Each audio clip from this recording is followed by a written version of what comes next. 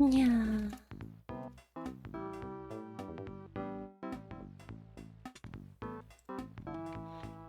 Hello. Oh my god. Jordan, how do you manage to be so fast? I saw you lurk and I was like, huh? Oh. Hello, Q. Welcome in, welcome in. What about your days? I hope your day's been going well. I hope your day has been going well too, dude. Mine has been pretty good. I cannot complain. How's the audio? It's always a journey going back and forth from like speakers to not speakers to... It's just a lot, okay?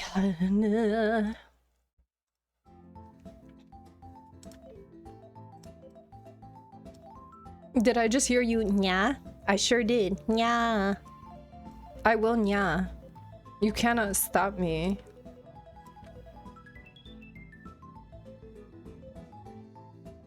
Don't tell anyone, but the reason I'm so fast is because I'm on the phone and have it set up.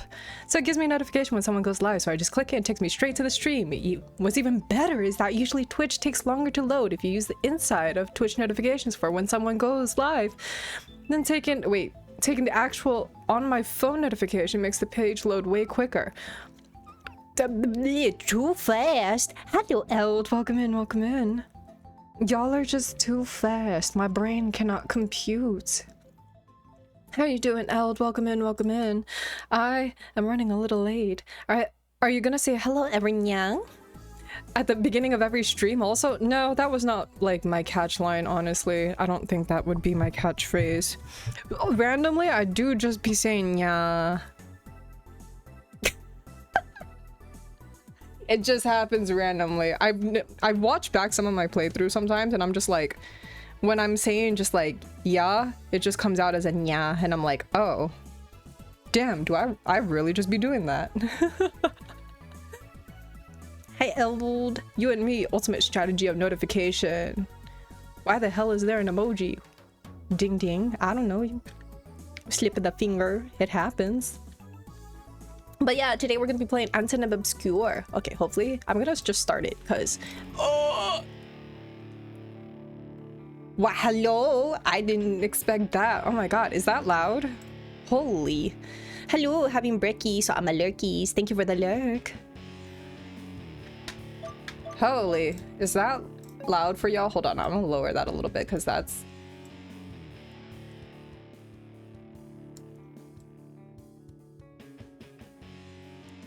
There we go. Is that better? I can't. Ooh. I'm gonna put this over here. I'm gonna put that over there. Hup. Heap. Hoop. Hop.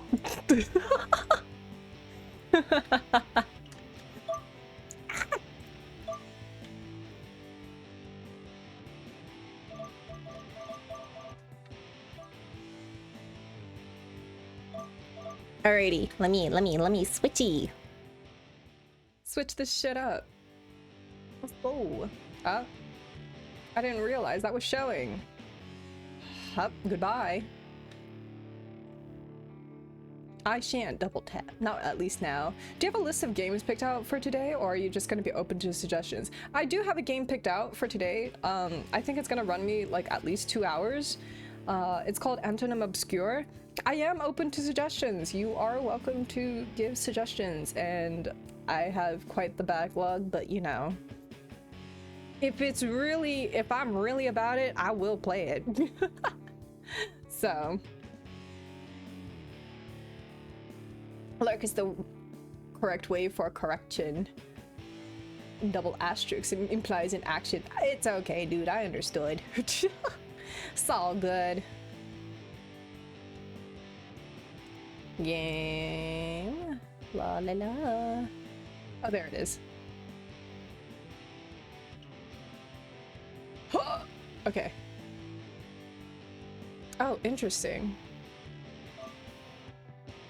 Why does it not fit properly on the screen? Am I tripping? Huh. What if I do that? And then I extendo. Oh. Yeah. Ha! I know, Kilo, but there will be people who don't understand. Oh! Yeah, you know what? You're right. It happens to the best of us.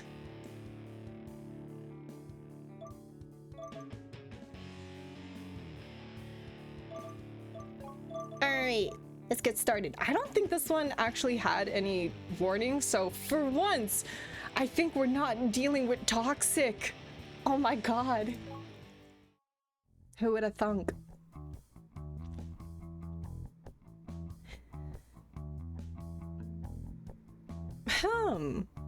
Q. Wow, right off the bat. We're just dropping me in there, huh? I can't stand the song Eternal Autumn, which is pretty unfortunate since it's really freaking popular. Anybody who's anybody knows Eternal Autumn. It's so beloved, I'm afraid it will wind up being eternal. Sounds like it's part of the name. It only came out 6 months ago, but it's one of those songs with staying power. Kind of like gag Wonderwall. Anyway, here's Wonderwall. Normal relationship time, yippee! I know, who would have thunk, right? I don't know, it said gay yearning for a goth boy, and I was just like, that sounds wonderful. That sounds wowee, apparently. Well, we'll see, I don't know. Anyway, here's Wonderwall, everybody. In fact, if you've heard Wonderwall, you've heard Eternal Autumn. They sound kind of similar. They're both rock songs, ostensibly at least, but they're super schmaltzy with these simple chord progressions and the whiny sad boy vocals. I'd argue Eternal Autumn is worse than Wonderwall actually, because Eternal Autumn is in Japanese, so I can actually understand all of the lyrics. Oh, in part, I guess. I can understand the lyrics on a surface level, but they're kind of convoluted. The song is full of weird imagery, artsy-fartsy shit like, together we stand against the tide of time, trapped in a snow globe, 2 lives aligned, and yeah, I'm not even gonna go into it. Eternal Autumn is just one of those tracks on Obscure's newest albums, Polychromia. The other tracks on the album are all standard Obscure stuff. There's a bit of a bite to it. A whole load of crunchy guitars, a bunch of pain-tortured lyrics which sound like cries for help. But Eternal Autumn's a different beast from everything else on that album. His hair looks very cafunéable. I agree, it does look very cafunéable. It is warm in this room, hold on. What kind of games do you like, Keela? I'm having a hard time remembering. Mainly visual novels is what I play. I've been playing Silksong on stream as well, so I guess a Metroidvania. I've been wanting to play like Sonic Adventure Battle 2 on stream. What else is there? Side-scrolling platforms is all good. I played Shovel Knight before, it's been a long time, and it's just gonna be rage baity for me at least, because I'm gonna die a lot. Otherwise, I don't know. It's hard to tell. I don't know. Mainly visual novels, I would say. Hello, Andres. How are you tonight? Hello, hello. This is what I mean by the what? Cadê? Double asterisks to Andres. Reads title. Oh, gay goth yearning. Don't. Actually, do mind that. I don't know. Do what you gotta do, Andres. Hello, doing well. Happy to see you again. I'm happy to see you, dude. Bring back the Pikmin playthroughs. I miss them. Do you like horror visual novels? Yes, please. I'm gonna cry, but like, please, please, please, please. I do want more horror because I do enjoy the romance, but like. Sometimes the thirsting can be a little bit much, so just saying. Did I already read this? The other tracks on the album are all standard Obscure stuff. There's a bit of a bite to it. A whole load of crunchy guitars, a bunch of pain torture lyrics. Oh wait, I have.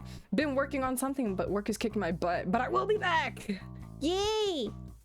Ooh, working on something. I look forward to it, whatever it may be. Work is kicking my butt. I feel it. Oh god. What's wrong with gay goth? There's nothing wrong with gay goth. It just caught Andres' attention. Well, it's a different beast to everything Obscure's been putting out over the last 5 years. Obscure's a rock band, but their sound tends to lean pretty heavy. They don't exactly scream me in any of their songs. They're not doing metal here. And they have some pretty catchy melodies, but their music's not always been radio friendly. You should play Vincent, The Secret of Myers. It's a visual novel with horror elements, with quite a bit of point and click, and along with very interesting puzzles and part of the massive interconnecting lore in all the creators' games, which is called the Dinoverse because of the creator's name is Dino. Yes! The Vincent, The Secret of Myers is one of them. I know that there's also the therapist one. Dr. Albert Kruger, I think is the name. I have been wanting to play those games, so absolutely. I do know that Vincent Secret of Myers is way longer than Albert Kruger though, so 10 out of 10. Would love to play that. Ah, that's the name of the other one, Morphosi. Thank you. Therapy with Dr. Albert Kruger and Morphosi are the other games. There we go. Morphosi, I don't remember it being too linked with the other two, but I think that might just, I don't know, maybe I just didn't put two and two together. Who knows? Maybe that was just a me thing. But yes, I would love to play those games. Who knows? Especially with like Halloween coming up. I unfortunately will not be able to stream during Halloween week. I do have some things planned during then, so I won't be able to do that. But for the whole entire month of Halloweenies, I would love to play horror visual novels. So definitely, I think Vincent, The Secret of Myers would definitely be one of them. Thank you for a recommendation. Someone, like, I'll have to like write it down and put in my GameRex channel of my server. When are we continuing Date Everything? You want that to come back? You want that to come back? Oh, it's been so long, Q. I gotta, oh god, I gotta like remember how to play everything again. Oh lord. Oh lordy. I'd say their usual stuff is kind of aligned with some earlier Visual K groups. They're not as edgy as Old Deer and Grey, or as experimental as Malice Miser, but maybe they're somewhere in the middle? Obscure have done decently popular ever since their debut album, Great Flowers for a Gloomy Girl, but they were popular in this niche, underground kind of a way. Date Everything is how I got here. I think so. You better keep it up. All right. That is true. That is true. It is how it's strung some people in. I do agree. Gotta bring it back. I wonder, I gotta remember like whose romance lines I was doing. I totally forgot at this point. It's been so long. Oh god. They've always had a boatload of fans, of course. Their official Insta account has a cool 1 million followers, but they were never big. I don't know, 1 million followers sounds pretty big to me. Their album sold well. They went on tours across the country. They've been on tour across Europe a few times, and I'd occasionally see them on talk shows when flipping through the TV channels late at night. Betty. Everybody loves Betty. Who doesn't love Betty? Oh my god. You're right. I definitely know that I need to like go through and like start realizing the characters. I think that's like the main thing. I don't know how Fee managed to do that so fast. It was like crazy watching her do it. I forgot the Dust Bunny's pet's name. Oh god. Lint Eastwood. Yeah, that's what it was. Lint Eastwood. The coffee machine, Kopi. I know I need to do Kopi more. Kopi has been more of an informant though, rather than like me actually progressing like her storyline. I know Rosario, the bassist, has been in a bunch of men's perfume ads. Rosario is not his real name, by the way. And Caleb, the lead guitarist, is a male model. That is his real name. The guy's half Japanese, half English, I think. But they weren't amazingly famous. They weren't household names or anything. Oh, my spine. But that all changed when Polychromia came out early this year, and Eternal Autumn became the most goddamn popular song on the planet. Fee was locked in. I know, I gotta lock in like Fee. God, I'm sorry, my attention span struggles. Oh, Lord. It's all over TikTok. Not that I use TikTok, even if I am the right demographic for it, and people are talking about it all over social media. Several high-profile singers have covered it, and it's already arranged to high heaven and back. I was never Obscure's biggest fan, even when they were about as obscure as their name suggested, but the Eternal Autumn insanity isn't doing them any favors. God damn it, voice to text change horror to poor. Wait, what? Hold on, let me read this here. Another really good visual novel. This one is available on Steam for free. Ooh, for free, you say? It's called Road Trip to the End of the World, and it's by far one of the best visual novels of all time. Hold on, I'm gonna like copy this real quick. Road Trip to the End of the World, and I'm gonna put that into my server so that I remember. Fee was enjoying it a little too much. Fee sometimes, sweet thing, just gets really excited. And honestly, I love it when people are hella enthusiastic. It helps fuel it all. Okay, where the heck is my suggestions? Where did it go? Oh, GameWorks. Oh god, I'm blind. All right, here, hold on. Let me just put this in here. Otherwise, I will forget these. And Lord knows, like, I keep saying I'm gonna, like, upgrade things in my stream, and then alas, I just never do. Happens to the best of us, but here I am. We love the Black Rose Freakniks. Absolutely.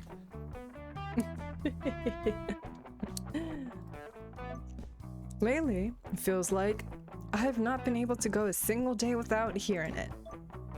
I just stepped out to go Christmas shopping for my family and my few friends, but I've been dogged by eternal fucking autumn for the last 2 hours.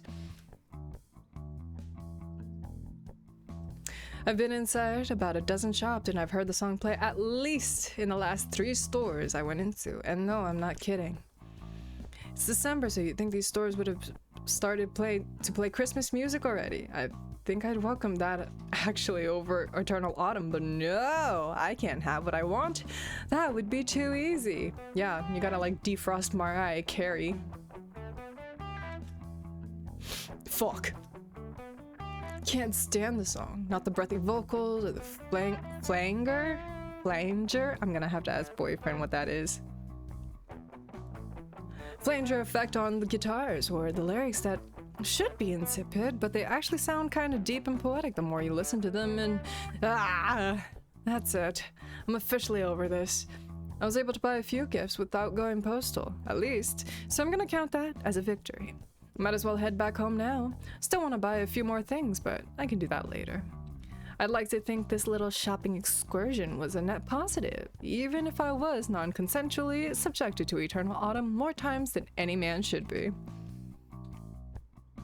Yu-Gi-Oh! What? Oh, you thought for the Black Rose feet? No. Fee is one of my stream children, and yes, they are live right now under Fifi the Rose. And besides, it's early December in Hokkaido, and it's really freaking cold. Yeah, it does get cold in Asia. Since I've gotten the most of it over and done with, I might as well go back now. Still want to pick up a couple of gifts for my friends, but thinking about it, we aren't all that close. I do have friends. I'm not completely pathetic. Please don't look at me like that. But they're not BFFs. As a guy, I feel like it's hard to make close friends in general. Men tend to not to get too touchy-feely, and we don't tend to be all that emotional either. Is that true? Lizard. Lizard! Is that true? Do men not get all that? Come on, man. I have to get gifts from my parents since they're my parents, and all, they did raise me. And I can't exactly ignore my little sister. But the guys at the office? Yes, that's true? Oh, man. Kunikida, Sasayama, and the others? Forget it. It's not like they need me to get them anything nice. In fact, knowing Sasayama, he'd probably say it's gay for men to buy one another Christmas gifts. Which, I mean, yeah, I am gay, so I guess everything I do is inherently gay, but I don't think buying people presents is an act performed solely by homosexuals. The Yuletide gay! If that was really the case, I think parents across the world would be pretty opposed to the idea of Santa coming down their chimneys for their children. We hide our feelings if we have any, but we speak the truth when we say our feelings. Please release thy emotions. Let it be free. Feel the rain on your skin, okay?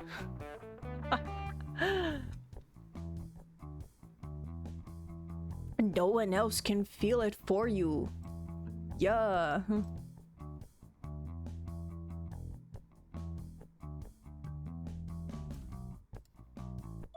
What do you mean, fire? Well, whatever. It's cold, I'm tired, and I don't want to bother buying a gift for Sasayama so he can roll his eyes at me and say thanks, man, but I'm still not gonna get off with you, if that's what you're after. Not in the workplace, oh my god, HR? Hello? I just want to go home. I pause at the crosswalk, I carry your bag of goods in my hand, waiting for the lights to turn green. I'm ready to head back to the station, but while I'm glancing about, something catches my eye. A star. There's a large billboard over yonder, on one of the skyscrapers which overlooks downtown Sapporo. What do you know? 4 very familiar faces are emblazoned on that massive billboard. Faces that I know a little too well. That's the bassist Rosario, looking a little like a debauched pirate in his shirt with strings that's open at the front, and Caleb, the lead guitarist, wearing a choker, looking all plaintive. Toa, the drummer, is kind of in the back, looking all mysterious, but he's definitely the least interesting of the bunch. He doesn't have a fancy stage name, and he's not part European, and though he's a pretty good musician, he's the drummer. Damn. There's no need to be shitting on the drummers across the world. What the hell, man? Nobody ever gives a damn about the drummers. What? Why? What the fuck? Hey man, percussion is important. Why are we doing the percussionists to the drummers like this? As a man, we must not let others suffer what we go through. Why are men suffering? It's just how it works. What do you mean, dude? What? In fact, I'm prepared to bet that most of the casual obscure fans don't even know who Toa is. They could walk past him on the street and they wouldn't know him from your average salaryman. Poor guy. Rip Toa? What did the drummers do? Yeah, me too, man. Like, what the hell? Why? Why are we... What, huh? It's almost reassuring in a grim sort of way to know that even a drummer from a band as famous as Obscure can't catch a break.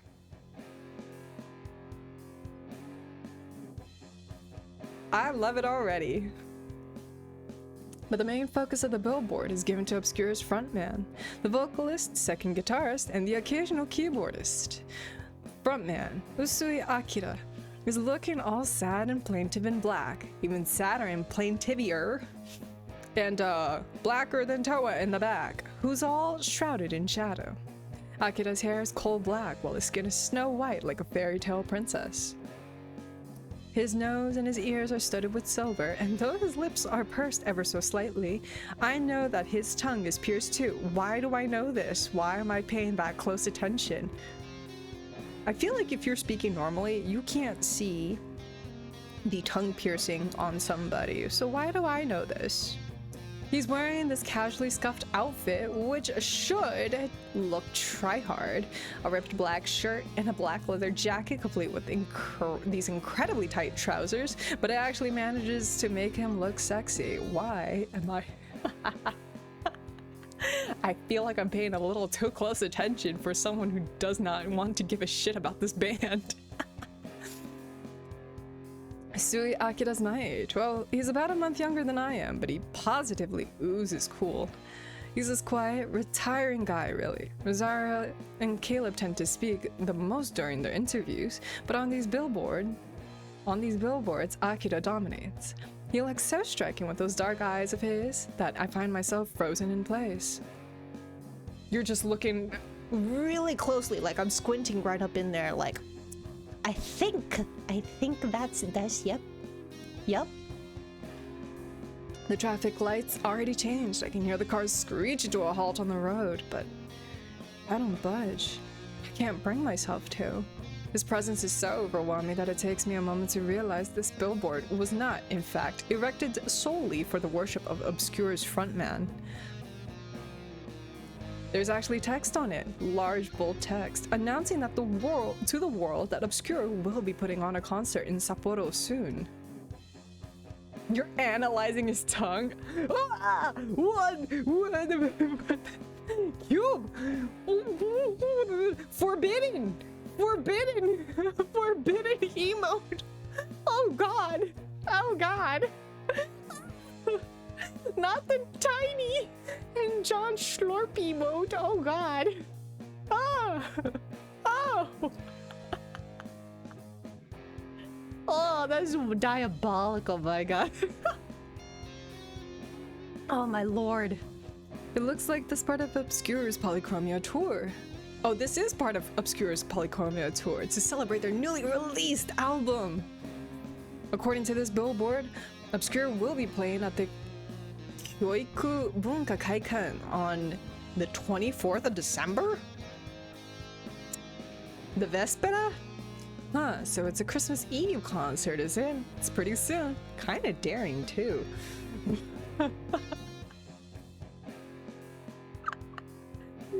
Oh my god. Like, is that on Tiny's? Like, if you're sub to Tiny, do you get the Schlorp emote? Or is that like Jonch's?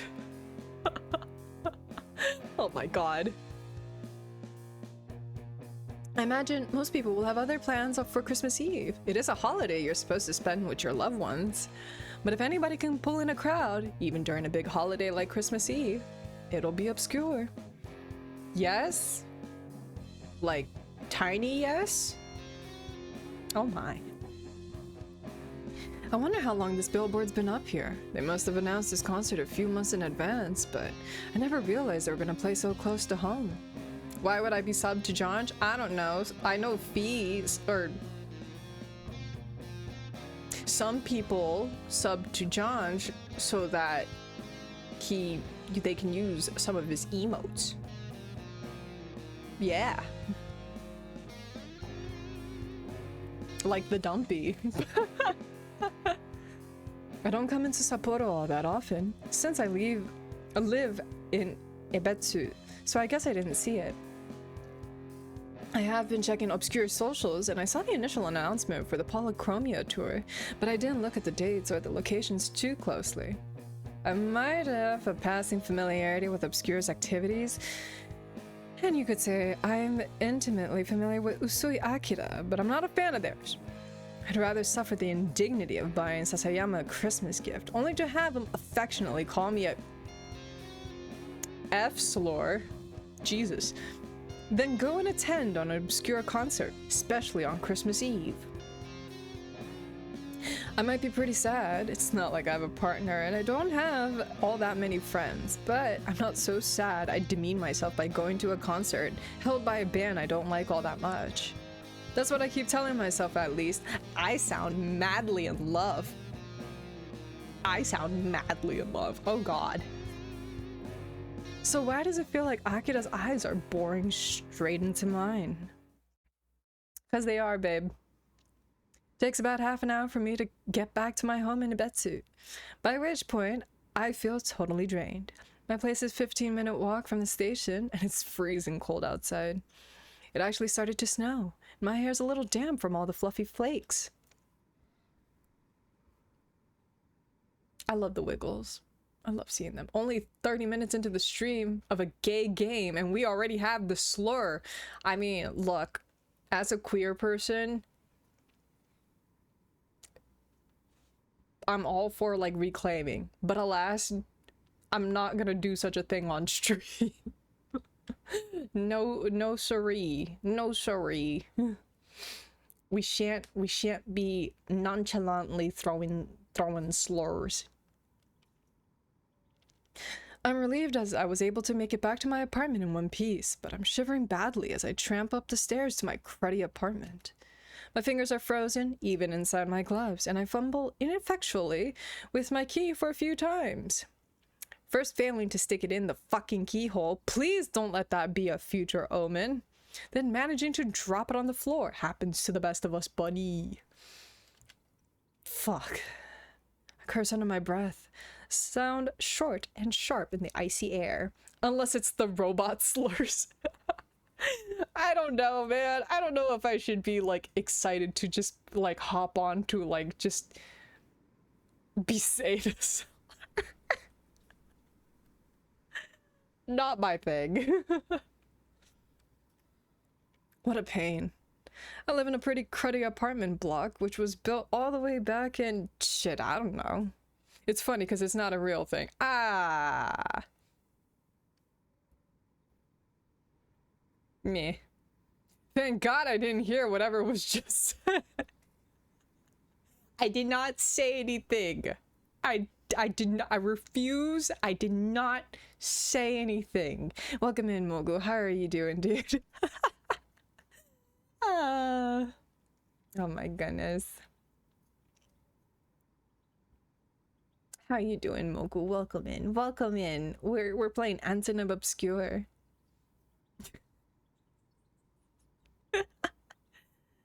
Maybe the 70s? I'm not sure. But it's ugly as sin. And it's been poorly maintained, and the heating's not very reliable. Working? You on that grind? You grinding?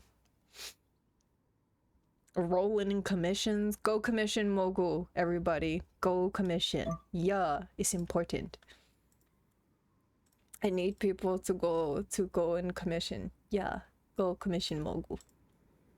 Hope it goes well. Yeah. Make that shmoney. Get it. All in all, the place is a dump. But I guess it's my dump. I've called this place home ever since I've moved out of my parents' home a couple years ago. And I guess I'm attached to it. Kinda, sorta? Well, no. Maybe not. Can't pretend to love this place. It's so cramped, there's not enough room to swing a cat about. And the radiators never seem to work. So I be freezing in this apartment. Not exactly living the high life here. But I have my nice cozy bed. I guess I love my bed. I've not had a proper relationship in... Man, I don't even want to think about how long. Just some tepid affair back in uni with some Chinese exchange student that ultimately went nowhere count? Oof. Oof, not the situationship, buddy. But I can always rely on my bed. It's probably the closest thing I have to a life partner, which, okay, I know that sounds bad, but who doesn't love their bed? So nice and warm, especially during the winter. Please wait for me, my wonderful bed. I'm coming for you, just as soon as I get this stupid fucking door open. Am I in love with my bed? Oh my god, Betty. Betty! I finally let myself inside, my fingers still spasming, and throw off my coat. My gloves are next to go. It's not like they did me much good. Then my scarf and my shoes. Newly undressed, I make a beeline straight for my bed. So tired, I don't even bother to turn on the lights. I'm not gonna shower before I go bed. Hello? I'm dimly aware that I should change out of my hoodie, which is damp and cold from the snow. I'm not even changing out of my outside clothes. Oh, no. No. What? Excuse me. What do you mean? I have a thinner blanket. It's getting colder at night sometimes, so I'm cold. Please. It's time to add more blankets, Cube. More blankets. But I don't have the energy for that. I just want to lie here and vegetate, while the wind sighs outside and the snow drums against the window pane. I've not been lying here for all that long, but I can feel myself thawing out already. Sleep is beginning to settle on me, just like the snow that's been piling up outside. But a familiar face keeps swimming before my eyelids, no matter how fiercely I bury my face against the pillows. Wow, they even gave this dude a leitmotif. Can't stop thinking about Akira. Oh my god. I wish I could say this is the first for me, lying awake at night thinking of Obscure's frontman, but this happens more often than I'd like to admit to. It's been hard for me to avoid thinking about that stupid band, and it's gotten even worse since Eternal Autumn blew the fuck up. No, it's because of Akira that Obscure has become so, well, unobscure, despite their stupid name. Eternal Autumn has to be one of Akira's songs. It has his fingerprints all over it. And the damp outside clothes. I know, right? Like, why? What do you mean? What do you mean? I'm just cold and damp and I outside clothes and it goes straight into the bed. That's gross. The outside germs is touching my bed. Eternal Autumn is a love song through and through, but there's a melancholy undercurrent to the whole thing. Cold, sharp fragrance of pain wrapped up in cotton candy. The song is full of regrets, so much so, it's positively bursting at the seams. It's a song of days gone by, of a romance unfulfilled. It's a song about a love story which never had a happy ever after, which advanced far enough to have a once upon a time. It's a song about the past, days that we'll never get back.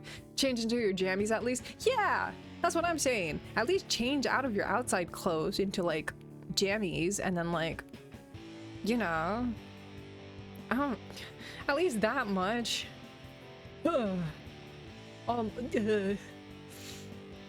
It's a song about Akira, and I'm pretty sure it's a song about me. Despite my supposed hatred for Obscure, I still find myself reaching for my phone in my back pocket. I slide it free. Wait, what? Hold on. Run that back. I said that song. Yeah, I'm sure that song was about me. Huh? How did we get here? I slide it free, though it's a little awkward to get it out of under the covers. Then start to search. I bring up a familiar YouTube channel, one I've been subscribed to for 5 years, ever since Obscure debuted. Am I like a scorned lover? Did we like break up? And then he wrote the song, and then like, great, now I'm haunted by it? Then I click their most viewed video by far, Eternal Autumn, with its whopping 300 million views. I set the video to play, and from the very beginning, I'm entranced. For a moment, I even wonder if Akira is thinking about me. If he knows I'm still watching him. Does he know that I never once forgot about him? Here comes the gay yearning. W delusion, hell yeah! And would it even make a difference at this point if he did? It might have been 8 years since Akira and I went to school together, but I can still remember what he looked like, what he acted like. Oh, weird friend. Oh, high school besties? I can remember it only too well. And my best friend, parasocial final. Not the parasocial delusion. Usui Akira was a shy boy, insecure and anxious. Me too, buddy. At least the anxious. I don't know about the insecure. I don't think so. Maybe not. Big maybe. Who transferred into Minato High in his last year. He moved to Sapporo with his mother when he was 17, though I don't think he moved too far. Pretty sure he told me he was born in Hokkaido, only he came from a city a little further north. I don't remember all the precise details, it's been a while, and we had a lot of meandering conversations peppered with meaningless words. He told me a little about his family, about his father who had divorced his mother to marry his secretary. Why secretary of all things? Isn't that a little cliche? And his mother who had done his best to raise him on her own. Aww. He told me a little about the old schools he had been to, how he's been teased for being so shy, unusually so for such a tall boy. But we mostly talked about music. I used to play the drums, while Akira was, still is I guess, a guitarist. We played different instruments, but I dabbled a little when I was younger, so I knew some of the basics. He'd ask me for advice, and I did my best to help him. Tried to give him moral support. Or maybe, it'd be more accurate to say I tried to give him a kick in the backside so he could stand on his own 2 feet. I'm not sure how I felt about Akira. Even now, I think a part of me found his self-effacing attitude annoying, but another part of me envied his skills. Damn. What do you mean? What are you saying damn to? Damn. He really was talented, and the funny thing is, I don't think he realized it. He can't have done or wouldn't have come to me asking about his playing so often. That's right, it's all coming back to me. I can remember the run-up to the school culture festival and the set list that Ryo helped us devise. The divorce? Oh, yeah, poor thing. A child of divorce is always rough. I remember how worked up Akira was about performing in front of the school in the gymnasium, his first ever performance. I remember our club room, which was always a bit of a mess since it was usually mostly used as a remedial classroom. Hello, Pikmin. For kids struggling with their literacy skills. Colorful educational posters that would have been more suitable for a primary school tacked up on the walls. I remember the faint, sticky smell of cherry soda which permeated in the air after Kay accidentally dropped a bottle of the stuff during one of the practice sessions and it splattered everywhere. And I remember the washed-out sunlight of the settling sun as it filtered in through the blinds, hitting the beige wall opposite in stripes like a tiger's pelt. I remember.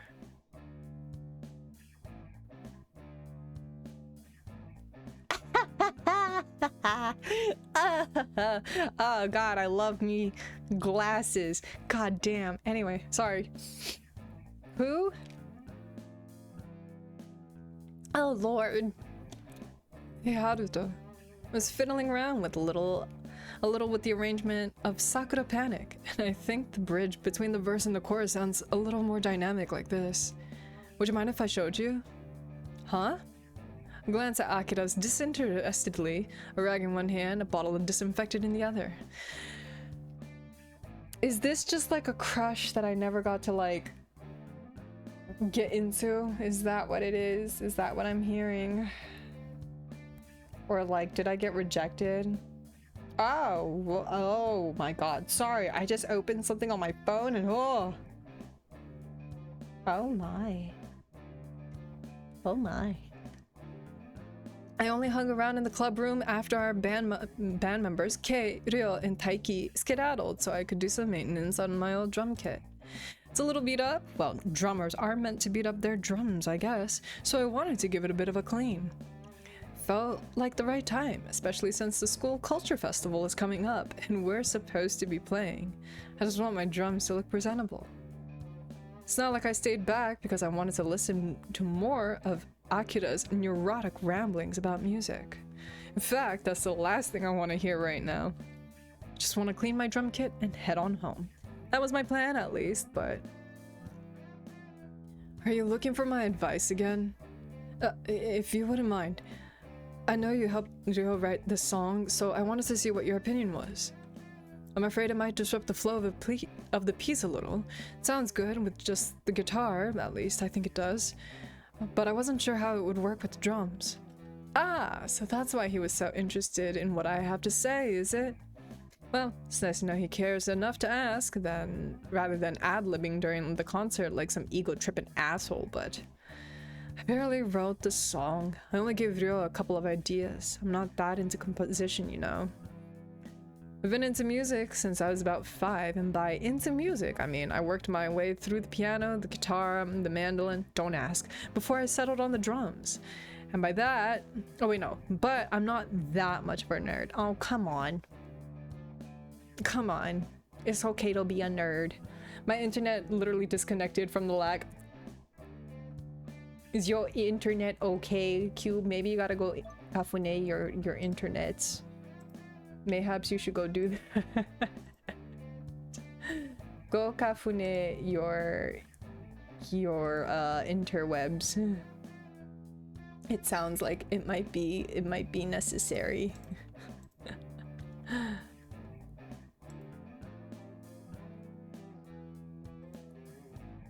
Gotta kafune the wires. Yeah, get all up in there.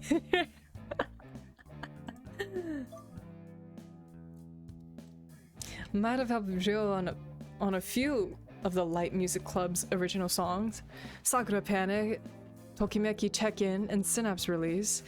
But I only gave a few suggestions. Songwriting really isn't my forte, and I'm not exactly on Gakt's level here, but I guess I'm not completely helpless.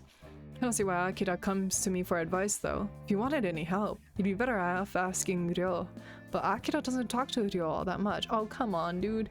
I can't be that oblivious. He's obviously comfortable with you. Akira's been a part of the Light Music Clubs since early May, but he doesn't really speak to anybody except me. I don't know why Akira's latched onto me in particular, but I guess I don't hate it. Yeah, enjoy it. Why not? It's important.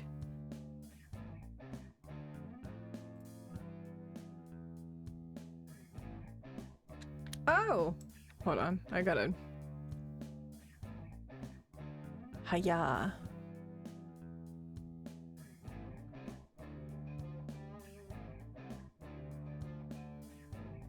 Okay, I'm back. I mean, it's almost endearing in its own way, but there's only so much I can give him. Wish he'd hash this stuff out with Ryo instead, but... I know that, but the others have already gone. Yeah, because you didn't ask them to stay and give you an advice, idiot. Can't really ask them now. And anyway, you're a little easier to talk to than the others. We are in the same class, and also... Do you mind taking a listen? Def a crush where it pivots from liking one another to... Wait, liking the other to the other liking the first one. That's the hope, at least. I don't know. I'm here yearning. It's time for the yearning. Jeez. See my plans turning to dust already. Before my very eyes. But what choice do I have? He's asking so nicely, I'd feel bad if I told him no. Yeah, oblige the cute boy in glasses. Why not?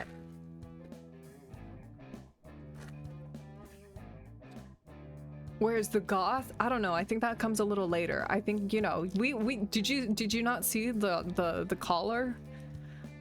The collar on in the picture? I don't want to upset Akira, but maybe this is why he always asks me for advice rather than Ryo or Kei or Taiki. It's because I'm the only bleeding heart in the club who indulges him. No? Oh, there were silver piercings, like mouth piercings, a collar, some chains, in all black. Yep. Taiki's too busy helping out at his parents' store to hang around the music club all that much. I know Kei's been busy hanging out with his girlfriend, and Ryo... Well, I don't really know where Ryo fucks off to, but he's pretty mysterious like that. Still, I don't have any real plans, other than reading manga in my room until my mother calls me down for dinner, so... Alright, fine. If you want to play for me that bad, you might as well. Let's hear what you've come up with. Alright. Thank you, Haruto. No problem. Now, are you gonna hurry it along? Some of us have things to do. Like read the latest chapter of Bleach! That's incredibly important. Not that I expect an honor student like Akira to know that. But he's never read a single issue of the Shonen Jump in his life. He's way too studious. Ah, the tongue piercing. It all makes sense now. Oh my god, that's such a cute little emote, like pushing up the glasses with the glasses shine. I love that. That's so cute. Oh, my neck. Right. Of course. Sorry. Akira readjusts his grip on his guitar, then rests his fingers against the fretboard. There's a small pause, a moment of silence. And then he begins to play. Oh, did you alter the song that you were working on, and that's how he knows it's... That's how main character knows it's about him? Those are ridiculous cute. I love them. Oh my god. And then he begins to play. It's a song I knew well. Though maybe I should say, this is a snippet of a song I know well. This is Sakura Panic, one of Ryo's originals. It's one of the tracks we're planning to play. And by we, I mean the unappreciated Egoist. That's the name of our band at the School Culture Festival. I'm sorry, what is that? What is the little one going around in circle? Cube, what are these emotes? What the hell? Oh my god. They're just more. We have a pretty slim track list comprised of only 5 songs, 3 originals and 2 covers. One of our cover songs is Hito ni Yasashiku by the Blue Hearts. Hey, don't look at me like that. I know they're an older band, but I still like them. And the other is an instrumental of Dig Up Her Bones by the Misfits. None of us are confident enough in our English to even attempt the vocals. All from the same person.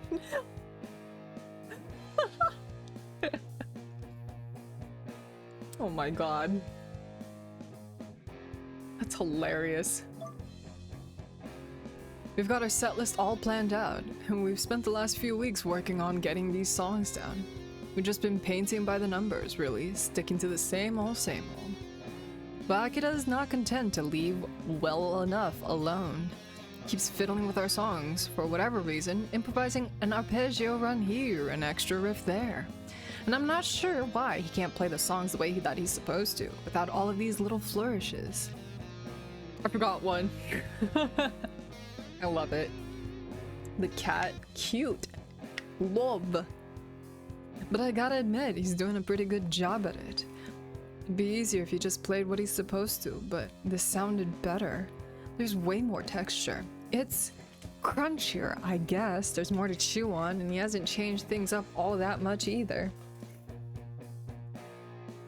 Oh, my back hurts. He only changed the song up a little bit, but it sounds significantly better. What a show off. Last few notes of the guitar riff fade away, his fingers stilling on the strings. And I'm back in this fucking classroom. Akira looks at me anxiously. For a guy, he sure does have big eyes. They're so wide and brown, like a fawn's, as he says. So, how was that? I think my opinion should go without saying, really. Akira's playing was good, but I'd expect nothing less of him. He's always been the best musician of the unappreciated egoists. The other guys mostly see the band as a laugh, as if that wasn't immediately obvious from the name. I think Ryo just picked that name on a whim because he thought it was funny. Though Ryo's sense of humor has always been a little screwy. He's dry and sarcastic, and in some ways, he kind of reminds me of my grandfather. Ryo might be 18, just like I am, but he acts so perpetually fed up, you think he has the soul of a much older man. He's pretty grumpy, and his sense of humor is kind of mean-spirited. I've always thought our band name was meant to be a dig at us, because we're nobodies. Well, he might as well have called us the Nobodies to make it extra explicit. But I'm getting off topic. I do that a lot, even in my flashbacks apparently, my bad. Point is, our band is really just some glorified after-school thing. There's only 5 members in our band: the drummer, that's me, a bassist, that's Ryo, a keyboardist, that's Kei, and the 2 guitarists, one of them being Akira and the other Taiki. Ah, so that's why I give one hell of a dig at drummers, because I am the drummer. We're just 5 guys who fuck around after school. It's not like any of us have any dreams of being signed into a big record company and going pro. Ryo's pretty smart, even if he acts bored and disinterested most of the time, and he'll be going off to medical school once we graduate. The rest of us don't have future career prospects as bright as Ryo's. There's no hope in hell I'll ever get into med school. My grades are nowhere near good enough. But we all have plans of our own. Kei's planning to go to vocational school, and I've already been accepted to some middle-of-the-road uni in Sapporo. Once high school finishes, the unappreciated egoists will be no more. Our band is doomed to remain unappreciated, like the name suggests, because we're going to fold soon enough. With all that in mind, what's the point of trying hard? We're just killing time, so we might as well enjoy ourselves. I just want to put on a show at the school cultures festival. That's good enough. So I don't make a complete idiot out of myself. But Akira can't leave well enough alone. He keeps practicing, even though he's way better than the rest of us already. So much better than the rest of us. In fact, it makes me kind of sick. Why does he put so much energy into our stupid band?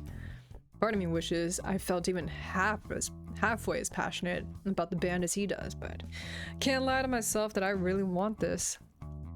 For me, the unappreciated egoists is just a fun distraction from my daily life, but for Akira... Is everything alright, Haruto? Didn't sound bad, did it? Fuck. I'll be damned if I know that what the band is to him. I don't know if I care. We're just about close enough that I can call him by his given name instead of the more distant Usui, but we're not BFFs. I don't care why he works so hard on his picking and his bending, or whatever the hell else he's been brushing up on, but I wish he wouldn't bother. Doesn't he know that it makes the rest of us look bad? It'd be fine if we were all about the same general level of okayness, but Akina's putting in way too much work here. I'm tempted to smack him upside the head. but I don't want to get emotionally involved in all this. Don't really care about our playing. So I guess it's easiest to brush off Akira's inquiries with a shrug and... Sorry, man. I guess I was spacing out for a sec there. What you did sounded just fine, though. Did it really? I changed it up a little, so now the tone's a little more moody. And I used some... That's too many vowels all at once. Aeolian chord progression into this part so I could... Oh boy. And on he goes, blah blah blah. Know a little about music theory myself, but I'm mostly self-taught. A lot of this terminology is flying over my head. Damn, does he need to be this specific? Alright, Van Halen, hold up. I get you care a lot about your performance, which is admirable, I guess. But I don't know why you're worrying so much. We're just gonna be performing at the school culture festival. We'll be in the gym, and we'll be playing in front of the same classmates we see every single day. Do you think any of them know what an Aeolian chord progression is? Oh, well, no, but... Well, then, there you go. You don't gotta get into the weeds so much. So long as you don't screw up too badly on stage, everything will be fine. Do you really think so? Sure. Most people won't even be able to tell if you make any mistakes if you power through it. Just gotta fake it until you make it. That is true. Stage, just gaslight the audience. They will never know. How would they know? But you're like way past the stage already. Compared to me, Ryo, and the others, you've already made it. You're a good guitar player, so stop fussing. Just play the solo like you're supposed to and it'll be fine. That's what my mother told me too. She said I was thinking about this too much, just like you. But this is all very new to me. I've never performed in front of an audience before, so I'm a little uneasy, I guess. It's a bit scary, actually. Ah, well, there is that. The other members of the Unappreciated Egoists have played a handful of times before at last year's Culture Fest, and at the smallest local club that Taiki's aunt runs. But Akira's a new addition to our group. He only joined the school at the start of the school year, and he's been a member of the Unappreciated Egoists for all of 3 months. I guess he's been thrown into the deep end, so to speak, but come on, bro. You don't need to be scared, not with your skill level. Crush it. Crush? I mean, it'll be fine. You're already way better than our last lead guitarist, Toru. But don't let him know that I said that. I approach Akira and then drop my voice to a conspiratorial whisper. He'd be real sad if he knew I just said that. Like he isn't sad about Akira, all, but usurping his position already. Toru quit Light Music Club at the end of last year because he fucked up his hand playing basketball, and Akira wound up joining the club, taking his spot at the start of this year. I think Toru's a little sore about it, but he's always been more into basketball than he has in the guitar. His playing was sloppy and was always making mistakes. Akira's far, far better than he ever was. And he's a good deal better than Taiki too. Come to think of it, maybe that's why Taiki's been helping his parents at their store more lately, instead of hanging behind to practice. Maybe he doesn't want to be shown up by Akira. That might sound kind of petty, but if that's the case, I get it. I wouldn't want to be shown up by Akira either. Right. Akira flushes. I guess he's the type who's weak against compliments, and glances to one side. Aw, he blush you.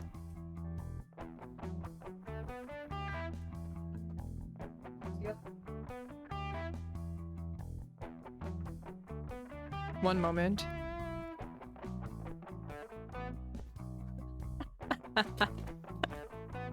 Oh, my sweet children. I'm, very glad you think so. Though I'd never tell Toru that, of course. I wouldn't want to upset him. I'd rather not make any enemies, especially when all the current members of the music club have been so nice. You've all been looking out for me in your own ways. Is he including Ryo in that statement? If so, I'm tempted to call BS on that. I don't think Ryo knows how to look out for anyone. He doesn't even like cats. Sometimes, it's enough to make me wonder if the guy's a legit sociopath. Oh god. Which is why I want to make sure my performance is the best that it can be. I don't want to show anybody up. Now when you've all been at this for so long. I think that really would be inexcusable.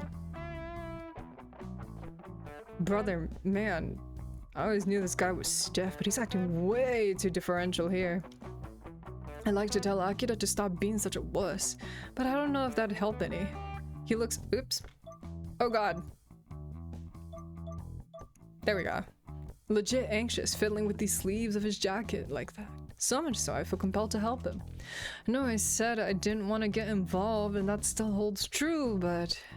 Hey Akira, you said you never performed on stage before? Akira shakes his head. Alrighty then. Seems like you're less concerned about your technical skills, which are solid by the way, and more about making a mistake when you're up on stage. So I'll just give you some immersive training. They say the best way to get over your fears is to face them head on, so why don't you come with me? I think I know how to help. What? What do- hey, wait! I'm not waiting. You're the one who asked me for help, remember? You wanted my advice, so you're damn well gonna get it, unless you want to waste my time. No, of course I don't. I'm sure you're a very busy person. I don't want to get in the way. I was just hoping... I don't care what you are hoping. If you want to learn how to play in front of other people, you gotta get used to it. So come here, pretty boy. Let's start training you up. Seems pretty direct. Seems pretty direct. I incline my head in the direction of the doorway, while Akira swallows, looking all pitiful. There's a small pause, a moment where Akira looks at me uneasily, and then... alright, I'm coming. Huh. That's what she said, I think. With a small smirk, one Akira doesn't see, mercifully, since I've already spun about on my heels. I am a teenage boy at that, yeah, okay. I exit the club room where Akira was practicing and step out into the hallway. Chat. The day is getting on and the sky was beyond the glass windows was a reddish yellow color. Sun slowly sinking in the sky. Sky looks a bit like orange juice, while the clouds, which drift around in it, remind me of ice cubes. Akira and I stayed behind after school for a good hour and a half after class was let out, and the hallway's more or less empty. A couple of students passed us by in PE uniforms. I think they might be members of the track team, and it looks like the library is still open, but the school's more or less deserted. It isn't creepy though, not like quiet schools are in horror movies. There's just enough people left to lend the school a cozy sort of feeling. Maybe it's because of the orange sky which filters in through the windows. In any case, I've got to hurry. School's gonna close in another hour and I still haven't given Akira a proper pep talk. I'll be damned if I'm going to let him fuck up our performance at the school culture festival because of his nerves. Not that I really care about the school culture festival or anything. I just don't want him making too many stupid mistakes. I need Akira to get over how stupidly self-conscious he is, which is why I let him through the quiet corridors all the way up to... Oh, are we allowed to come up here? It's fine. I have a key, see? Hold up a key in my right hand, silvery thing which winks in the sunlight. Use the key to unlock the door, well duh, which leads onto the school roof, then step outside. Students are supposed to come up onto the school roof, but some of us have special privileges, including yours truly. Akira must have been wondering about that because he looks at me curiously and says, "Why do you have that?" Oh, it wasn't too hard to get my hands on it. Just had to go on a date with the headmistress.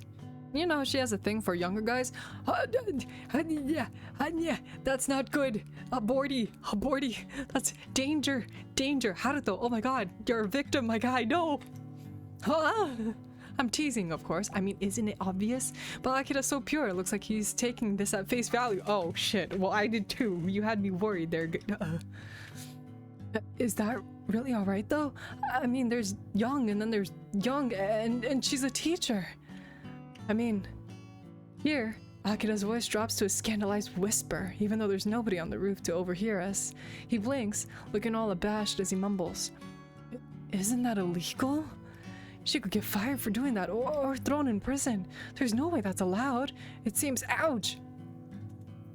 Akira doesn't get the chance to tell me what it seems. However, because I deliver a swift flick to his forehead, one which makes him reel. What was that for? It was to make you calm down, duh. Now listen, of course I'm not carrying some sordid relationship with the headmistress. She's like 60 and she's already married. I think she has grandchildren that are our age, and I do have some self-respect. Even if she did make a move on me, I wouldn't exactly reciprocate. Then why did you say that you did? Why not? Wanted to see how you'd react, and it was priceless like I imagined. Then you were teasing me? Well done. Do you want an award for your amazing powers of observation? Now look here, I'm not dating the headmistress. Or anybody, for that matter. My love life's about as dry as the Sahara Desert.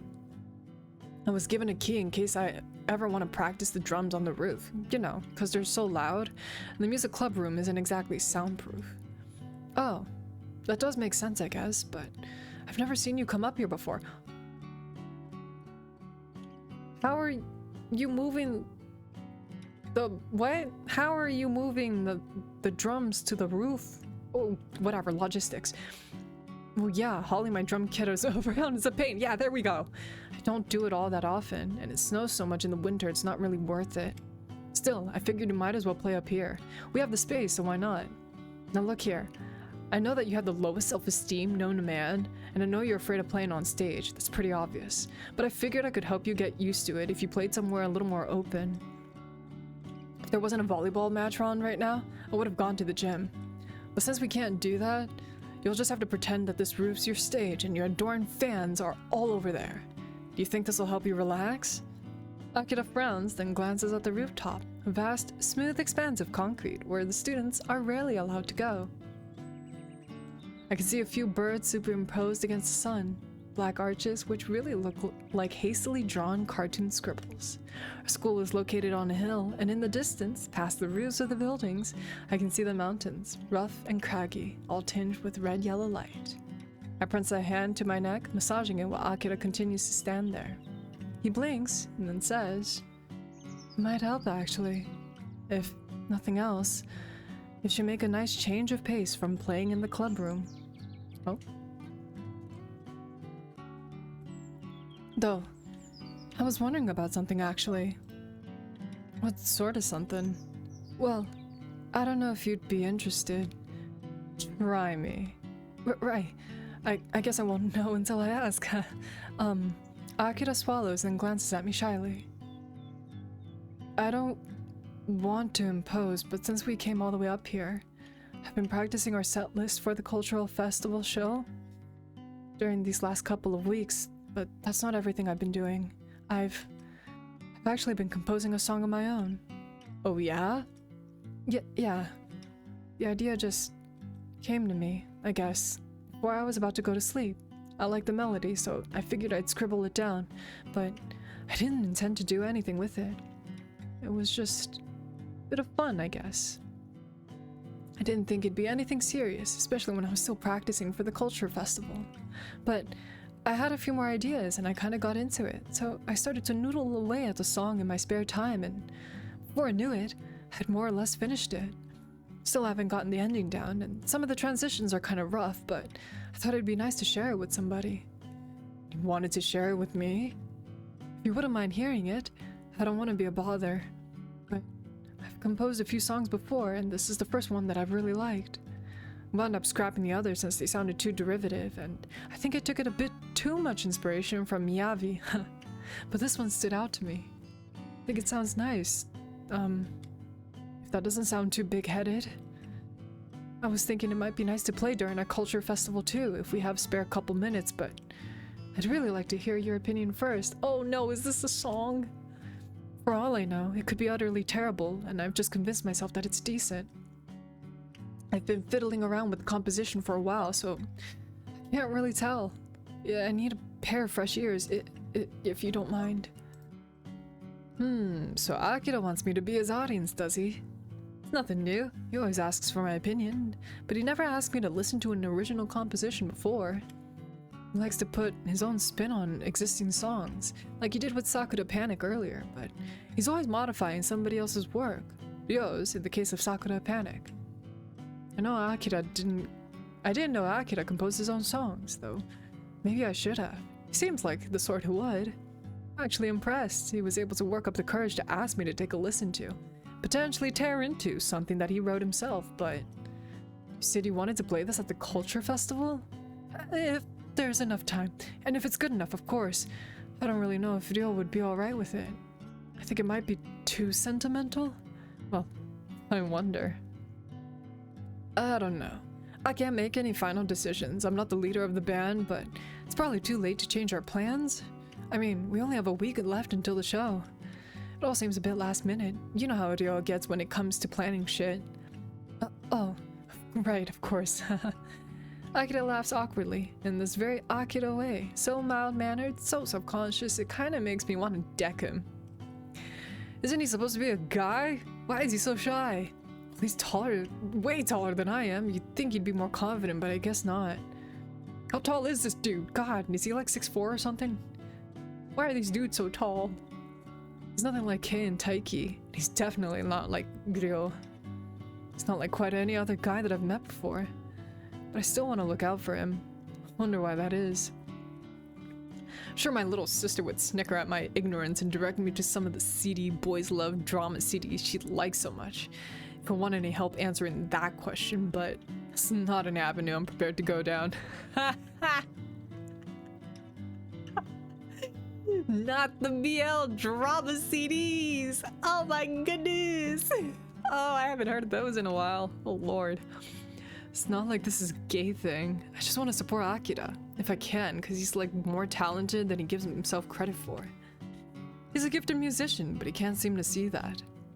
Is it always the most hardworking people who are the most blind when it comes to recognizing their own abilities?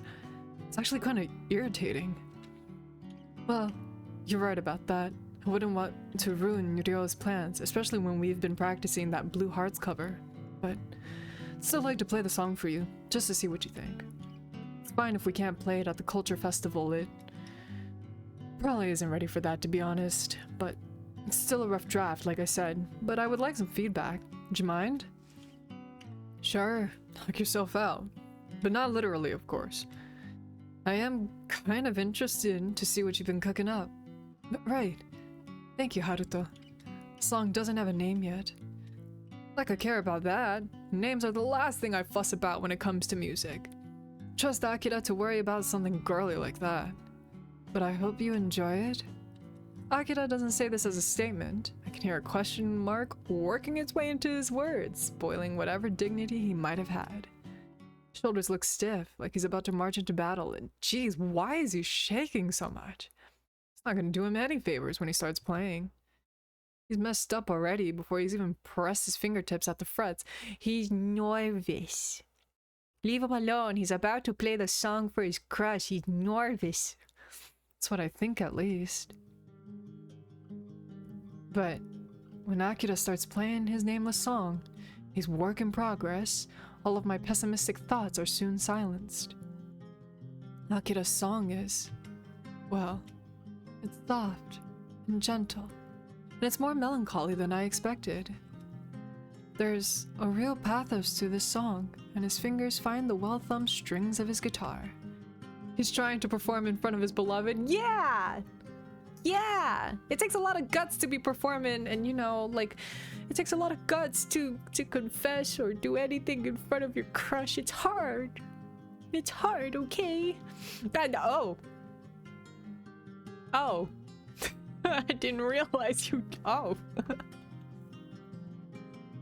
It's a deceptively simple song. The chord progressions aren't anything special, and the fingerwork doesn't seem too fancy, but though the BPM is on the slower side, it's not really a rock song. It feels more like a ballad. There's something haunting about it, almost ethereal.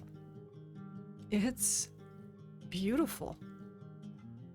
Yeah, I guess that's the best way to describe it. This song is really breathtaking, and coming from me, that's saying something. I'm not a sentimental guy myself. In fact, I'm the opposite of sentimental. Keep in mind, we're still in a damp hoodie in our bed right now. This is what we're thinking about. In the 4 minute maybe song, that he's watching on YouTube, the MC is watching on YouTube, this has all been playing during that. Gohan has been telling me I should be more tactful, that I need to get a clue. That's something you could pick up from the convenience store along with a copy of the weekly Shonen Jump. Pretty matter of fact, and I don't mince my words. I speak pretty bluntly, and I don't really care about sparing other people's feelings. I don't cry when I watch movies, or when I listen to especially sad songs. I might have gotten a bit sniffly once when I saw a seal being maimed in some documentary, but that's about it. I listen to a lot of music from all sorts of bands. Japanese, Chinese, American, British, you name it. But Akira's song? There's something haunting about it. What compelled Akira to compose this? What was he trying to express? Love, you nitwit. I couldn't say, but despite Akira's obvious discomfort about playing an unfinished piece, it's undeniably effective. I found myself drawn into the song further and further until... So, all of a sudden, the song stops. The last note doesn't fade gracefully into the cool, crisp air. It comes to a halt too quickly, so I'm forcefully thrown out of the evocative world Akira was able to craft with his delicate playing. I wonder what he was expressing. Yeah, it's hard to perform in your crush. Oh, okay. Oh. Oh my. Look, I just turned around and there were smooches in the chat, and I was like, oh. Oh my. I feel disoriented even as Akira says, "What did you think?" Ugh. What am I meant to say to that? If I weren't in some seedy dive bar, I'd be shouting and demanding an encore. And if we were in an opera house, I'd be up on my feet in anticipation of a standing ovation. Damn, okay, I want to hear this song. That's how good Akira's playing was. It was a moving piece. So why is he coming all over? Wait, why is he coming over all meek?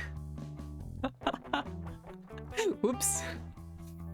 I know he has all the self-worth of a sea sponge, but geez, learn to read the room. Or, the roof. Oh, for fuck's sake. I take a step towards Akira. He flinches, clutching his guitar like it's his baby, and then says, "Are you being serious right now?" Well, I'm not joking. Did you think I was? Man, this guy. Why does he have to be so painfully earnest? Actually, maybe that's why I'm so soft on him. He kind of reminds me of that unfortunate seal I saw in the nature documentary ages ago. The one that made me all sniffly. No, I think you're being serious, but that's what pisses me off even more. Why'd you always need to ask me how good you are? You should know that answer already, unless you just want to make me praise you? I'm sorry. L Riz by the MC. I know, he's just not good at this. Really not tactful, dude. I don't really know what you mean, though. Did I do something wrong? No, you idiot. You didn't do anything wrong. In fact, the opposite. You played so perfectly, it's almost criminal. You're way too good at the guitar. Sure you aren't, like, descended from Jimi Hendrix? I mean, what the hell? Do you really mean that? Yeah, I mean that, but don't make me repeat it. You don't want me to keep kissing your ass, do you? Maybe he does, Haruto. Of course not. That's the last thing I want. Is it really? Akira? 0K. Rip. Well, stop being such a weirdo then. I don't think you're fishing for compliments. I know you're not calculating enough for that. But there's such thing as being too humble, you know? He definitely does. Get all up in there like... Oops. Song's great. I liked it a lot. If you played it for Ryo, I bet I'll love it too. Do you think so? Well, as much as Ryo can love anything. I know he can be a bit of a dick, but he does have a heart. Don't mind me. Don't mind me, Cube. At least I think he does. He might not like cats or small children, but he can tolerate Nanami, so he can't be all that bad. If you play that song for him, just like you did for me, I'm sure he'll let you add it into our program somewhere. Really? Yes, really. I'm not just saying these things, you know? Don't look so, I don't know, grateful. I'm not trying to be nice, I'm telling the truth. If your song sucks shit, I'd tell you that too, but it didn't. Hold on, I gotta release my cat. She's starting to... You there. Come on. Out. Be free.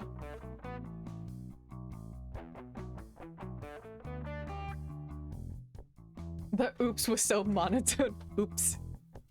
Worse luck. I know this sounds mean, but a part of me, a petty, vindictive part, almost wishes this song did sound bad so I wouldn't have to praise him so effusively. It's pretty embarrassing, but I don't think Joe will have an issue with it, even if he can be kind of precious when it comes to preparing shit. Your song's way better than any cover, though. I think it'll go down well. Even if I happen to like the blue hearts. And if nothing else, I'm sure all the girls will love you. The girls? Yeah, the girls, kiddo. What do you think of the girls? Akira blinks at me from behind thick glasses, wide-eyed, as though I just said something outlandish. Something like the man-eating predators will all love you. Though, knowing some of the girls at this school, that might not be too far from the truth. None of our female classmates are evil aliens. Well, not to my knowledge. I don't really understand half the stuff that Nanami and her gang come out with, though. But they can be kind of tough to deal with. Akira smiles vaguely, a shy, awkward smile, as he says, I'm not sure about that. I don't know if there's anything all that interesting about me. I doubt the girls at school would care.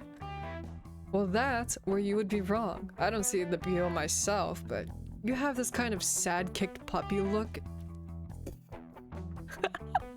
What the hell? Sad-kicked puppy look to you that a lot of girls seem to be into. For some inexplicable reason. Doesn't Nanami like you? Nanami? You know, Ryo's friends, the one who always rolls her skirt up, the flashy girl? Oh, maybe she does? If I'm honest, I'm not paying all that much attention to, any girls. I've been too busy practicing. I want to keep getting better, so... So you're gonna ignore every single girl who looks at you. The girls I want men, is what he thinks. Yeah! Wait.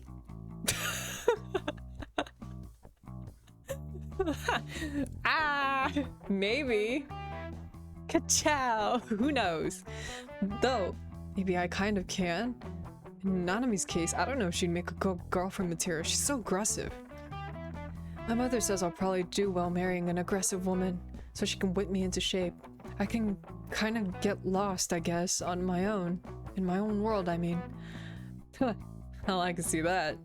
But I think it's important to keep practicing. I don't want to let you down. Buddy, he's telling you. He's right there. He's right there. And then, after the culture festival, I want to tell you something. It's important. He's right there. 911. He's gonna do it. Why after the festival specifically? Well, sorry, but it's a secret. Please, if you say it like that, it's only gonna make me even more interested. What's so very important that you have to make a huge production out of it, but you can't do it until after the culture festival? Well, Wait, don't tell me this is gonna be like some sappy TV drama, is it? You're dying of cancer, aren't you? It's a bit of a long shot, to be honest, but I'm pulling it at some bullshit plotline from one of my sister's favorite TV shows, so I don't expect it to hit the mark. Bro's giving all the signs. He sure is. Look at that blush. Look at him. He's so blushy. In fact, I'm actually hoping I'm mistaken. I feel awful if it turned out that was the truth, so I'm relieved when Akira yelps, "What? Oh, no, of course not, I'm fine." Why would you assume something so morbid? I don't look sick, do I? You're a bit peaky, yeah? You're so pale, in fact. You look like you never go outside. Sure you're not anemic? Oh my god, tactless! Haruto! My mother asks me that sometimes too, though my doctor said I'm just fine during my last checkup. I think I'm just a pale person. But no, the thing that I want to tell you about isn't all that serious. It's more... He pauses, then he sighs. I have a lot going on. I guess I'm getting ready for the culture festival. I've been worrying about it. It's the first time I've performed in front of anybody else, so I don't want to risk making things awkward. I'd rather do a good job at our performance then speak to you about this later. I don't want it hanging over me. Just laying on the roof beside them, just being like, God, just kiss already, God. If that's alright. Huh. Personally, I find this all kind of weird. Wouldn't this unspoken important thing hang over Akira more the longer he refuses to spill the beans? But sure, it's your life. You gotta do what you think is best for you. And you have to look after yourself too. You need to be in good shape if our concert's going to succeed. You're the best asset we have. Do you really think so? Duh. Everybody knows you're the best member of our band. You're way, way, way more dedicated than that womanizer Kay, and you put in more practice than the rest of us put together. We'll be counting on you. Don't screw up. Otherwise you'll never get to tell me whatever it is that you want to say. Right. I'll do my best. I can still remember the way Akira said that. The way his brown eyes lit up just like a puppy's. He really did look cute back then, with his curly hair and earnest enthusiasm. Just two dudes laying on the roof. They might smooch. Thank you for the hydrate cube. I hydrate. I'd only just started to think I might have been into guys, and I think his bright smile caught me off guard. It was enough to make me feel a little fluttery. But that was years and years ago. And at this point, it was practically ancient history. I think the more accurate version is, oh boy. Jeez. What am I doing raking all of this shit now? It's not like I can do anything about it. I never did get to hear what Akira wanted to say to me after the school culture festival. No! And now, 8 years have passed and I doubt I ever will. It's pointless to even dwell on it, but... still find myself sighing. I'm still in this stupid damp hoodie! Not the explosion. I was watching the official music video for Eternal Autumn, but it's since shifted away to some DVD rip of a concert Obscura held a couple years ago. I think it was a part of their barbed wire and stainless steel tour. What? Is it 316 say stainless steel? God. Anyway, this rip is high quality. There's a few sweeping shots of the concert hall, which is a pretty big venue. And it looks like it can seat around 5,000 people. A lot of close-ups of Akira too. There we go. Look at them piercings. Look at that choker. Look at the chains and the ripped shirt. Is that goth enough? I watch Akira, my brow furrowed as he sings his way through an obscure classic, one of my favorites. This is from 0 to 1, one of their darker, grittier songs. Akira singing it with real passion, his eyes narrowed, face screwed up as though he's in real pain. There's the goth. There we go. Yeah, there it is. His piercings glint in his ears beneath the harsh stage lighting, and his eyes are dark with makeup. He should, by all rights, look ridiculous, wearing his distressed fishnets, his eyebrow dripping down... Wait, his eyeshadow, not his eyebrow. His eyeshadow dripping down his face like faux tears. But irritatingly enough, it's the exact opposite. Somehow, he manages to make the whole living corpse thing look appealing. Was Akira always this handsome? Yes, you dimwit. I guess he was a reasonably good-looking guy even back in high school, but I think his anxiety ruined his looks a little. He was always walking around with his shoulders slumped, his eyes to the ground, as though he was afraid of making eye contact with anybody. Which, knowing how Akira used to be, he probably was. I think Akira had a few fans even back then. I do remember at least one girl from our class gave him chocolates on Valentine's Day. But he didn't stand out in any huge way. Akira might have been handsome, but he was always too shy and too self-conscious to capitalize on it. Oops. Go back. No! I didn't mean to say it. Well, that's fine. The Akira I see on stage, however, looks nothing like the Akira I remember. He looks out at the large audience before him without flinching. He sings his heart out, his voice rubbed raw from the sheer intensity of his emotions, and as he sings, he manipulates his guitar with such dexterity it's enough to take my breath away. He used to joke back in high school that he fancied himself as the next Hendrix, but these jokes don't seem quite so jokey anymore. Akira was talented even back in school, but he's improved in leaps and bounds. Is it any wonder that Obscure became so popular? Maybe. It was only a matter of time. Now, nobody can deny Akira's raw talent. He's beloved all across Japan. His technical abilities and his appearance praised and envied by thousands, hundreds of thousands across the country. He's come a long way. And I, meanwhile, am stuck here in this small, dreary corner of the world where it always seems to snow, watching him as I curl up in bed. I just keep stalking him? Oh my god. The snow outside continues to howl. The sounds sad and mournful as I sigh. I mean, it's even more sad because, again, I'm in this stupid damp hoodie. I feel pretty darn sad and mournful myself, all things considered. I wish I could be happy for Akira and his success, and I guess a small sliver of me is, but more than anything, I can't help but to feel bitter. I know Akira worked hard for this. I'd never say he doesn't deserve it, but I can't help but wonder whether he'd be on that stage if it wasn't for me. Oh, come on. You cannot take that credit. Thank you for the posture check. Oh god. Thank you. I have a tweak in my neck right now, and it's a little painful, and it's causing the rest of my back to be in pain as well. But unshrimp your streamer. If I hadn't taken him on the school roof all those years ago, if I had not complimented him on his performance, would he have found the strength to keep on going? Does Akira even still remember that day? And does he ever think about me? Gay goth yearning. Gay goth yearning. I feel a little groggy when I wake up the following morning. Pretty out of it. Won't I'm staying too late. Watching obscure videos until the early hours of the morning. But can you really blame me? The stage was never... Wait, what? The stage was never his dream. It was to... You just get him into it, yeah. Oh my god. I hope Tiny gets like some notification of how often you're using this emote. It's so funny. God, I love it. It's too good. It's too good. Oh my god.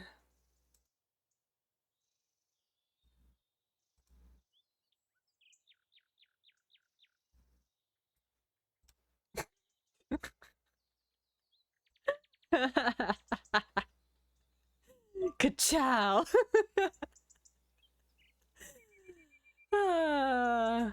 Watching obscure videos until the early hours of the morning, but can you really blame me? I mean, yes, I suppose you can blame me for that, and quite easily too. I know I might not always sound like it. I can be pretty whiny sometimes, but I am a fully grown adult. I have a job and everything, and I even pay taxes. Oh no, not the taxes. Nobody's in charge of my life except for me. I'm the one who sets my own bedtime, which means it's nobody's responsibility but mine to go to sleep at a sensible hour. I really shouldn't have wasted so much time last night watching old, obscure music videos and performances, and worst of all, interviews. Wait. Is Fee the artist for Tiny's emotes? That one? I'll have to ask later. But I couldn't stop myself.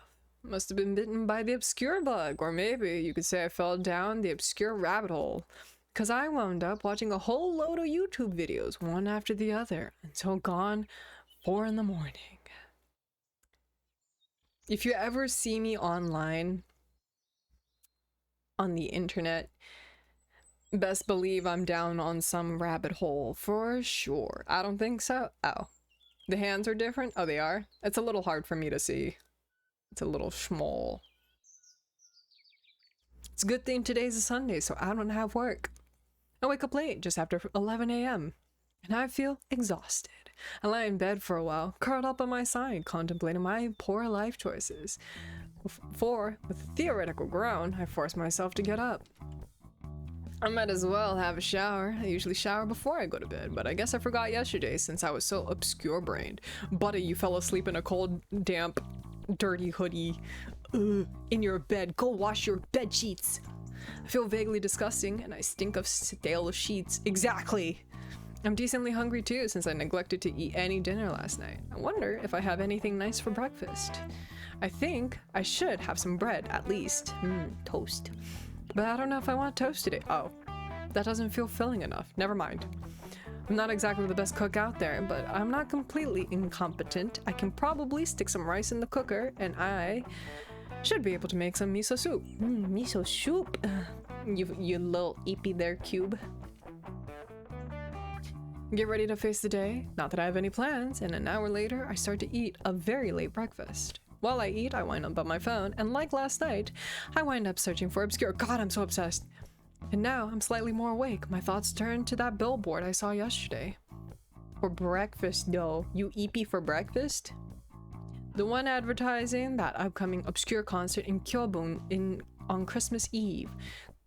I'm gonna go to the concert, aren't I? Hehe.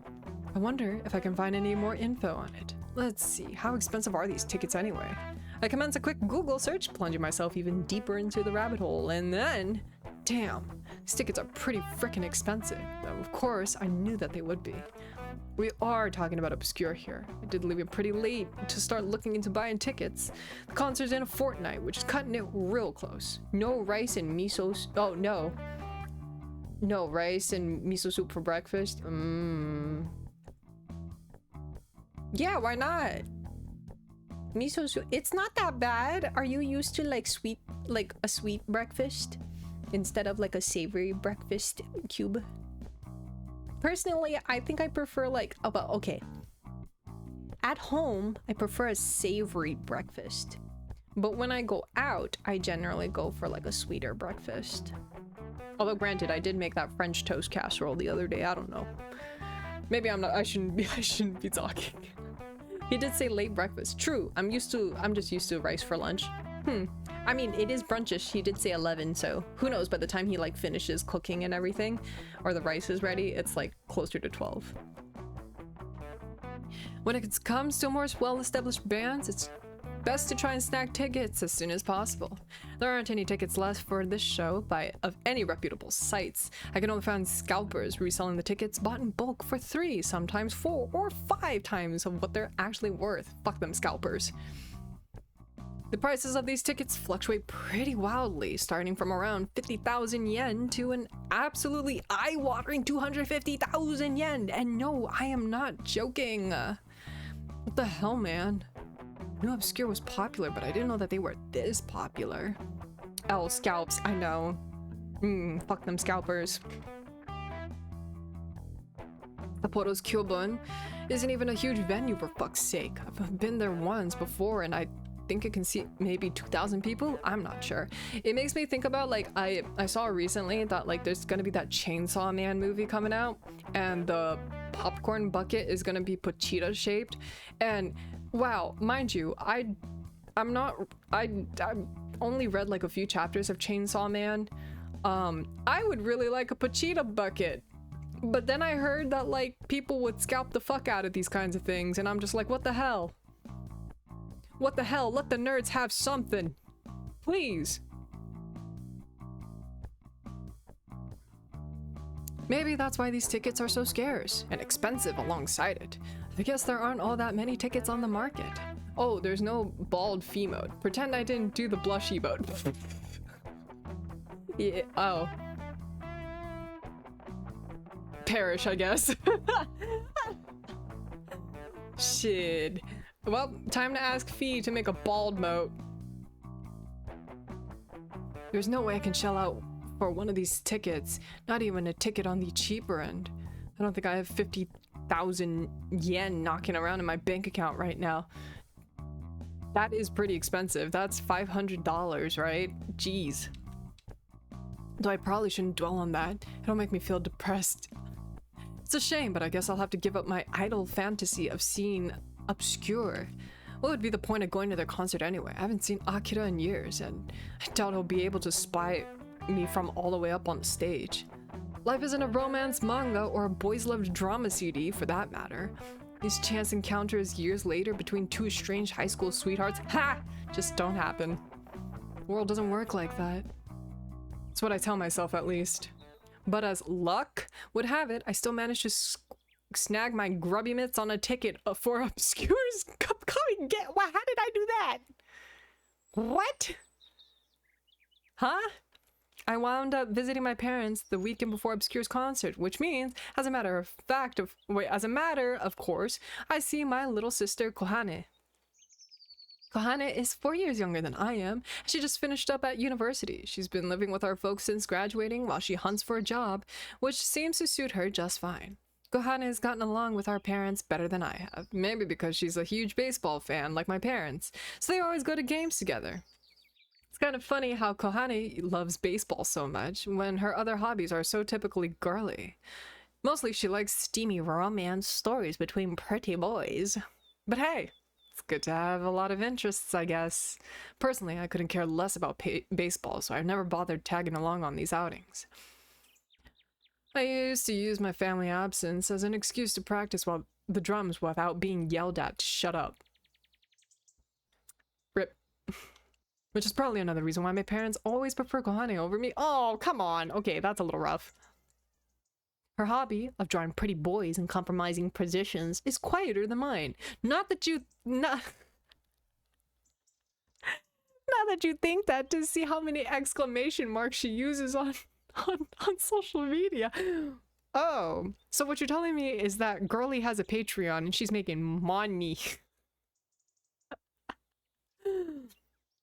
In any case, it seems like she's the goddess of good fortune is on my side. The conversation over lunch turns to Obscure. Kohane is a big fan, though her favorite is Caleb, and Kohane lets slip that she was able to snag a ticket for their Sapporo concert a couple months earlier. I've been looking forward to it too. I really wanted Caleb to sign my copy of Polychromia. But Mitsuo wanted us to go on a romantic getaway for Christmas Eve, and he already booked reservations at this fancy ryokan to celebrate. Can you believe it? Kohane harumps as though it's Mitsuo's. He's her boyfriend, by the way.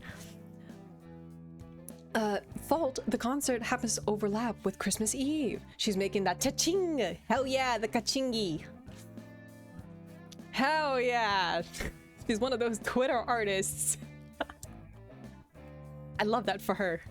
I asked my sister, not unreasonably, I think, why she didn't tell Mitsuo she already had plans when he asked her about this romantic getaway, and she pouts. It slipped my mind. I mean, I booked these tickets 3 months ago. I thought the concert was the weekend before Christmas Eve, so I gave Mitsuo the all clear. Our trip's been booked for a while already, and we already paid the deposit. It's non-refundable too, so we can't cancel it now. Damn, girl, you were about to cancel a vacation over a concert? I mean, okay, I guess money, but like, I'm not about to stand my own boyfriend up. Not when it's Christmas Eve. Yeah, you can't be doing that, Kohane.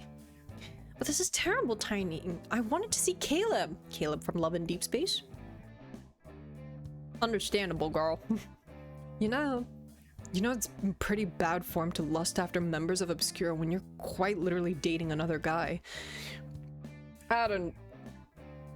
I'm not too sure. I don't know. Okay, lust is a pretty strong word. You can have attraction. Yeah, heart.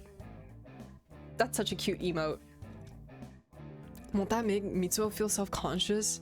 Oh, please, don't give me that. Caleb might be handsome, but I don't like him like that.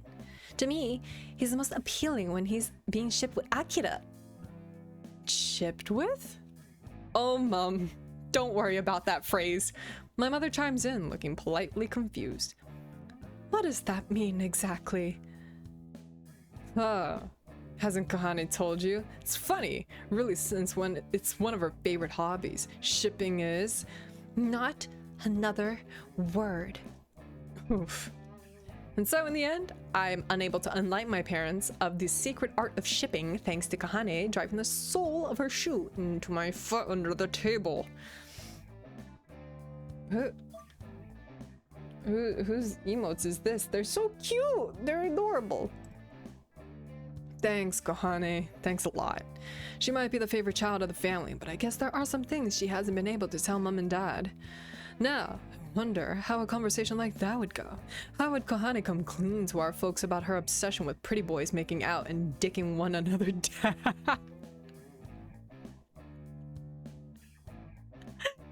Yeah, no. Look, this is an Asian family. No, no. Let me just sweep that under the rug. Close your eyeballs. Do not pay attention. What's wrong with ships? I love boats. Yeah. Whoa, whoa, whoa, whoa, whoa. Whoa, whoa, whoa, whoa, whoa. You heard that right, folks. Boy, would I like to be a fly on the wall during that. In any case, I'd mentioned I'd been looking into the tickets for Obscure Sapporo show myself. Gotten kind of interested in them lately, I say, and Kahane soon takes the bait. I'm not even gonna do the tiny emo. Oh, that's funny. I didn't peg you as an Obscure fan. Hehe. It's quite some choice wording, Kohane. I figured you'd hate them, Haruto, because they're all pretty boys. I thought you liked music, which was a little grungier, with all those ugly, hairy American men. Damn. Kohane. Wow. I don't know what band Kohane's talking about, but I think she's doing Iron Maiden a disservice. They aren't ugly and hairy, for one thing, and for another, they're not even American. But if you want to see them that badly, I guess I can throw you a bone. It'd be a shame to waste my ticket, and I don't want to resell it. That sounds like a huge hassle. Oh my god, there's so many of them. Oh, puppy! Wait, are they a puppy or is that a bow? I can't see it too well. It's funny. It's funny you should say that when all the tickets I've seen online were from scalpers. I'm the one who feels like I'm being scammed here. Oh, I know. It's awful, isn't it? Seeing people overcharge for tickets like that? I guess I could try getting in on the action myself, but it'd be easier if you took the ticket so I don't need to worry about posting on any shady websites. Oh, it's a bow. It's spinning. Why is it spinning? Spin to win, I guess. You don't have any plans next weekend, do you? Oh gee, I don't know. Might be hard to get any time away from my harem of adoring girlfriends. It's tough being the mass babe magnet that I am. Haruto, are you Not out to your family? Oop. Pfft, in your dreams, Haru? But yeah, I think I might be able to swing it, if you really don't mind. Of course not, I'm offering. Why don't you look at it as an early Christmas present? This way, I won't need to worry about buying you anything. It's a win-win. You're doing quite the service, sister. You have no idea. Right. Thanks, Kohane. I love you too.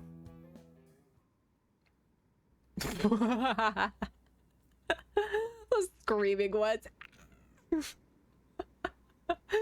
Oh, so funny. Wait, what the hell? What is that stick? Is that a stick? What is that? Water? What? What is that? And so in the end, I'm able to secure a ticket for Obscure's show just like that. Love? That stick is love? I don't think so. I think you're lying to me. That's not love. To be honest, it seems all a little too convenient. I didn't think a chance like this would fall in my lap so easily. But now the opportunity has arisen, and I want to make the most of it. If my little sister is going out of her way to help to do something nice for me, something which happens once in a full moon, then I should accept it. Absolutely, you should take the opportunity and run. They do say that you shouldn't look a gift horse in a mouth. What? This is a family-friendly artist, so don't get your head in the gutter. Okay, I thought it was like a bubble wand, man. Not... No, come on. Look, I may be a heathen, but it's not 24/7. They do say you shouldn't look a gift horse in the mouth. What does that even mean? It says love on the wand. It is way too small for me to read, but I'll take your word for it. Not that my sister looks remotely like a horse. Her face isn't nearly long enough. Sure, Keela. Damn. Damn, Q. Coming after snatching. Damn. You don't have to come after me like that. I'm still not sure if this is the best idea. However, not even when Kohana emails me her ticket later. Naturally, it's digital. Everything in this world is. I think part of me, most of me rather, wants to see Obscure out of some lingering sense of regret. Oh God. Hello. Oh my God. Hi, Tiny. We cracked. We caffeinated. We brought the plushies and the whole cursed crew. Was good. Hello, hello. Welcome in, Raiders. How are you guys doing? How was your content farming? Oh my goodness. Hello, Apple. Welcome in. Hello, everybody. For those who may not know, hi, my name is Kilo. I am your seamstress cat girl, and I love playing visual novels. We're playing Antonym Obscure, a yaoi, a gay goth yaoi? Question mark? We haven't quite gotten there. Hi, Pink.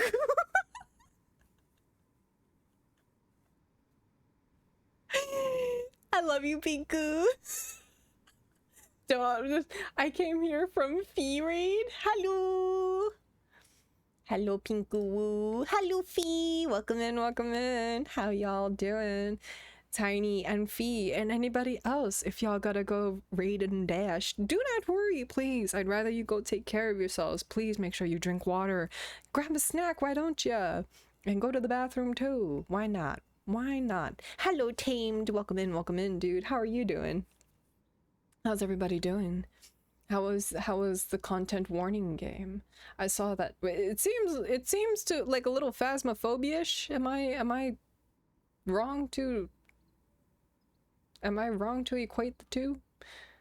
Pinku, what's going on? Yeah. Pinku, what happened? Why are you just standing there? It's okay. It's okay, wifey. You don't I'm sorry if you were in chat and I didn't say hi. It was really fun, not gonna lie. It looked like it was fun.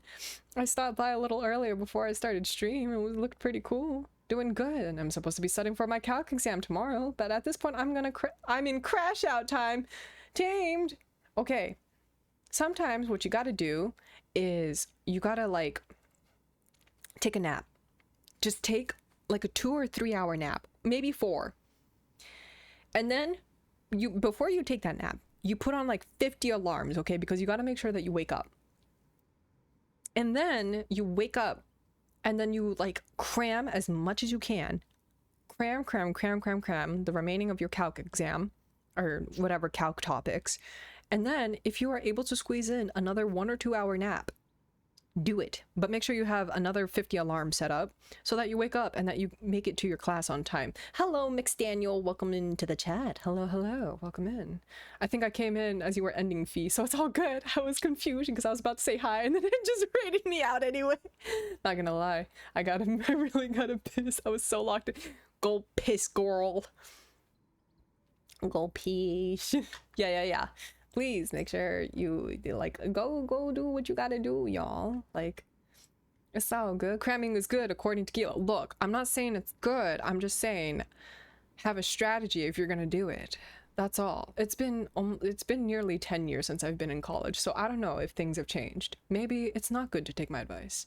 God tier advice. Luckily, I got the exam at 3:30. You're chilling. You're fine. You're fine, Tamed. No. Yeah. You'll be fine. It's all good. It's all good. No. Oh, my tummy girl. Sorry, my cat's being really cute right now. One moment.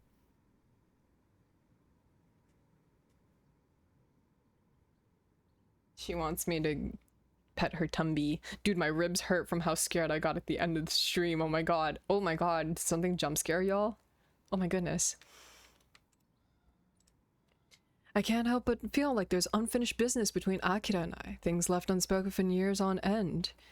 It was so fun though. Oh, anyway, hello. I hope your stream is less painful. No, we are just here yearning. I am just a dude who is yearning after my high school what seems to be a bit of a crush, and my crush ended up becoming an absolute rock star, and I just keep stalking him on YouTube and thinking like, I think this song that became extremely popular is about me, which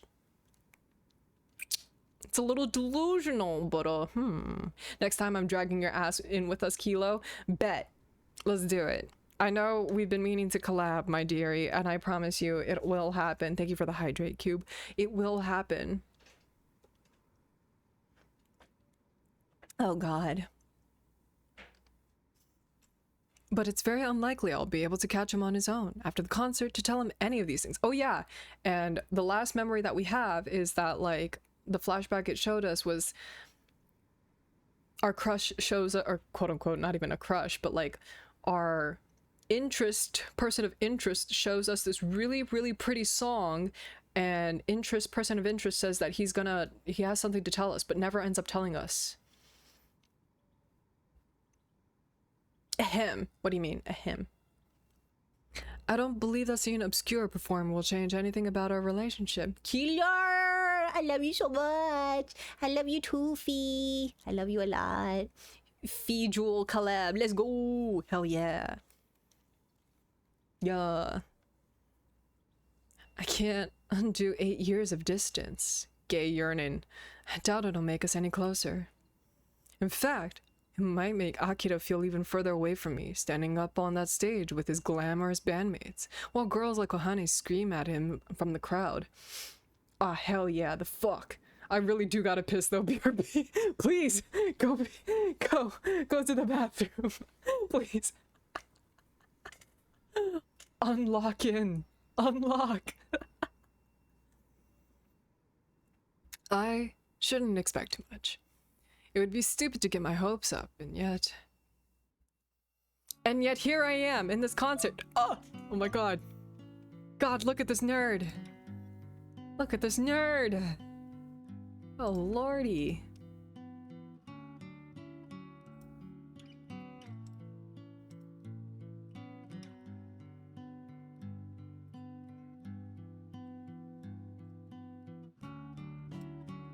Hold on, just have to close some tabs. Whee! I can't help but recall that afternoon on the school roof, just Akira and I, and the setting sun slowly sinking in the orange sky, which looked like fruit punch. I remember the strains of that song that he played me, the original song which stirred my heart like nothing else. Back then, Akira always turned to me for advice. Of all the members of the unappreciated egoists, I was the one he would turn to. I was the one that he put his faith in, over and over again. I was the one that he considered a friend. I'm the one who betrayed him. He was never able to tell me what he wanted to say after the school culture festival. Never gave him the chance. Oh! I avoided him pretty steadfastly over that show, and our relationship, if we ever really had a relationship, fell apart like a sandcastle. Wait, the orange sky looked like fruit punch? So was it orange or red? Yes! What if both? You know how like there's those fruit flavors or allegedly fruit flavors that are just like blue raspberry? That's not a... You know.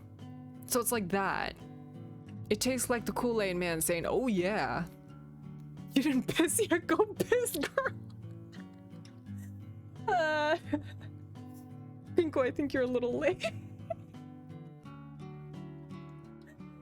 Oh yeah. Hell yeah, Big Daniel, you get it.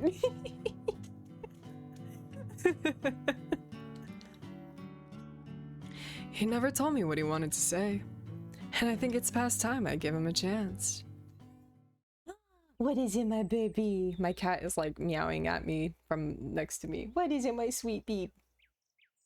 She wants her tummy pet. The next week goes by in a blink of an eye, the days elapsing at such a rapid clip they all start to blur into one another. Though, we're in the run-up of Christmas, and my day-to-day routine doesn't change in any noticeable way. Still have to go into the office. This isn't Europe where people get days of paid time off during the winter holidays, and I'm still expected to work a 9 to 5. It's like that in America too. Not much has changed. I have to endure Sasayama's crass, coarse humor, which I never found all that funny, and I have to take a bunch of phone calls without sounding like I want to off myself. It's a huge pain, so much so that it takes my mind off the bubbling anxieties about the Obscure's upcoming concert. For all we know, she was just pissing as I said that. Who knows? The whiz in the wind. Alas. Must have been the wind. I'm able to distract myself well enough at work, since I have so much, well, work to do. The terrible use of that emoji. My schedule hasn't slowed down at all. We're in Q4. If anything, it's gotten even worse. Yep, I'd say Q4, always there's the roundup, so you gotta do extra work to tie all the loose ends. But it's harder at home. I found myself listening to Obscure's whole discography on repeat, from Grey Flowers for a Gloomy Girl up to Polychromia, wondering whether there are any secret meanings in their older tracks, wondering what Akira was trying to communicate. Did he want to communicate anything at all? I never used to put much stock in Obscure's lyrics. They tended to blur. It's blended together for me. But now, in the lead up for their gig, their songs feel significant in a way that they haven't before. There's something plaintive in a lot of their lyrics, something melancholic. Akira doesn't compose all of their songs. Toa sometimes pitches in, but he does write all of Obscure's lyrics. Surely he was trying to say something with Obscure's vast discography. Early Autumn does make me wonder. It sounds too much like that nameless song Akira played for me on the school rooftop for it to be a coincidence. But that doesn't signify that all of his songs are about me. Hell, it doesn't even signify that Eternal Autumn is about me, though I always have wondered about the song. It's very specific in its imagery, the school roof, the gray concrete, and shadows stretched out like unfurling fingers. But searching for references to myself amongst these older tracks seems almost hopelessly egotistical. Am I thinking about things too much? A little. I'm gonna be real with you. It's a little delulu, my guy. Wait, don't answer that. I'm sure the answer is yes. Yep. At least you're self-aware. The days pass me by, in any case, in a blur, my thoughts full of little else except Obscure and Usui Akira. I tried to avoid Obscure for years, ever since I realized Akira was their frontman. But, by the same token, I've started following them more closely than anybody else. By checking their socials is becoming second nature to me, so much it's been ingrained into my daily routine. Early in the morning, after brushing my teeth, I always wind up looking at their official Instagram account, their Twitter, their website. I keep telling myself I didn't care about Obscure, and I especially don't care about Akira, but I've still been keeping tabs on them. Yeah, when I put it like that, don't I sound like some sort of crazy person? I don't always say one thing even to myself and then do the exact opposite. Do I have some sort of mental condition? I'm sure if I asked my sister to diagnose me, she'd grin and say that I'm a tsundere. But she's not a qualified therapist, and I don't think her opinion's worth more than the dirt that I walk on. Yes, not crazy. Insane. Whoopsies. The day of the concert inevitably arrives despite my concerns, and with it, I'm faced with a brand new worry. Namely, what should I wear? Oh my god, he might notice me. I gotta look cute. Stupid. I've never been one to worry about my appearance all that much. Clothes are just clothes at the end of the day. They're little more than a means to an end. I pissed. Congratulations, babe. And then got distracted. What distract you? Oh, thank you for the follow, McDaniel. When you live in a place like Hokkaido, which gets so miserably cold during the winter, you can't afford to be too precious about how you look, or at least I'm not. Hold on, it's a little loud. Did it get louder, or has it always been that way? There we go. Mr. Man demanded to be held like a small baby, and now he is now in bed purring and making biscuits. Mr. Man. Give Mr. Man a smooch for me, thank you. Mwah. I saw a few women, and when I went Christmas shopping earlier in the month, wearing some startling skimpy clothes, shorts in winter, with low-cut sweaters that showed off a lot of cleavage, but they're the exception rather than the norm. And even then, at least these shorts wearing psychopaths had leggings on. I'd rather not expose much of my own skin, though. If this were any other day, I'd be content to wear a hoodie and a pair of scuffed jeans and a coat, like I always do, but this isn't any other day. He gets all the smooches. He's so spoiled. Good, good. I'm here for that. The smooches. This is the day of Obscure's concert. I've seen a few live recordings of Obscure's gigs on YouTube, and the people in the audience tend to dress up a bit. Obscure's a pretty edgy band, at least they were. The success of Eternal Autumn might have softened their image a little, and their fans tend to wear all black, much like the band members.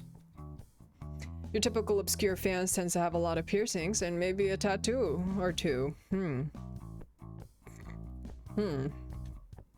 They rock up at these concerts with their face usually fully made up, their eyes lined with dramatic mascara, and they wear these chunky platform boots, which can't be comfortable to walk in. You'll be surprised, those demonias are pretty comfy.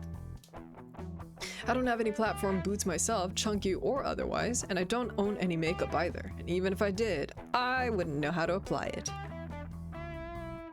I don't want to show up to the gig looking like I've been punched in the eyes repeatedly, which is probably what would happen if I tried to model my look on Akira's. Probably shouldn't fuss on my appearance too much. I don't have any clothes which are particularly cool, and yet I can't help but to feel a little antsy, I guess, which, when I consider this is the first time my path will cross Akira's in 8 years.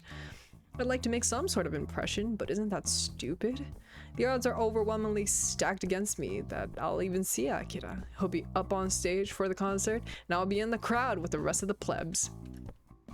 But the concert hall will be so packed, Akira won't even be able to see me, much less judge what I'm wearing.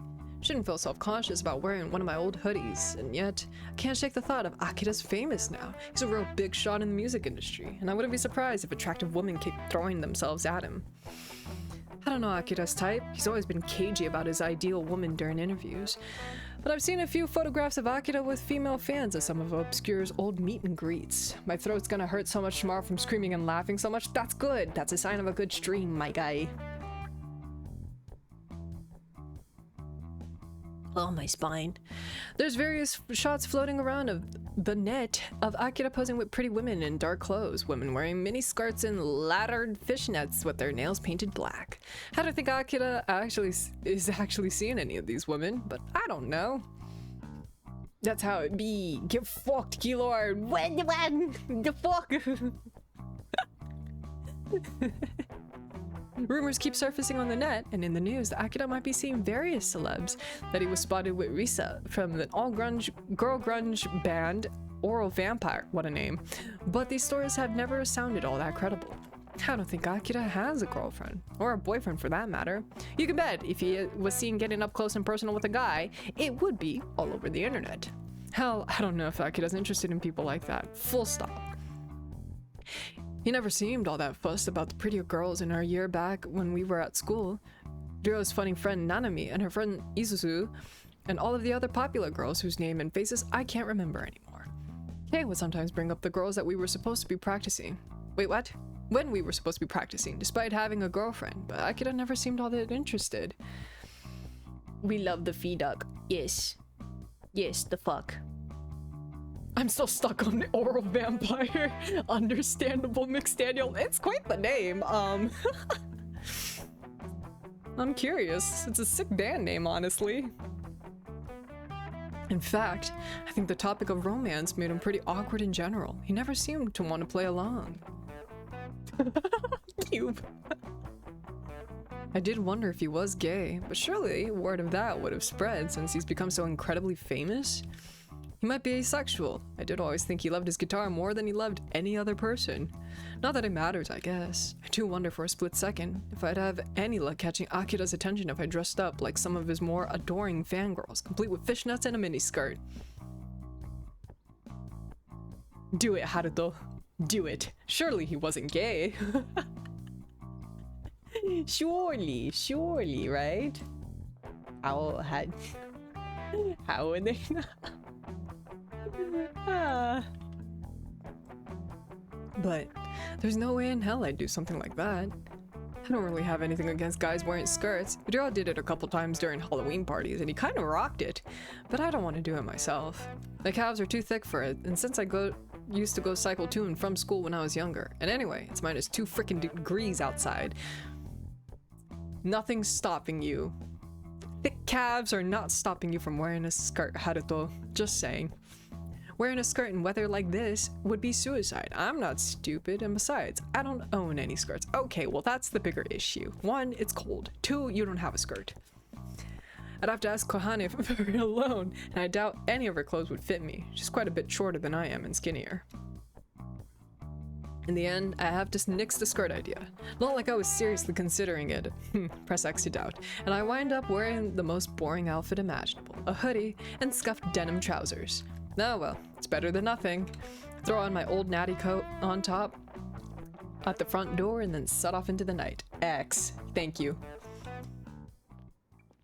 It takes me about 10 minutes to walk to the train station, quicker than usual, though that's probably because I'm going at an uncommonly fast clip. I can't quite quell my excitement rising to the surface no matter how I try to suppress it. This is it. I'm going to go see Obscure. I'm gonna go watch them live for the first time in my life, and I'm gonna go see Akira again. We're finally going to be reunited, in spirit at least.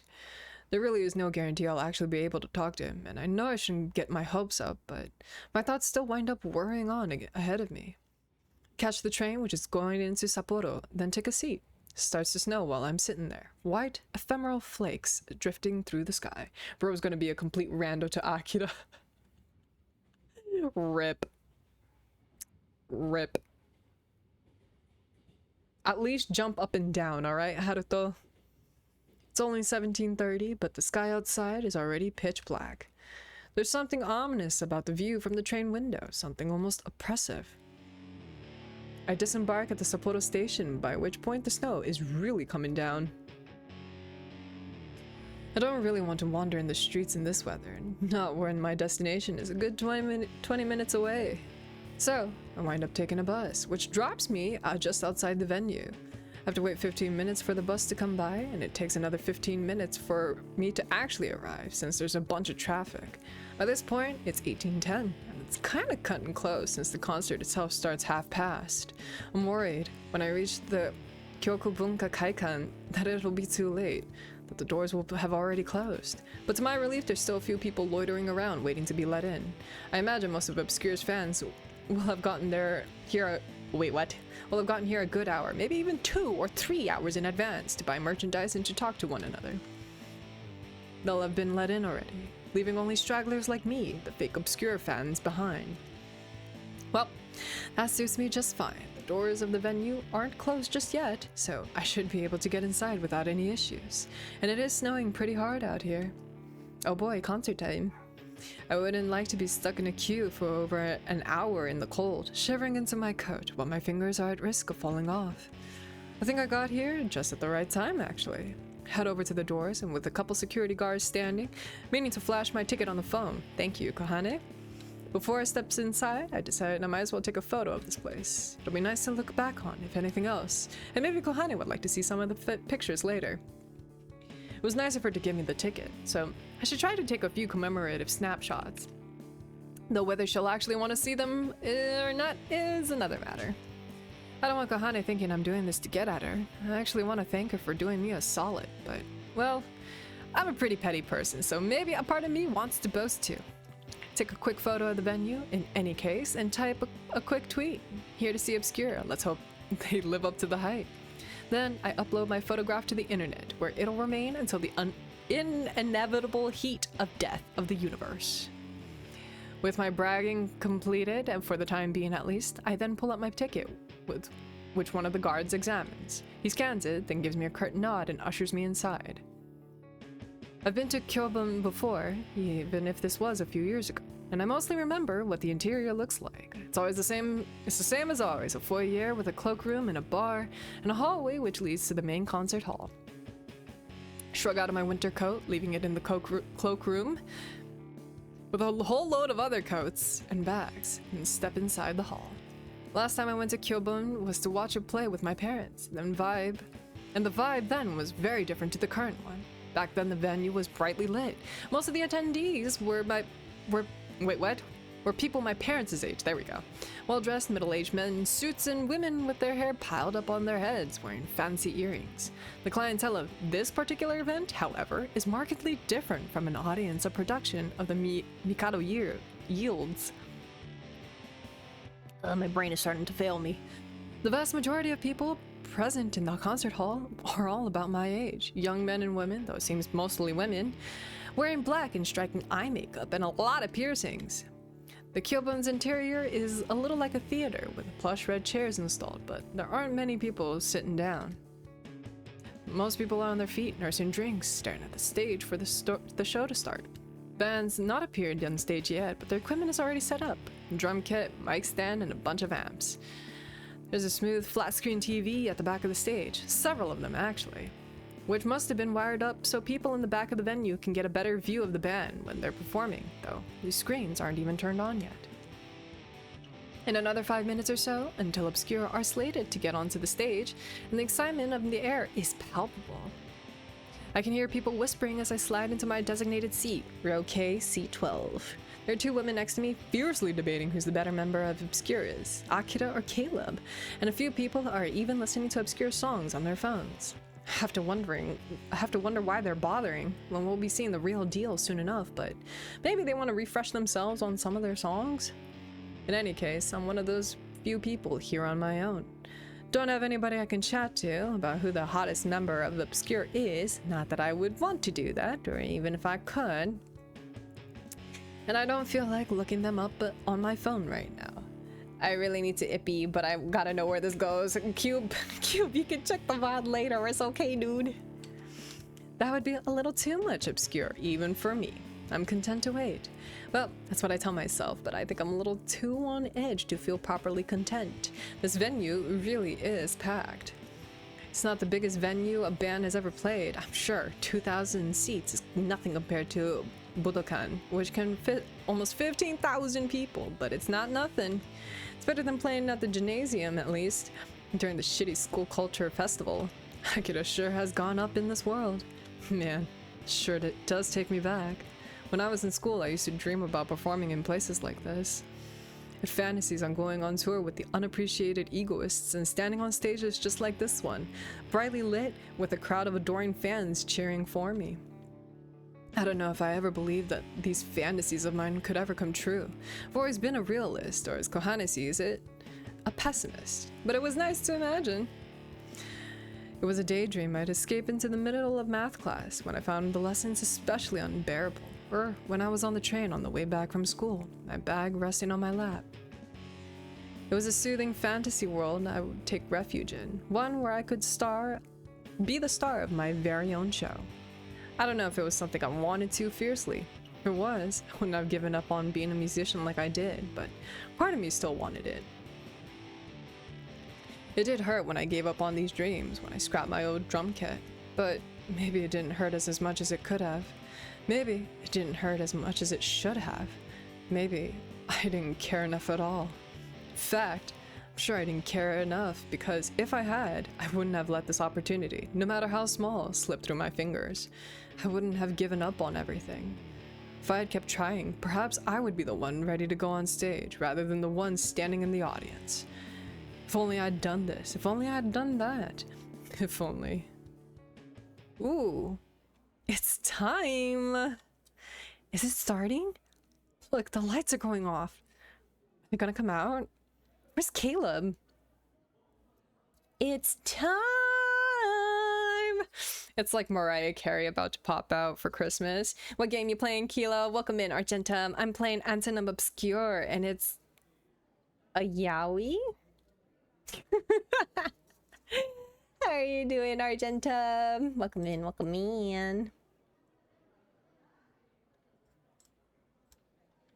Is it obscure? Allegedly? I don't know. It seems a little what's it called? The character, the main MC is like a little edgy. He's a bit of a tsundere.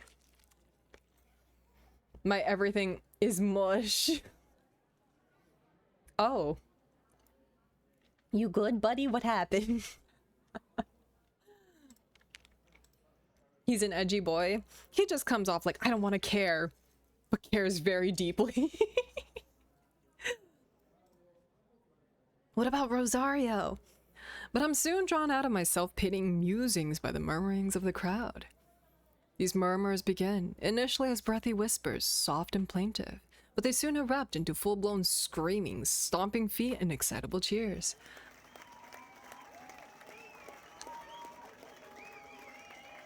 It looks like the members of Obscure have finally made an appearance.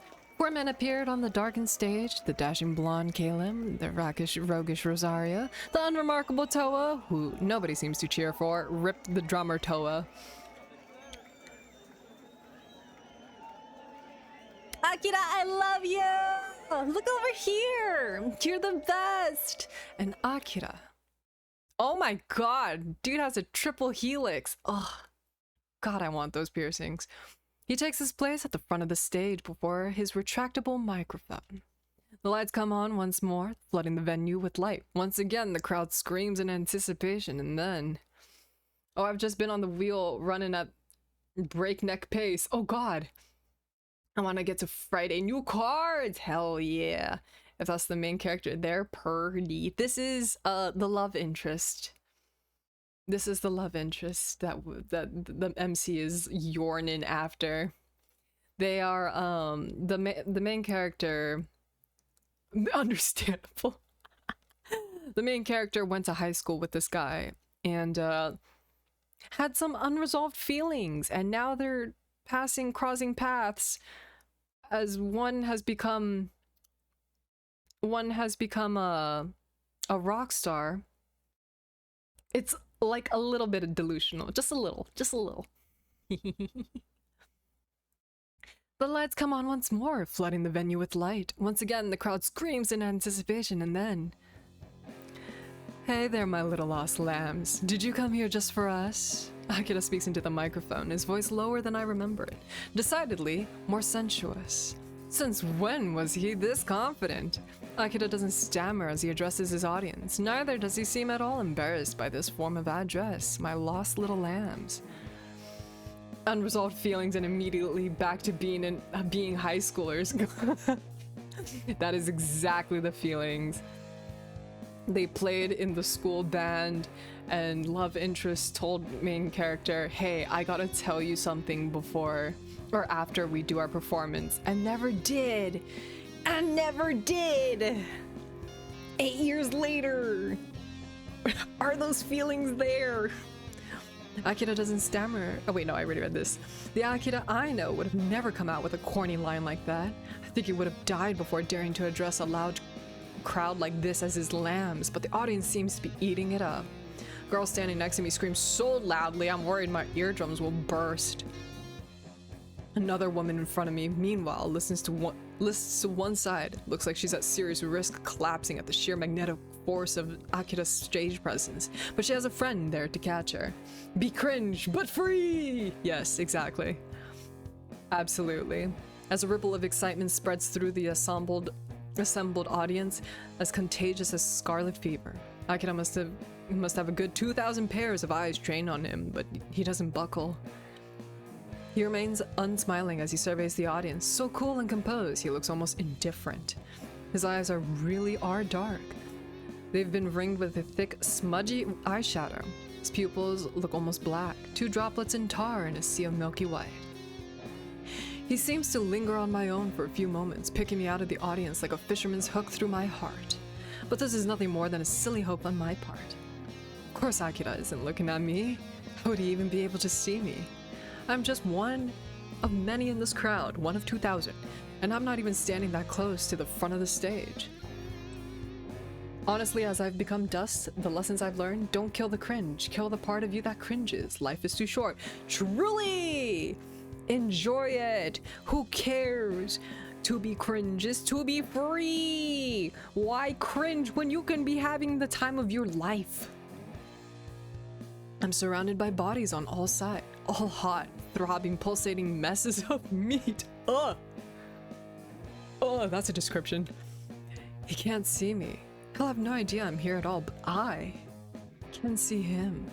I can see him only too well, his handsome face blown up on the screen at the back of the stage as he lets his gaze sweep across the hall. I see him swallow, watch his throat shift between the black velvet choker tied about his neck, like a mark from a guillotine. There's a long pause and then... I'm sure you know this already, but we are obscure. We've come here to play our clarion songs at the end of the world on this holy night, so I hope you enjoy attending our banquet of madness. Leave all your thoughts behind and let yourself be consumed by our songs. That is all I ask of you, my lost little lambs. That's a quote to live by for real. For real, for real! Yeah, BRB, gotta grab bevy and snackies. Yeah. Make sure you grab water, a beverage, whatever, and some snackies, hopefully crunchy. In retrospect, I'm not really sure why I decided to watch Obscure perform. All it's done is made me realize, like I didn't realize it already, just how big the gap, no, the chasm between us has become. I knew Obscure was popular, but seeing Akira on stage being swooned over by thousands of girls has really put things into perspective. Akira really has made it now. Obscure is one of the most well-known rock bands in Japan now, even bigger than the Blue Hearts at the height of their fame, and I fucking love the Blue Hearts. I know Ryo loved the Blue Hearts too. Ryo was a pretty joyless person in general, but he perked up when we used to talk about our favorite bands. The Blue Hearts came up a lot. It's why we wound up covering several of their songs in The Unappreciated Egoists. They really were the days. Me, Ryo, and Taiki, and Kei, and Akira. But those days feel very, very long ago now. It's been almost a decade since we last sat in the light music club room together, playing our instruments to pass the time. We've moved on from them, or at least, we should have. I doubt Ryo thinks about The Unappreciated Egoists anymore. He was always a smart one of the group. The one with prospects, that he fucked off to medical school to become the doctor, while Taiki took over his parents' business. I don't know what Kei's doing. It was never that close to him, and I guess I don't care too much. I'm sure he's doing just fine for himself, though. I'd be surprised if he thinks about The Unappreciated Egoists that much either. We've all moved on, and I should have moved on too. Shouldn't admire myself in the past like this, but... Sigh again, then bring the whiskey to my lips. Not a big whiskey drinker if I'm being honest. It burns when it goes down, and the aftertaste is unpleasant, but right now, I just want to get wasted. Mood. I want to forget everything I just saw. Akira on stage, all the bright lights and the adoring screams. It's all a little too much for me to process. I really should have known that this would happen. There's a reason I've never been to an Obscure concert before, despite following them on and off for the last 5 years. Hell, I even like some of their older stuff. Burial Rites is a great song, and so's Still She Calls Me, but I never did go to see them perform. Told myself not to. Didn't want to see Akira succeed. Didn't think I could stand it. Kept my distance for my own self-preservation. Till tonight, of course. Oh damn? Wait, what are you referring to? Failed miserably. Do you think Haruto is a boy failure? Thank you for the stretch. I stretch. Oh my gosh, my back. Everybody. Reach for the sky. Shake it all about. Oh, my body. Why did my resolve finally choose to fail me now? Only after Obscure having finally hit it big. If I'd been to see them earlier in their career, before they were as popular, before the phenomenon of Eternal Autumn had happened, I doubt it would have been as shaken as their success. If Brunette is the main character, they're actually surprisingly average, which is a nice change of pace. This is indeed main character. Also back, welcome back. Yes, this is main character. His name is Haruto, and he's the guy that like love interest would go to get music advice from. So he's a little bitter about like love interest's success, Akira's success. I'd feel a pang of envy, I guess, that it was Akira on stage being applauded by an audience, not me. But it wouldn't have hurt as much. I would have been able to endure it. Oh, he's a bridesmaid? He's trying to be the groom. Oh, I see what you mean. Yeah. In this case, he's the bridesmaid. If I'd seen Obscure earlier, When they were more underground, maybe I would have put that chapter of my life behind me. I could have closed my book on Akira and turned my back on him. Wouldn't have let this memory torment me so much. But I didn't do that. I was stupid. I kept trying, stubbornly, foolishly, to ignore Obscure's steady rise in popularity. I refused to see them perform, and I tried to pretend that they didn't exist, all the while Googling them obsessively. I refused to confront Akira's new fame with my own 2 eyes, until tonight, that is. Akira and I will never be able to go back to our old school days now. The time of my life is over and done, though it never received any satisfying conclusion. Bruh's legit. Hair flip.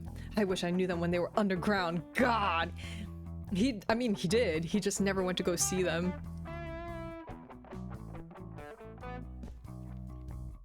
Obsessing real hardcore. Just being like, I don't care for them. Proceeds to go down like a 5-hour rabbit hole. Our high school days didn't fade out slowly like the last 10 seconds of a pop song. Instead, they cut off abruptly, in the middle of a chord. That's it. Akira and I are over. We finished before there even was an Akira and I, before we were more than just friends. Akira's living the life I can only dream of now, and what about me? I'm just some guy who works in an office, who hates my job, who lives paycheck to paycheck, in a shitty apartment without any real career prospects or a partner. I don't have anything to look forward to except my inevitable death, a death that'll come by much faster if I keep sitting here feeling sorry for myself, drinking this god-awful whiskey. Damn, dude! Mood! Argentum! Argentum! Argentum, please! No! No! They were best of buddies, and the love interested wanted to... But the MC was so babyish. God, that emote takes me out every time. No, Argentum. You're a cool dude. Please view yourself more highly, I beg. Oh god. Ugh, shit stings. We love the... We absolutely do. Y'all missed it. But Cube was having the time of his life with that emote during some of these scenes. Can't say I like it, but I don't think I've drunk enough of it just yet. I need to down enough liquor to smooth out all the sharp pointed edges of my painful, pathetic jealousy. Then maybe I won't feel like crying anymore. I do my best. Life is a garden, Kilo. Trying to dig it as we speak. You reap what you sow, and alas, we do what we can. Life is a garden. We just dig and hope. Instead, I'll feel like puking. But that has to be the better trade-off, right? I may or may not have overused it a little.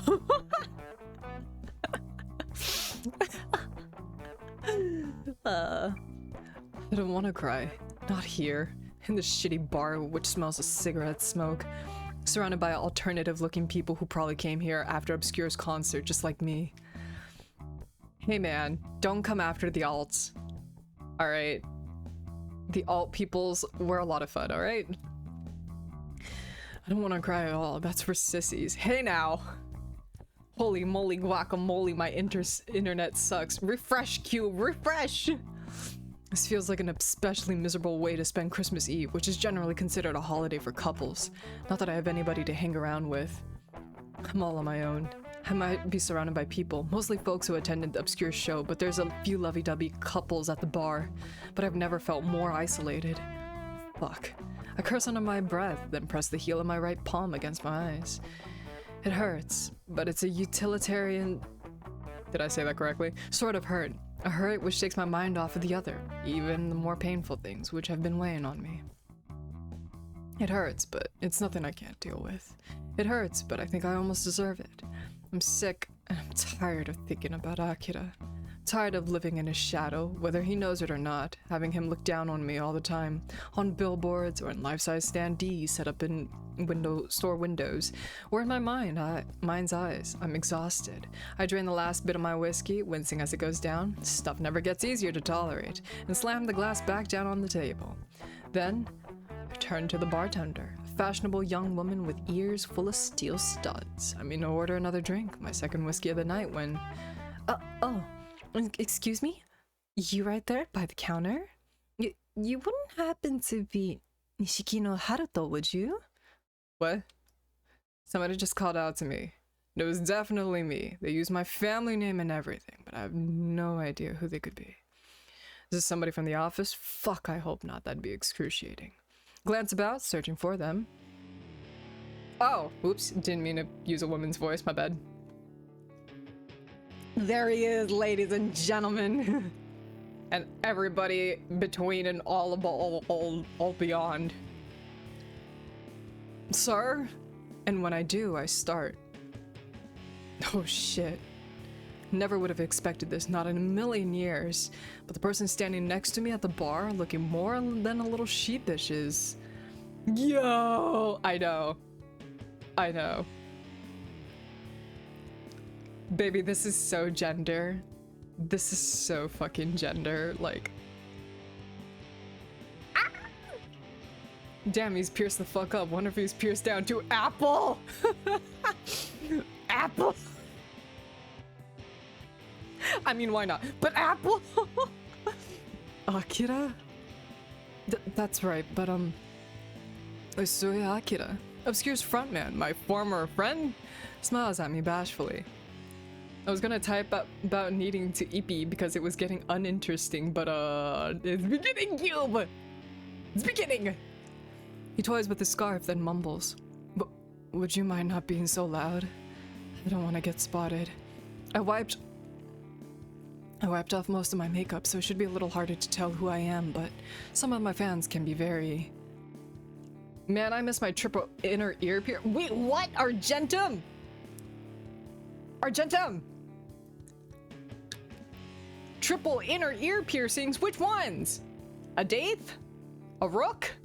Oh, the messy little pony. I love that style. I love styling my hair that way. It's always fun. No, Ipe. Happy. Yeah, we gotta find out where are the piercings. Anyway, I'm so sorry. Whoops.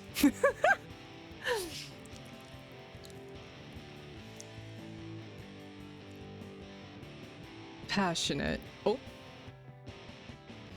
I really don't want you to get mobbed, Haruto. I don't think it would really endear you to me.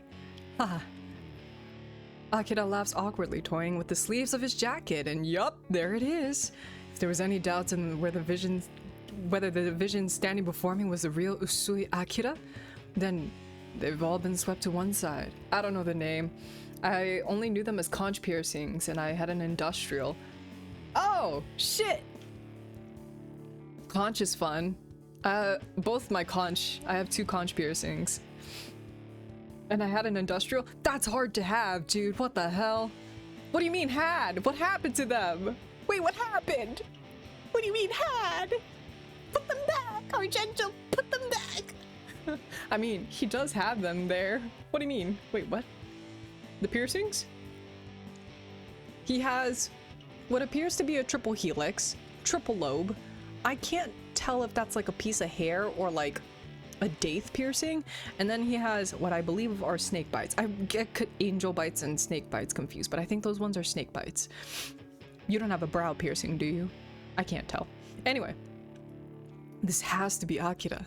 He might be a celeb now, the most prominent member of one of the most popular bands to come out in Japan in the last decade, but he's every bit as self-conscious as I remember him. You'd think the fame would have gone to his head, but he looks like just like he did back in high school, despite all the piercings, I mean. If I didn't know Akira from school, I'm not sure I'd believe the man standing in front of me was Usui Akira. The Usui Akira. He just doesn't have any presence. His shoulders are slumped. He has all of Akira's nervous tics, the fiddling with his fingers, the way he struggles to maintain eye contact while talking. Happens to the best of us, buddy. He doesn't look like the old Akira. His hair is longer, and his ears are pierced, but he's acting like him down to a T. The holes still exist, just I've had to be in jobs that find them unacceptable. No! No, I'm sorry. Clear retainers, I guess. I've strongly considered getting snakes myself. Do it, Apple! Do it for me. I feel you, dude. I feel you. Argentum is the only reason why my only facial piercing is my nose piercing, or the one side. Otherwise, I would totally have, like, more facial piercings. No, in the sharp kind of a way, like Happy was saying. Wait, what? Happy was saying earlier, if you know what I'm doing.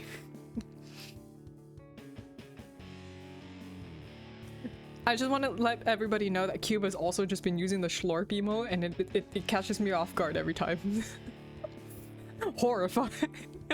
Mortifying. Oh god. He's not changed at all. He's here somehow. He wants to talk to me? What the hell? It's almost like I've gone back 8 years in the past. The time Akira spent together in the music club room no longer feels like a dim, distant memory. Shoot, why I only have half a sleeve. What a mood. What's your half sleeve, by the way, dude? Can I ask that? If you don't want to answer here, you just... I'm curious. I love tattoos. I want to get more established in my career before I go into facial piercings, though. I mean, wait. Wait, I thought you were in uni. I only used it once, other than right now. Abby! Abby!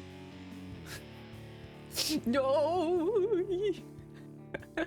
Not the slurping, oh god. Oh well, slurps in chat, let's go.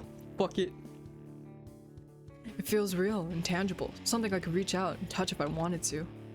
I exhale, letting out the tension escape from my shoulders, and then say, sure thing. Sorry about that. I was a little surprised to see you here, slumming it with us commoners. But it's good to see you.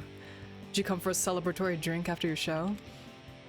Something like that, I guess. I was hoping I could relax for a little while. All that singing does take it out of me, but if I'm being honest, Akira inhales shakily. I swear he's even more worked up about this than I am, and then says, I think part of me was hoping I'd see you here. What do you mean? What are you talking about? Well, I can explain, but do you mind if I sit first? I've been on my feet for a while, and I'd like to relax a little. Sure, I could take a pic of it later. Yay!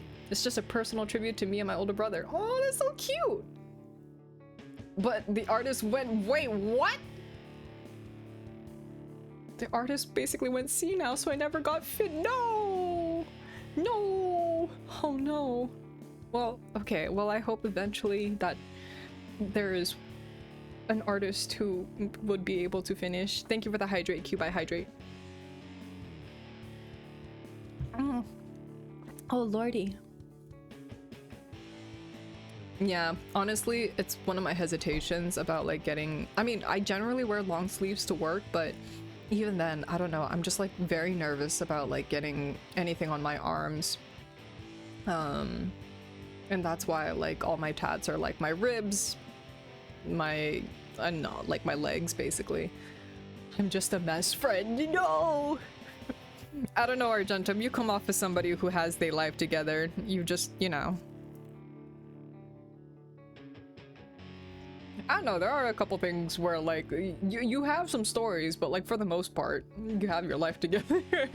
And those stories sounds like, you know, we're just being stupid kids. I've been there.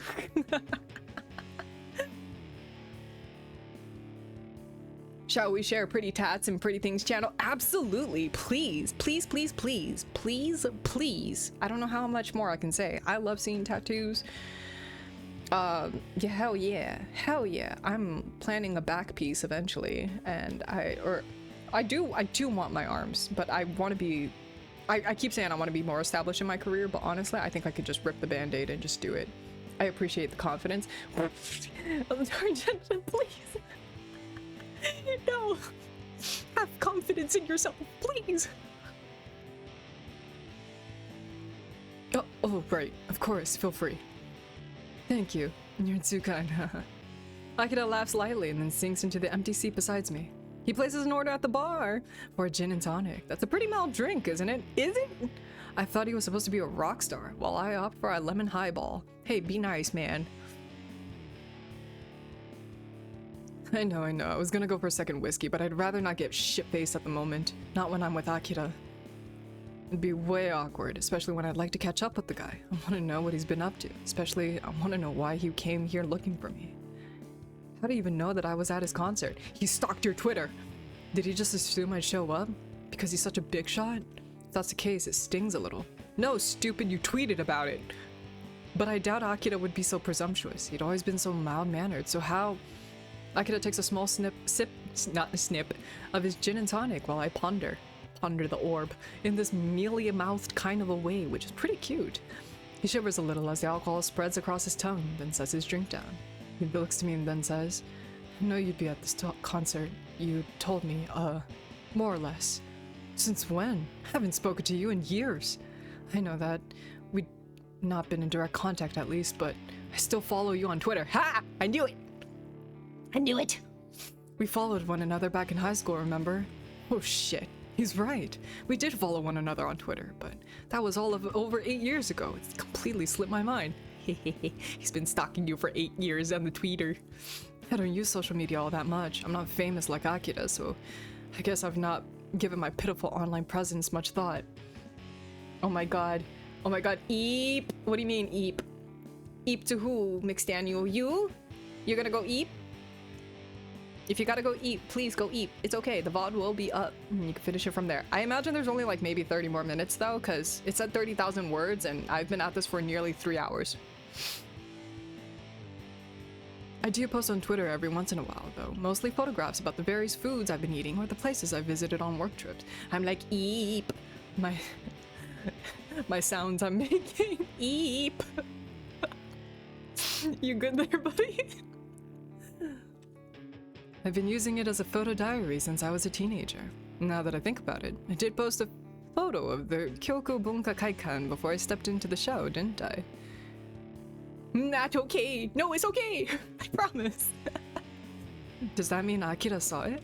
Wait, hold the phone. If Akira's still following me on Twitter, then I pull my phone out of the pockets and skim through my following list. Skim? It's not very large, but I have a truly sorry amount of followers despite using Twitter for over a decade. But look, man, not everybody's gonna like hit it big on the social media. It's fine. Ah, there it is. There's Akira's account. He's one of my first followers, actually. Username Usaki0910. I guess that's Usui Akira mashed together and his birth date tacked on to the end? Wow, real subtle. Oh well, I have no room to judge. My Twitter handle isn't much better. I made my account when I was still big into Godzilla. Shut up. Who doesn't like giant monsters? Yeah. Who doesn't enjoy a good kaiju? So my name is Moth Ah. I click onto Akira's Twitter profile, in any case, expecting to see a huge account. One with hundreds of thousands of followers, but... Huh. For celeb, you don't have many followers. You have not even broken 5k. Akira's 5k following is more impressive than my own. I have a measly 184. Hey man. That's not measly. You know the ladies like my giant monster apple.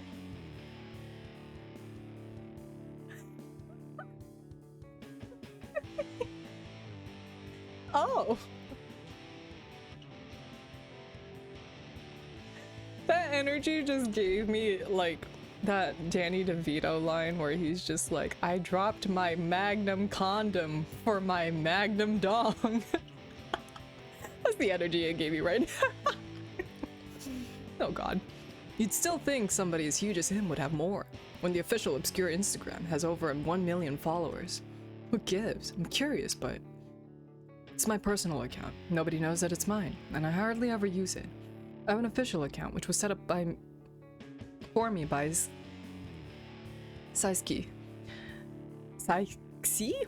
Oh god, I can't pronounce things. But I don't use that one. I have a PR person who handles it for me. PR person, huh? I whistled and slammed my phone back into my pocket. It's you. You're so fancy now. Thank you. I think that's meant to be a compliment anyway. But if you were wondering, that's how I found out that you'd be at today's show.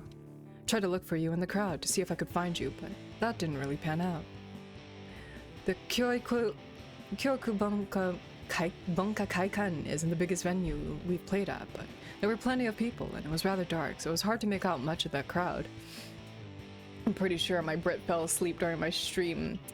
Eepy boyfriend. Is he technically in here? Somewhere within the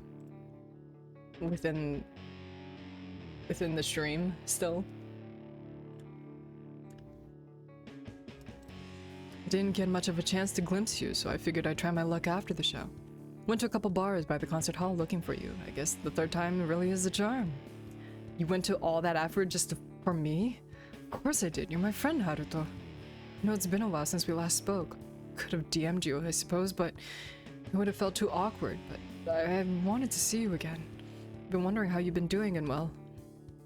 Akira shifts on his seat. He brushes a few strands of dark hair behind his pale ear, and his black polish glinting in the dim lights of the bar, and says, I can't help but I feel like we left things off on a sour note. It never quite sat right with me, how things panned out between us. It's like 6 a.m. for them right now. Oh god, yeah. It's like 8 hours ahead, yeah. Makes me happy because his computer broke, so I streamed. So he'd have something to watch, and he did. Oh, that's so sweet. Cue that one Debbie Ryan gif of brushing her hair back. The fact that I know exactly which one you're talking about, oh my god. Yeah, he's been struggling to sleep lately. A lot of stress. Oh, I hope he's okay. No. So I guess I wanted to see how you were. I knew from your Twitter you were living your life, and it seemed like you moved on, so I didn't want to dredge up any bad memories. But I still feel like I should apologize. If I did anything to upset you, I really am sorry. I never intended that to happen. And though it's been a long time, I'd still like to think of you as my friend, if that isn't too presumptuous of me. Akira. Thought I'd overcome my initial shock at seeing him again after all these years, but... Mr. Man is laying in bed right now. He's eepy. Eepy! Welcome to Antonym jail, Fee. But he's on my ass, so I can't move or I wake him up. Nope, you gotta stay there now. Them's the rules. You're not allowed to move. Sorry, man. I've gotta go to the bathroom. I'll be back in a sec, alright? Do not throw up, Haruto. Don't lose him! I get to my feet in a hurry, the legs of my chair scraping sharply against the floor. Akira looks surprised by this. I can't help but note how he jumps, but damn! What am I supposed to do? How am I supposed to feel? Can't hit me with all this mushy bullshit. I still think of you as a friend after all these years? What is this, a scene from a girl's romance story? No, it's from those boys love drama CDs that you mentioned earlier. Certainly blushing enough to be a heroine in the reverse harem story? Shit. Shit. Fuck you, Antonym. Hilor! What's up, Fee? Kinda missed the Antonym jail. Wanna go back? Well, say some shit. I'm sure it'll send you back. Do it. Fuck it up. Why not?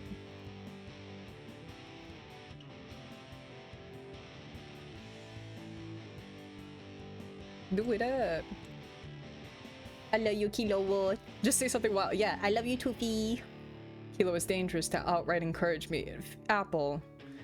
Baby, you've been in the pee-pee hunting streams, okay? You've been in the server. It's fine.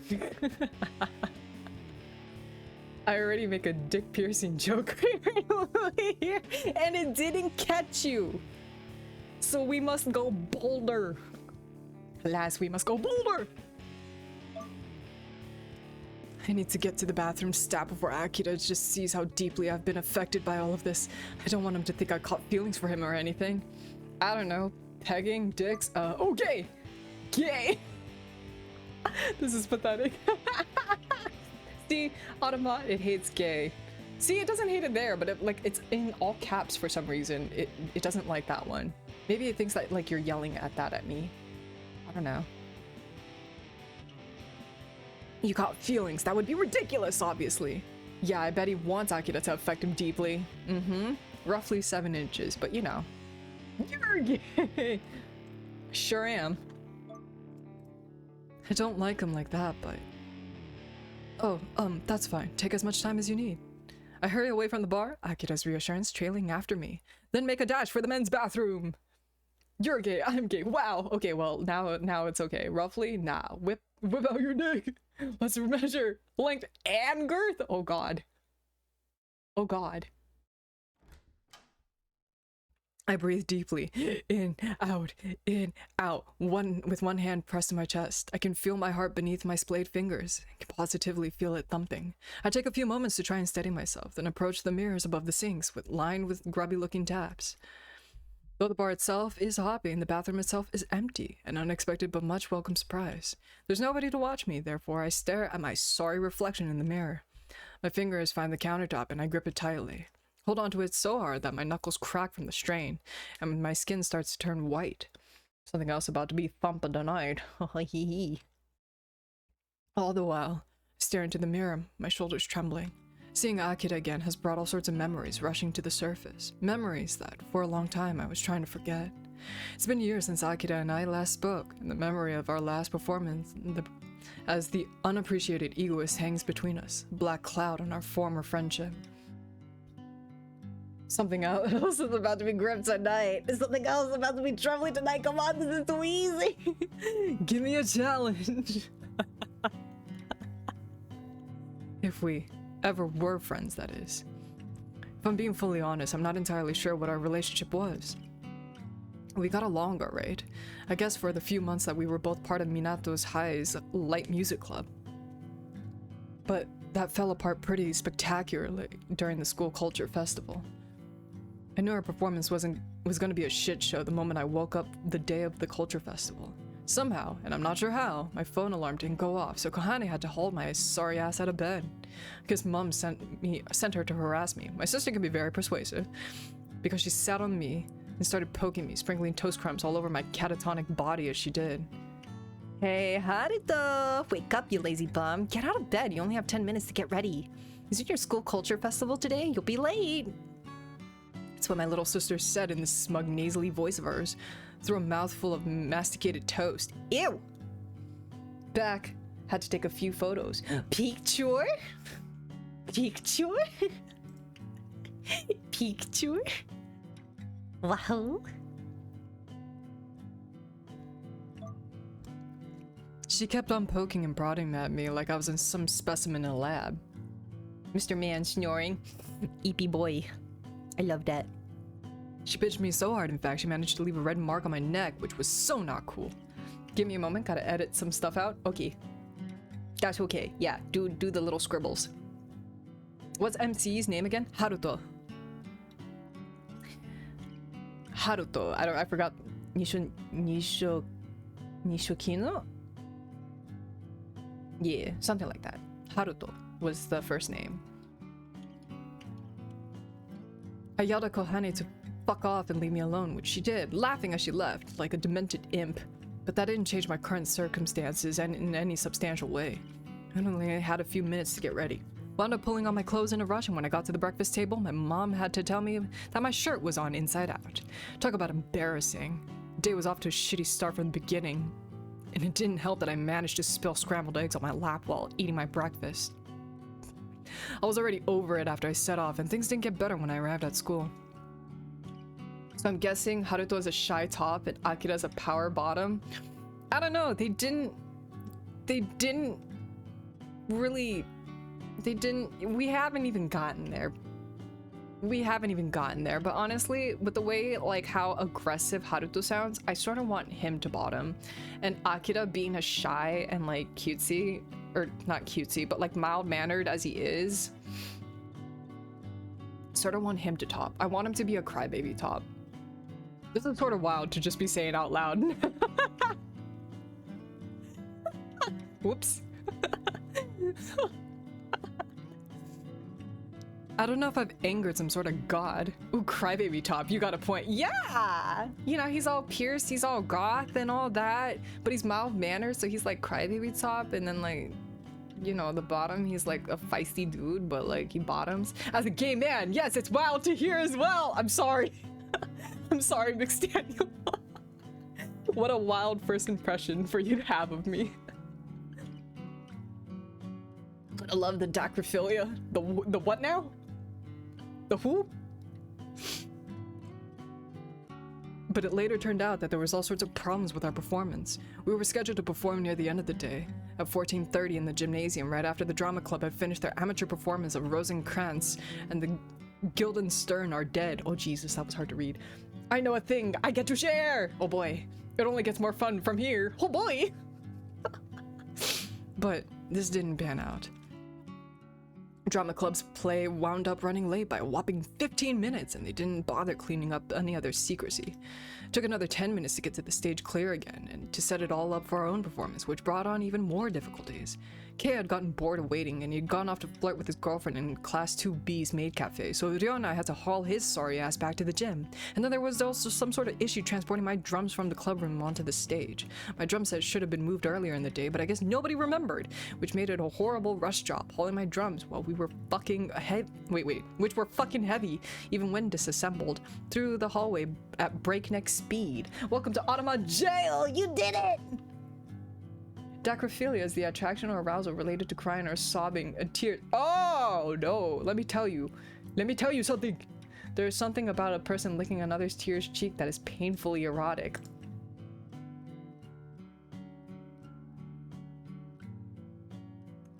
You know what? I can't even deny it. Yeah. You got me there. I have to agree. Then, when we were finally setting our shit up, Joe dropped his amplifier, which broke it so that his bass was all muffled and muddy for the whole performance. I just fully raised my arms in victory. Thank you. Look, I feel the same way, like I've seen, like nosebleeds. I feel the same way about that. Just lamb. It really fucking sucked. We were supposed to go on stage around 14:30, but in the end we didn't get on stage till 15:15, by which point most of our audience had drifted off to go do other things. School day was coming to a close and nobody wanted to stick around to listen to some shitty songs by a shitty light music club with a shitty self-effacing name. We didn't have enough time to play through our whole set. We were promised half an hour, but this wound up being 15 minutes. We had to cut out a few songs on the fly, which was pretty confusing. Opening songs went well enough despite all these hiccups, at least I think it did, but we wound up losing our tempo near the end. By the time our second song started, we were an awful, uncoordinated mess. I think each and every one of us fucked up something, other than Akira, that is. Alright, posted, why thank you. I will get to it momentarily. I'm trying to get through this. I just want them to smooch, damn it. He, at least, was able to handle himself flawlessly. He played through his songs without making a single mistake. He was perfect, but his perfection made the rest of us look even worse. It was a disaster of a performance in all aspects, a pathetic joke which wasn't even fucking funny. We were so bad that a handful of students who did hang around to watch us, about 40 or so, had been reduced to a sorry 20 by the end of our little show, and a few of our peers heckled us into the bargain. The smooch cost fallacy. God, we've been yearning for so long. I just want a little smooch. Is there so much to ask for?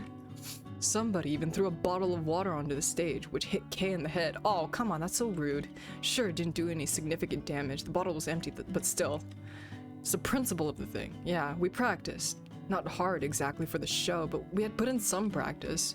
Cared enough, at least, to put on a decent show. It was going to be the very last show of the unappreciated egoists, the last time we would all stand together on stage and perform, though for Akira I guess it was the very first time. It was supposed to be something special, and I guess in a way it was.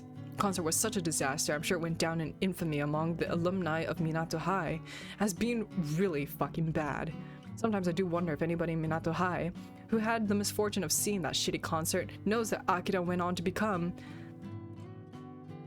that he's now to become a celebrity. But though I've done a bit of digging online, trying to find people from Minato High sharing dirt about Akira, I've not been able to unearth very much. I guess our concert was bad enough that people have a hard time associating it with Usui Akira of obscure fame. Unless they think there are two different Akiras? He sure has changed a lot over the years, but I guess that doesn't matter. Akira was never able to perform the beautiful song that he had played for me on the roof. We simply hadn't the time. He didn't confide in me after the concert. Still have no idea what he wanted to say, so I didn't stick around so he could ask. Didn't want to speak with any of the members of our band, least of all Akira. I didn't want him to try and commiserate with me. Having a prodigy like Akira trying to console me when I fucked up so many times would have been impossibly painful. I didn't want to endure it, so I didn't try to. Oh my god, the bad concert right before he was gonna confess? Yep.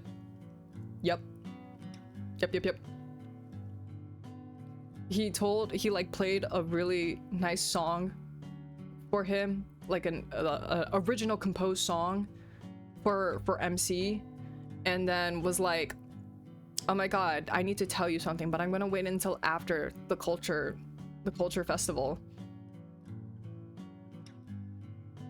And then he never did because he didn't want to commiserate. And yeah. And keep in mind, Akira like always went to him for like advice and always wanted to hang out with him and whatnot. Bro, legit his own worst enemy. He needs to get out of his own way. Truly! Fucking hell, you gay little fool. You left and cost yourself something beautiful. And now he's hiding in the bathroom. God damn it. See? See? Thank you. This is why I'm begging for a smooch, okay? Just a smooch. God. Y'all are having drinks. Let loose a little. Be in your feels, damn it. I didn't hang around after school, and I never did go back to the light music club either. My love affair with the drums was truly over.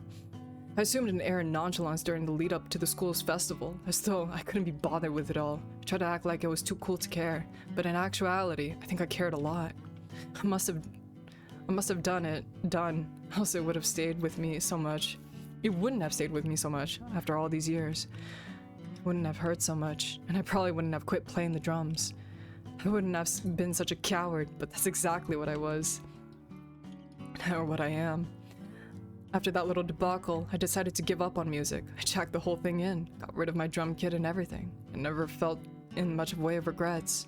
Never been all that crazy about the drums. It was just a hobby I picked up to pass the time. One which wound up sticking, though I'm not sure how. I know I had a few dreams of being part of a band, something bigger than me. I listened to a lot of rock music and I fantasized about being on a big stage like Led Zeppelin or Nirvana one day. Playing to a sold-out stadium full of adoring fans. I'm free from the Shadow Realm. Welcome back! But let's be real here. He's still sulking in the fucking bathroom. My dreams have precisely zero chance of ever coming true. There's a load of aspiring wannabe musicians out there, and only a handful of people can actually get signed. It's not about being talented either. There's a whole load of luck which goes into it. True! There's plenty of dedicated musicians who are way better than I am, who spend their whole lives in anonymity and going under the radar. There aren't many people who can make it big, and anyway, I pigeonhole myself as a fucking drummer. Even if, by some miraculous chance, the unappreciated egoist did become a household name, who the hell would care about its drummer? Beep beep. Thank you for the Pikmin, McDaniel. Ryo always used to remark in a dry way of his that only masochists would become bassists because nobody knows what they even do, but being a drummer's way worse. I might as well have dedicated my life to playing the maracas or the triangle. I knew I'd never be able to become famous, not like my favorite bands, and even if I kept at it, what would be the point? Practice takes time, and maintaining my equipment would cost money that I didn't want to spend. I had already told myself that I was going to quit the drums when I graduated. I knew that my final performance at my school's culture festival would have been my last time on stage, whether it went well or not. Sure, if our performance had gone a bit better, maybe I wouldn't have thrown out my old drum kit. I might have convinced to keep it on the side. Maybe I would have joined a band or two and started uni as a fun thing on the side. But our last performance sucked. I sucked. Everything seemed like more trouble than it was worth. Got rid of my drum kit, and I don't think anybody really cared. My mother asked me half-heartedly if I was sure that I wanted to quit, when I had been at it for a few years, but I think she was secretly pretty pleased that I wasn't going to be making such a racket at odd hours. I know my neighbors were definitely happy. We had a bunch of noise complaints in the past, and I know my parents were relieved to put that chapter of their lives behind them. Quit playing drums, and I quit going to the light music club. Dedicated myself to studies, and I put that past behind me. Told myself my dreams were embarrassingly adolescent and immature, and it was silly trying to cling to them. I had to face the real world. I didn't hear from any of the guys in the band after I graduated, not even Ryo, who I'd always been close to. I guess we were too busy with our own lives. We didn't hang out anymore, so we had no more reason to talk. We tried to forge on as best as we could into an unforgiving world of adults. Legit, this character is the meme of a dude on the bike that puts a stick in front of his tire. Yeah, and then falls over. Lizard! Though, I always did think, when I happened to partner my time spent at the Light Music Club, that it'd be a shame if Akira quit the guitar. He was always leaps and bounds better than the rest of us, and he was so dedicated too. If any of us had a chance to go pro, I figured it'd be Akira. He was the only one with the right work ethic who took our group seriously, but he was always so shy and self-conscious. I couldn't imagine him trying to hack it as a musician on his own. It seemed completely contrary to his character, so much so that the idea was almost laughable. Akira might have been gifted, but he didn't have any social skills. He was awkward and uncomfortable, and I figured he would have been hit by our failure at the culture festival the hardest. I was certain he'd wind up quitting guitar just like I had quit the drums. I didn't have much faith in him. I thought it was a shame, but that's just the way life goes, isn't it? We can't all succeed, otherwise the world also wouldn't be in the dictionary. Sometimes thought about Akira. Buddy, he's still out there waiting for you. God, just shut up and go out there. I try not to dwell on it, but why did it matter if he quit playing the guitar? Why did I care? I didn't care. Why did I get so worked up over a guy I played in a crappy high school band with for 6 months? It was pointless. Sure, Akira would have become some low-paying corporal wage slave like me. His dreams on playing on stage had been abandoned. But I was wrong. I might have given up, but Akira never did. He kept right on playing, forming his own band in university, which turned out to be embryonic Obscure. Members of the earliest iteration of Obscure went through a few changes, but Akira was always there. Kept plugging away, playing at live houses and bars across Tokyo, and eventually caught the eye of some higher up in the industry. Obscure was scouted by some big record label, Sykesy? There we go. I believe that's the way to say it. Whatever. When Akira was still in university, a baby-faced third-year student, and with a corporate backing, it became pretty well known in the indie scene in under a year. Game, please, we get the exposition. Please, let anything happen. Please, I'm trying to see something. It's been 5 years since then, and now Obscure is a household name. Akira was able to make his dream come true. He made something of himself, while I never could. Maybe that's why I can't stand Obscure. After my first major failure, I completely gave up. I betrayed my childhood self, and for what? So I could have some low-paying office job with long, stressful hours? Why did I give up on my dreams? Why didn't I try a bit harder? Why couldn't I have been more like Akira? Even just another conversation, bro. I just need something other than this never-ending monologue. Me too! Go back out there! Go talk to him! God, he's out there! Go kiss and make up! God! These thoughts have been tormenting me on the daily ever since I found out Obscure's a success, and it's only gotten worse as they become more popular. Should have been happy for Akira, but it's hard to muster up any enthusiasm. Not that selfless, but now I've managed to run into the guy himself after all these years. What am I supposed to do? Kiss him! Kiss him!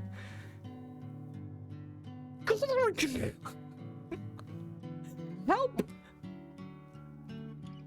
I stare at my reflection in the mirror for what feels like a small eternity, my eyes aching. The lights in the bathroom are too bright, especially for how dim and gloomy it is in the bar itself. And they're stinging. Get out of the bathroom, dumbass! They're feeling a little watery, actually. But no, I'm not gonna cry. Not in a fucking bathroom over a sweet fucking Akira, with memories of our school culture festival heavy in my head. The culture festival was 8 years ago. It's ancient history. It's not about the what ifs, the could haves, the if onlys. If you spin around on these thoughts, you'll never live in the moment. True! True! The love of your life is standing right in front of you, dude. Just go kiss him. God! Firmly grasp it! Firmly grasp it! It's over and done with, and there's no point of probing in that particular wound anymore. Just move on, man. Get over yourself. I inhale sharply, trying to stem to my approaching tears, but it doesn't quite work. I squeeze my eyes shut and grinding my teeth together when... So I said to Takeru, hey bro, you can't keep doing that shit, or... Hey? What's up with you, man? Is something wrong? I stare at the sound of a deep masculine voice, though this one, at least, is unfamiliar, and I whip my head about. Man had entered the bathroom, a tall man, dark skin and dreads, beanie pulled over his head, and the phone in hand, whatever. I guess he was in the middle of a conversation, but it seemed pretty lively conversation, but he pauses when he sees me, hunched up all pathetic like in the front mirror. Get out there, dude. The smooch cost fallacy is real. It really is. Please, I just went, What? God damn it. His expression softens and he says, "Did something happen, bro? You okay?" No. I'm fine. Just smoking the bar, you know, it's getting in my eye, so I had to take a breather. Oh yeah? Man raises an eyebrow. I don't think he quite believes me, but he doesn't, bro. There's a pause and then, well, I hope you feel better soon. Hang in there, bro. Thanks, pal? I will. Try to smile at the man, though it comes out all wrong. Too self-conscious, a little crooked, and then make to leave the restroom. I feel like sobbing and I came dangerously close to it, in fact, but seeing this man has sobered me up a little. How can I cry after receiving a shock like that? Get out there and go smooch him. Fuck. Ugh. I think I can just about hold it together. I just need to endure another 10 minutes with Akira, and if that, I'll go home. You go home with him, okay? Jeez. He's going back out? He's going back out finally? I know. How long do you think he was in there? I'll drink my highball, tell Akira it was nice to see him again, and leave. Akira is gone. What do you bet? Oh god, no. Akira wouldn't leave. No, he's too nice. I'll take the train back out to Ibetsu. Speaking of which, the last train's due to leave in about half an hour. So what I'm hearing is y'all leave together. I can put this confusing, intense, emotional day behind me. Yeah, that sounds like a good idea. I don't regret seeing Akira again. It is nice to know that he didn't forget about me. I'm glad we were able to catch up, but... What catching up, dude? You were crying in the bathroom. But I don't think I should ask too much more from him. I don't want to get bogged down in the emotional reminiscences about our past together. That sounds way too morbid. We can keep in touch, but I'd like to keep things light. That's what I tell myself, at least. Haruto. But my heart seasoned up inside my chest when I see Akira sitting at the bar where I left him. His brow seems to light up when he sees me. And he looks a little too enthusiastic, so much that if he was a puppy, I'm sure his tail would be wagging. Puppy boy. He smiles. Did he really miss me that much? But hey, Akira only needs to glance at me for a few moments before his face furrows in obvious concern. Are you alright? Damn, what am I supposed to say? Haruto, please miss the train. Stay the night with Akira, who's probably got a hotel room. And there's only one bed!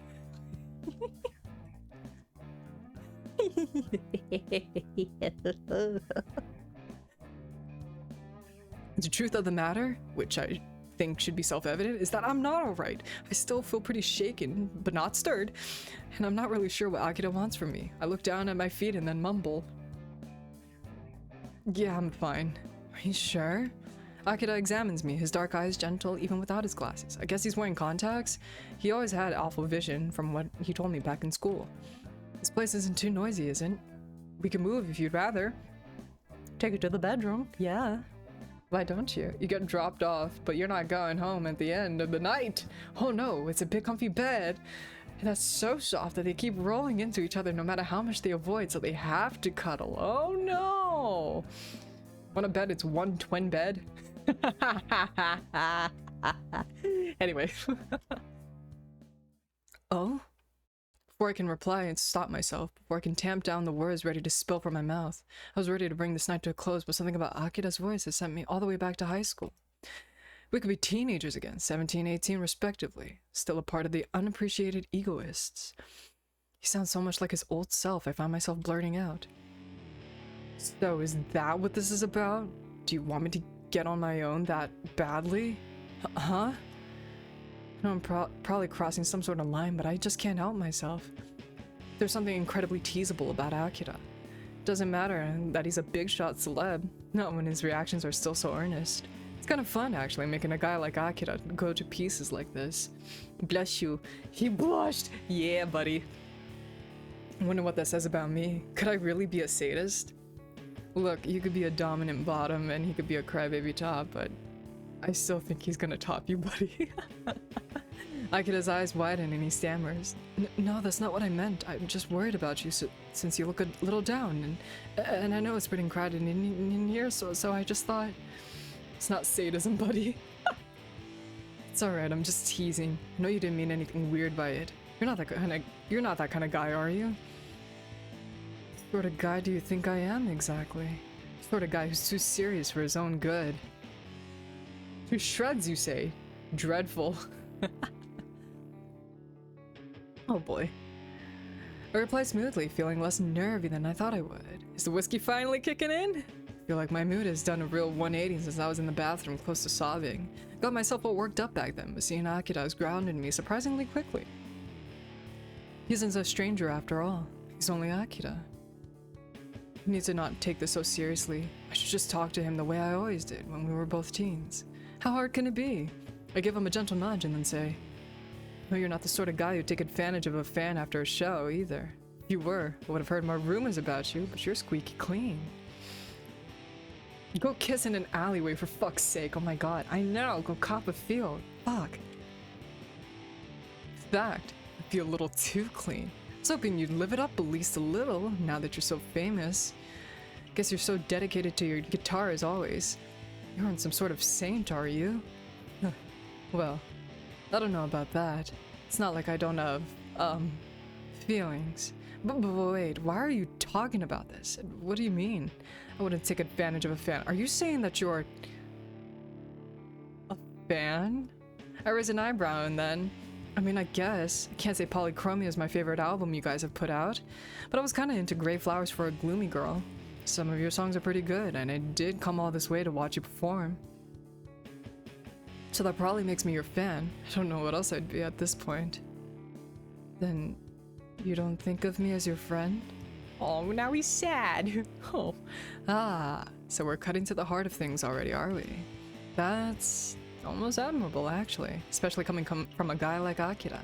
He's so awkward. I figured it'd take him a load of booming and eyeing, and maybe another stiff drink or two before he'd be able to tell me what's really up with him. I think I'm beginning to see him in a new light. Though I guess I've been seeing him in a new light for the last 5 years, so is it really new since Obscure debuted? I always found Akira impressive, even back in school when he clearly didn't think that he was. Found him even more so about his debut though, which makes it funnier to see that he hasn't changed all that much. This man kicked a puppy. Ban him! I know, look at this poor man. God, why would you do such a thing? Even now, I can see his hands shaking. Conversation must have taken a lot out of him, which makes me feel a little more at ease by contrast. Both can't be nervous wrecks. That'd be no good at all. One of us has to take charge. I'm not sure.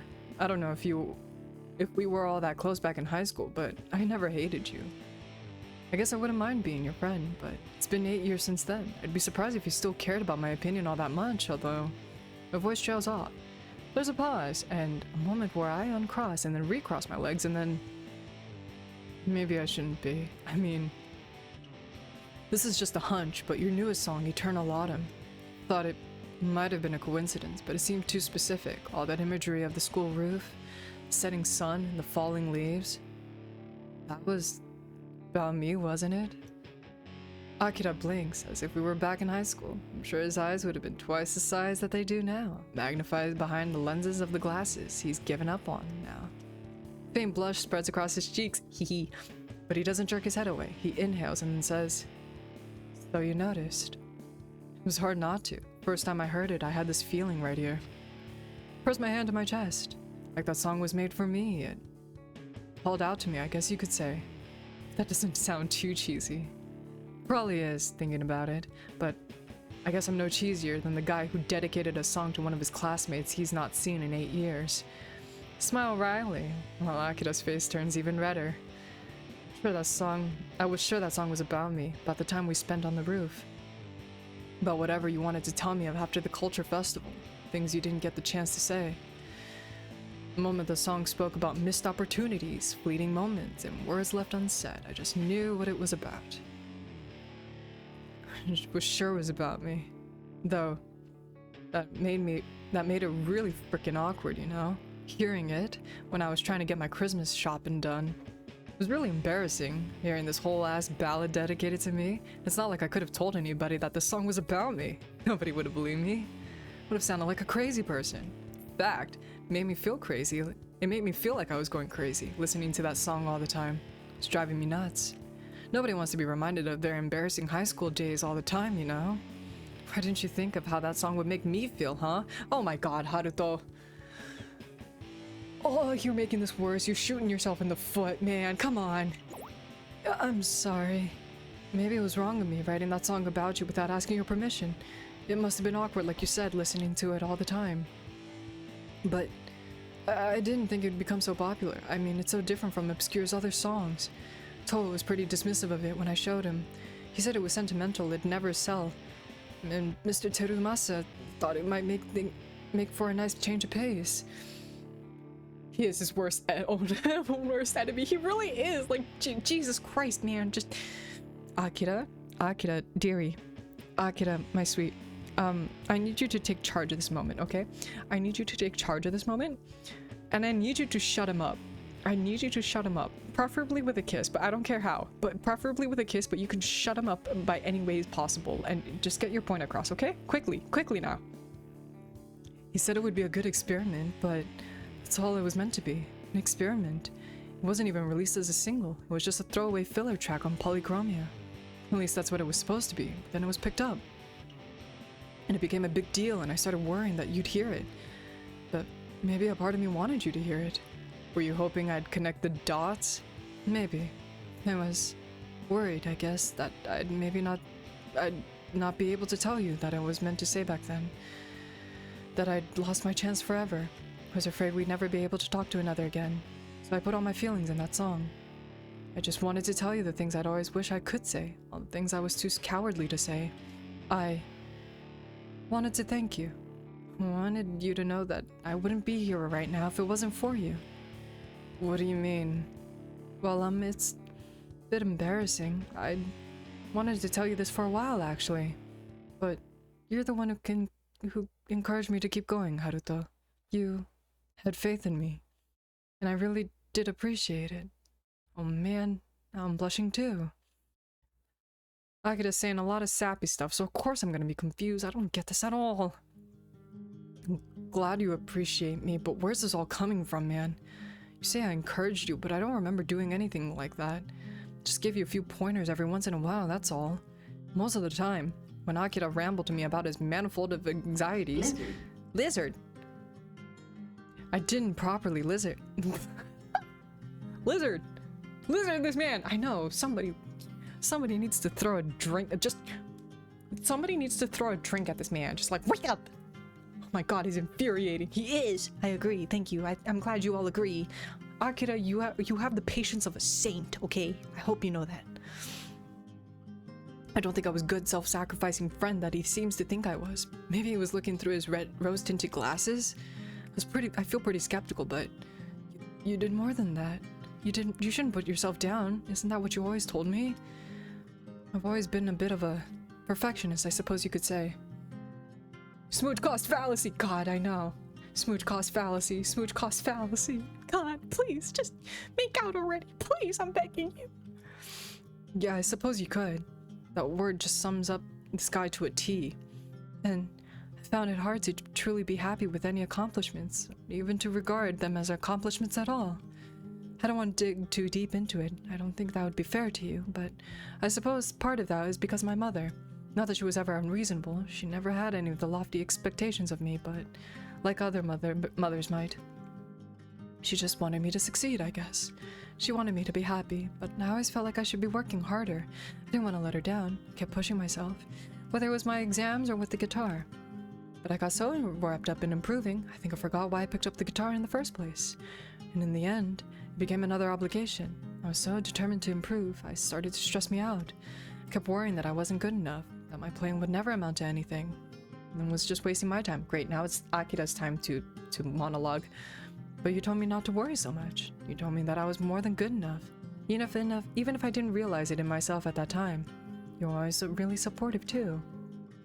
I still remember when you took me to the roof one time so you could listen to me to perform. Felt like you really cared about me. I know this happened a long time ago, but it really did touch me. Though, it's a bit late to bring this up. It's about 8 years too late, yeah. It did make me happy. You encouraged me, whether you know it or not. And I thought you were inspiring. You did? I find it hard to believe that some nobody like me could have inspired a genius like Akira. When my my interest in music, Jesus Christ, I'm reading backwards today. My interest in music was always half-hearted at best, but I don't think Akira's fucking with me. He could be fucking you though. He sounds very earnest. He looks earnest too, as he nods his head. He did, yes. I remember wishing back when we were in school, that I could be a little bit more like you. That I could simply not care as much as what other people thought. I thought it was kind of cool, actually, how you seem to do what you want and you didn't let other people's opinions get you down. Haruto's so fucking petty, bro. He is. He really fucking is. It's just like, dude. God. Somebody needs to just do... Akira, I get it that you were too nice. Get out of the way. I will slap Haruto, okay? I will do one good right across his fucking face, okay? I'll do it for you. So he wakes up and then, you know, he comes back to Earth. I thought you were really amazing. Felt like there was a lot I had to learn. Not about the guitar necessarily, but about playing for an audience and how to become more confident. I was quite happy, actually, when you gave me that advice. It was really reassuring, and I remember thinking in that moment, I guess I really do like him. And I guess that feeling never quite went away. Oh. I blink, a blush spreading across my cheeks. Akira's confession is soft and understand, just like him. So much so I'm not even sure initially that if it deserves to be called a confession or not. It's pretty ambiguous, just like a lot of obscure songs. He just said I like you.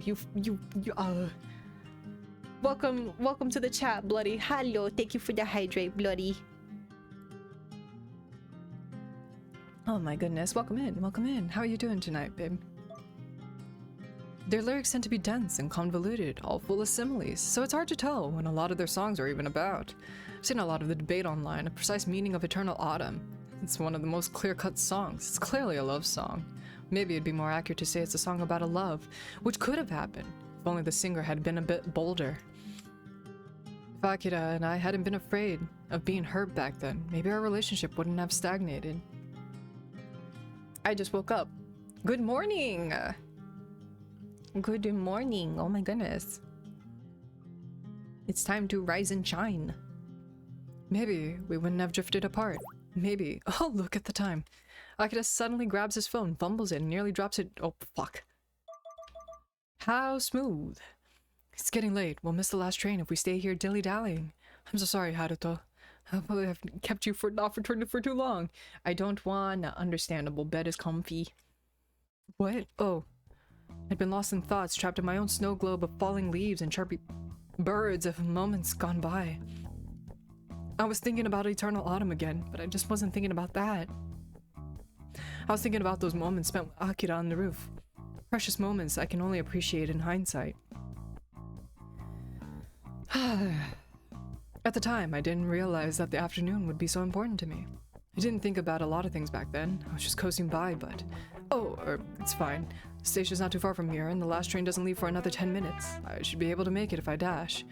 Are you sure? Do you want me to call you a taxi? No, I'm good. I can manage, man. First though, we gotta pay. Fumble around in my pocket searching for my wallet, but it's alright. You don't need to worry about the bill. It's been taken care of. It has? What does he mean? Doesn't that kind of sound ominous? Maybe I'm being a dork, but it's making me think of Hitman movies. Yes, I asked the bartender to put you on my tab earlier. When you went to the bathroom, I can handle it all, so... Fucking hell, Akira, why'd you have to gotta do that, huh? Do what? We're all raging at the main character of this game. We sure are. Smooch already!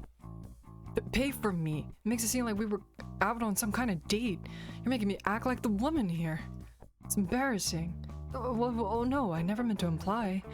It wasn't supposed to be a date. I didn't even know you would be here. It was just coincidence we ran into each other, but since you were kind enough to humor me, I thought I might as well pay for your half the bill. Wild. Absolutely. I'm sure I kept you. With all reminiscing of the past, it feels like the least I could do. And really, it was no trouble, I promise. Ew, not like the woman. Yeah, what the fuck is that even supposed to mean? Huh? I buy my own drinks, the fuck? What the hell? Well, of course it's no trouble for you. You're rich and famous. Buying a few drinks ain't gonna bankrupt you. Bro, find me a man to treat me like a woman. I would be careful with those words, McDaniel. Just saying. I'd be very careful. Then why do you mind so much? The principle of it, you daft bastard. You didn't even ask me if it was alright. Should I have? Yes, it's emasculating, you know? Oh god, Haruto, you're shooting yourself straight in the dick again. You know, having someone foot the bill for you, you make you feel like a sugar baby. God, it's one drink, relax! Bonk this man, Jesus, truly. What do you want me to do next? Light up your cigarettes and shine your shoes? Haruto! I don't smoke, actually. Bad habit. Yeah, it's kind of cute. He's such a goody-goody despite being the front man of Obscure. All those piercings make him look like a real bad boy, but Akira's still a dork. And I would never ask you to shine my shoes. I'm not expecting anything in return. I'm just trying to be nice. Yeah, that's what they all say. When I'm out with my friends, we fight who pays the whole bill. True! Yeah, treat your friends. Honestly, we can all use a bit of appreciation. Love on your homies. Just something you need to learn in this world, though, Akira. There's no such thing as a free lunch or free drinks in this place. Oh my god. If somebody does something nice for you, it usually means they want something in return. Oh my god! Haruto! Please, stop shooting yourself. Please. And even if they don't, it puts the other person at a disadvantage. Now I owe you.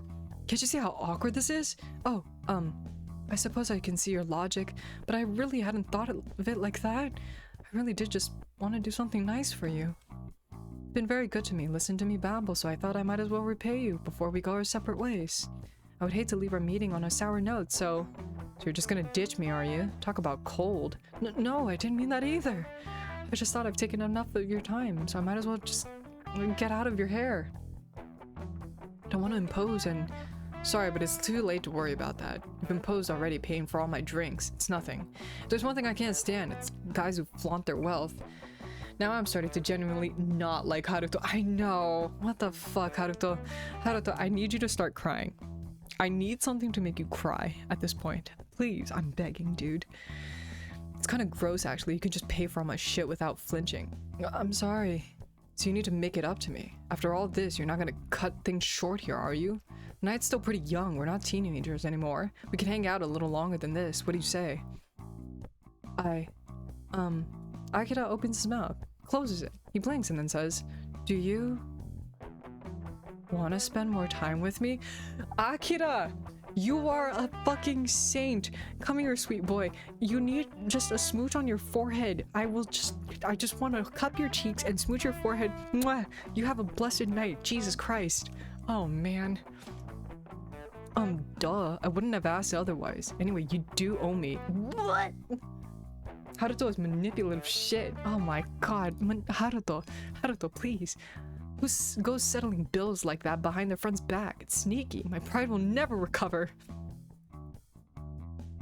Listen here, bitch. I'm laying it on thick, I know. Oh, okay. I'm not all that fussed that Akira picked up the bill, but I don't want this night to end, not just yet. I think you could have asked in a nicer way, my guy. You don't have to put on this front. Who is you trying to impress? Huh? I was finally reunited with Akira. Sorry, my window is open right now, and damn, somebody's smoking hella loud out there. Jesus. Oh my god. Ew, Haruto. Okay, never mind. It was a joke. I don't know. He's still on. He's on melting ice right now. I was finally reunited with Akira after all these years, and he even said that he liked me. He was being pretty sappy, actually, but still toxic mask. Truly. God, relax a little, dude. My heart's still fluttering from it, just a little. It isn't autumn anymore. It's bitterly cold outside, and the forecast said it would snow later tonight, but I don't mind that. Akira and I have both grown up, but now I've gotten my stupid feelings in order. Maybe we'll finally stop growing apart. Oop, where am I? Where's my Uber driver taking me? It doesn't take much wheedling for me to talk Akira around. Initially, he was a little hesitant about coming back home with me. Haha! Ho-ho! Finally! Not just because he should be over at the hotel with these other members of Obscure, though that part is his problem.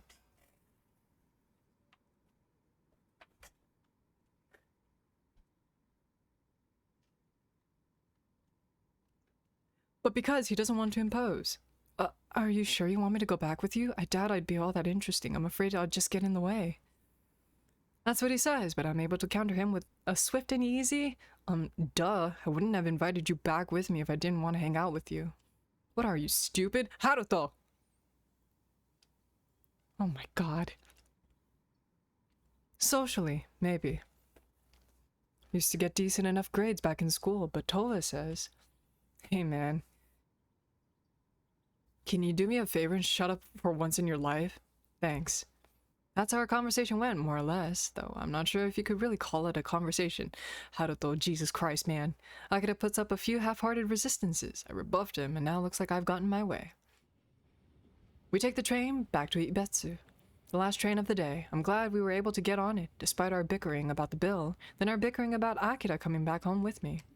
Might have been able to talk him around. That's 1 point to me, 0 to Akira. I think he could have gone about it a different way, but at a cost. I think Akira took my words a little to heart a little too much because he's been mute the whole journey. What did you expect? What did you expect? Oh my god, Haruto is a complete tsundere. He's tsundere to the maximum. I haven't seen a tsundere this hard in a long time. Oh my god. I can't. Me neither. We sit on a train watching Sapporo as Sapporo passes in the darkened blur, all high-rise buildings and multi-story department stores, which eventually give way to these smaller, dingier little apartment buildings. Oops, did I skip something? Hold on. We sat on the train in silence. Oh wait, no, I did read this, okay. It takes about half an hour to get from Sapporo Station to Ibetsu, but the journey is pretty quiet, almost melancholy. There aren't many people on the train, save for the old salaryman who stayed out a bit too late drinking. There's this red-faced guy in the back of the train who looks almost catatonic. His head keeps shifting back and forth in the rhythm of the train. The wheels of the tracks and his eyes are half-lidded. There's a woman to my right, who, meanwhile, who's frantically texting on the phone. I wonder if she's gotten involved in some sort of argument. With a boyfriend, maybe? Because her fingers are really flying across the screen a mile a minute. Other than these odd passengers, however, and they are really strange, the carriage is more or less deserted. There's only 8 people in the whole carriage, and none of them is saying very much. This is painfully awkward. I'm shriveling up. Well, you told the man to shut up. What do you expect, man? Relax. Thank you for the follow, Kurt Warner. Thank you. Welcome in. I'm kind of worried. With every minute that elapses, that somebody in this carriage will recognize Akira. They'll spy on him as Obscure's frontman, and then they'll make a scene. Pull up your mask, Akira. This hasn't happened yet, thank God, but I can't help but to feel paranoid. This paranoia feels sharp and spiky, concentrated in the pit of my stomach. If I feel this awkward about Akira being recognized, how the hell must he feel about it? Coming all the way out here, when he should be back at his fancy hotel with the other members of Obscure, was pretty big risk for him. Is that another reason why he's being so quiet? Probably. Maybe he doesn't want to draw unnecessary attention to himself. But nobody recognized him over the bar, but now it was way busier. Should be fine. I'm sure it'll be fine. Hope it'll be fine, at least. And to my immense relief, we were able to disembark at Betsu without any complications. We both stepped off the train, and we were met by the merciless cold. It stopped snowing, for now at least, and the temperatures aren't as quite as bitter as they were when I first set off for the concert venue. It's pretty darn chilly, though, so much that my breath escapes from my mouth in small puffs of air. I might be wearing gloves, but my fingers are still tingling. If I'm feeling the cold this keenly, then how the hell is Akira faring? He doesn't even have a coat, not like me. Still wearing his leather jacket, which doesn't look all that snug, and his trousers have a bunch of holes in them. Oh boy. I'm worried that he's freezing, only that he's too polite to say anything, the poor guy. My house is a good 10-minute walk from the station. We should be able to get there quicker if we hurry. I'm about to suggest that we leg it through the streets. Akira might be a scrawny thing, but he always did surprisingly well in PE back in school, but... Hey, Haruto? Akira suddenly addresses me, standing beneath the fluorescent orange glow of a flickering street lamp. This is the first time he spoke to me since we've stopped on the train. It stops me dead in my tracks. I was hoping to get home ASAP. It's cold as balls out here. But I guess I'll hear him out. I sniffle, trying to make it too embarrassingly obviously that my nose is getting stuffed up from being outside for so long, and ask him what's up. I was just wondering, do you live near here? Yeah, my apartment's about 10 minutes away. Do you want to head back? That was the plan, at least. I don't want to wander these streets in the dark. Not when it's gone midnight, but we could, if you want to. But I was actually hoping we could go for a bit of a walk. Oh? Interesting? Walk? There's a brief pause, a moment where a cool breeze blows snaking down the back of my coat, and then... Are you shitting me? No, I'm not. My legs are a little cramped after sitting on the train for so long, and I think it'd be nice to get a bit of fresh air. Like a moment to get my bearings. And don't you think the stars look pretty tonight? He tacks this on the end of his statement, his voice a little too hopeful. Once again, he reminds me of a puppy. What the hell does he mean, the stars? They look the same just as always. As far as excuses to go wandering around a stupid o'clock at night, it's a pretty weak one. I don't get why he's so determined to stay outdoors. He isn't really a dog, is he? Don't tell me he needs to get his walkies in. Go walk your boyfriend, God. But, you're being serious? Yes, I'm serious. I just thought it would be nice, if you don't mind, that is. Well, that is the question. I do mind. Quite a lot, actually, but... Fine. If you want to freeze to death, you're more than welcome. Just don't come crying to me if your fingers fall off and you can't play the guitar anymore. I mean, jeez.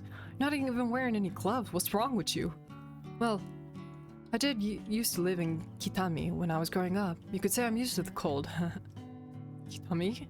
Your geographical knowledge isn't the best, but isn't that all the way up in the north? Like the very north of the north? That's right. I know people think Sapporo gets chilly in the winter, but it's nothing compared to Kitami. Sometimes, it can get down to -10s even. Damn. It's kinda hardcore. How'd you survive? Spent a lot of the time under a kotatsu mostly. I want a kotatsu. After living in Kitami so long, Sapporo seems kinda mild. Never really had an issue with the weather here, but it looks like you do. Yeah, as far as I'm concerned, anything less than 10 degrees is way too frickin' cold. But I guess I didn't bank on you being cold-blooded. Sure you're not some sort of lizard person? I was a human last time I checked. And I don't have scales either, if you're curious. Hey Haruto, maybe you should check. Same? What do you mean? Like being used to the cold? Are you used to the cold? Want a kotatsu with the blanket as well? Yes, must obtain kotatsu. I want just to cuddle under it. I just want to like curl up into a ball. -10 degrees Celsius or F is really not that bad. Apple, I would perish. I would perish. You certain, bro? Don't fucking say bro right now. I'm quite sure, but why do you ask? You don't want to check, don't you? You don't want to check, do you?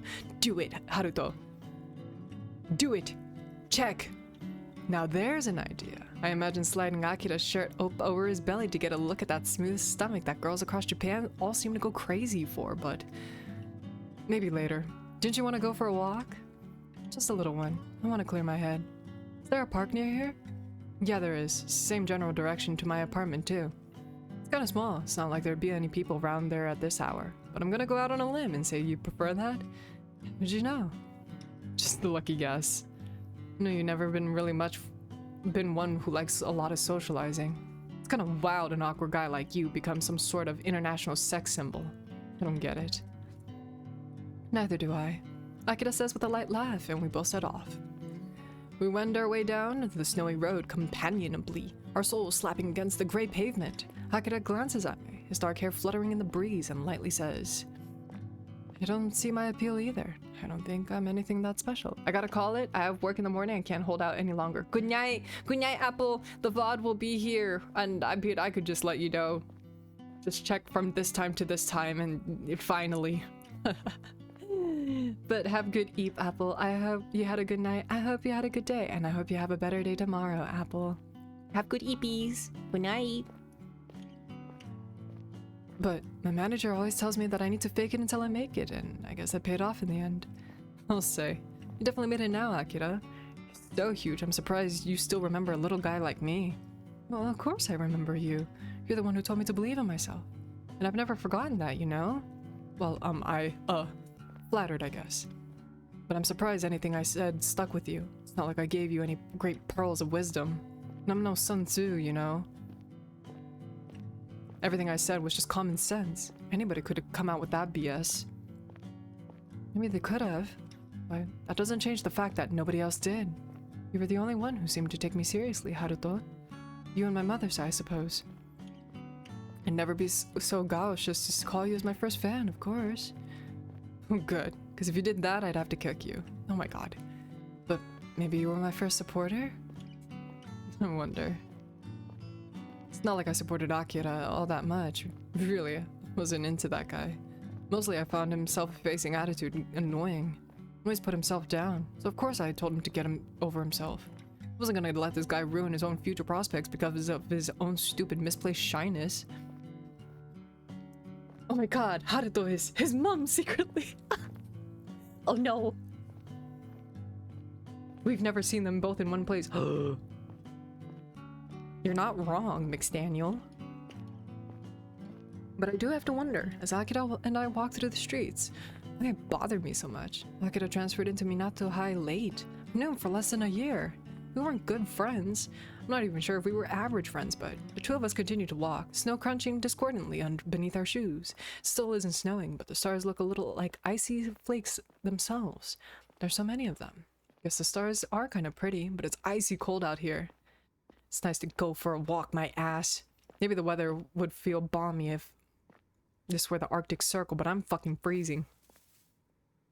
The park, when we get to it, proves itself to be nothing special. Wouldn't look special even during the daytime. The grass is all scrubby, trees naked, thanks to the cold, but in the dark, looks downright sinister. There's nobody here, just like I anticipated. Since it is Christmas Eve, imagine most people will be out with their loved ones, or at home, trying to get warm. The park is empty, yawning of massed dirt and weather-blasted hedgerows. Twisted trees. There's a playground a little further away, 2 swings and a slide, but that's all the equipment that's rusted over. Looks like a scene from a horror movie. It's pretty freaking depressing, actually, and yet... Hey, Akira.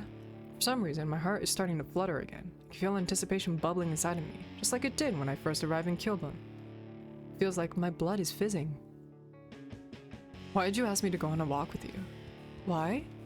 Akira blinks. He's taken aback by the question, which is fair. I did ask pretty suddenly. After a lull of a conversation, I feel a bit guilty, like I put him on the spot, but Akira takes it in stride, or at least he tries to. He affects a smile, but isn't it a little awkward, as he says. Like I said, I wanted to stretch my legs, and I thought it'd be a nice night. The stars. As boring as always. Now stop lying to me. It's not why you asked me to walk. We both know it. Why did you really want to come out here? Why is he so keen to seek me out when he saw my Twitter post? What did he want to tell me after the school culture festival? What words did he plan to say to me this whole week in advance? Wait, what? To a whole week in advance, maybe even more, which he was forced down to swallow. There's no way Usui Akira should care about me that much. He's a celebrity, and I'm a nobody. I should be completely beneath his attention, and even more unworthy than an ant. He isn't supposed to have feelings for me, but... I think you probably know. Akira examines me from a distance, standing a few paces away beneath the shade of a large oak tree, which still has most of its leaves. For once... Oh. He doesn't blush. Oh. He looks a little uncertain, yes, but that's to be expected. I know I'm asking him something pretty heavy. And he knows I'm asking him something... Wait, what? I know I'm asking him something pretty heavy, and he knows I'm asking him something pretty heavy. But no matter how tense the atmosphere between us is, Akira doesn't back down. I thought that eternal autumn would have made it obvious enough. I've never been all that good at subtlety, even though people say my lyrics are. Wryly, Akira smiles. Pure. My songs might seem complicated, but the feelings beneath them are all pretty straightforward. Or at least that's what I think. I know I told you this already, but I don't know if my meaning carried across. Maybe I was being too vague, so I'll say it again. Haruto. Akira inhales and then... I like you. Akira looks at me mutely, his eyes very dark, but not abashed like he usually is. Expression is oddly zen-like, like a Buddha, as he waits for my reply. There's something intense about him. Something decidedly un-Akira-like. But no, I've seen this Akira before. This isn't Akira I know from school, but the one on stage, the one who was able to face down a crowd of 2,000 without flinching. Akira's producer, Mr. Teramusa, did tell him to fake until he made it. Is that what he's doing right now? Oh my god. I guess it's a good thing he was able to master his nerves, but that's not fair. Why does he get to look so cool? If this was a romance movie, which it isn't, the park is so grim and desolate it looks more like a horror set, would I be the blushy maiden? Please just blush and call it a day. It's messed up, man. I open my mouth and close it, struggling to muster up some sort of reply. Any reply. There's a pause and then, you really like me? pretty pathetic as far as replies go, but Akira doesn't mock me for it. He's not that cruel. He smiles softly and then says, "That's right. I liked you a lot back in school, when you were always helping me. I don't know if I ever did tell you this, but I always considered you my closest friend. It might have sounded somewhat pitiful, given we never did spend much time together outside of the club room. But I always was awkward, you know? Hard for me to make friends, and I did move to Sapporo in my last year of high school. It was hard trying to fit in, and I was never any good at it. I was afraid I wouldn't be able to settle in or make any friends. So it was a relief when I met you. You made everything a lot easier. You were nice to me, whether you realized it or not, even though you could be a bit harsh. But I got the feeling you were more harsh for my own good, because you wanted to help me. But I could tell that probably annoyed you. But you still stuck by me. You always humored me. You were always there for me, so it was probably inevitable that I would like you. Liked you a lot. Akira's hand finds his chest, just above his heart. His fingers curl against his leather jacket. Dark eyes half-lidded. There was a pause and then, "Still like you, even after all this time." There was something I wanted to tell you, actually. Maybe it'd be more accurate to say that there was something I wanted to ask you. I never got the chance to ask because you started to avoid me after our performance went so poorly, but Akira's voice trails off. He inhales, and just dark eyes, large and soulful, staring into my own, so I tremble. I think I've already made it obvious enough, but after the culture festival, I wanted to ask if you would like to go out with me. Now, the last of Akira's bravado fails him. He laughs, sounding as uneasy as always, and mumbles. But that's a lot to hit a person with, isn't it? I know I'm not being fair. It's been 8 years since we last saw each other.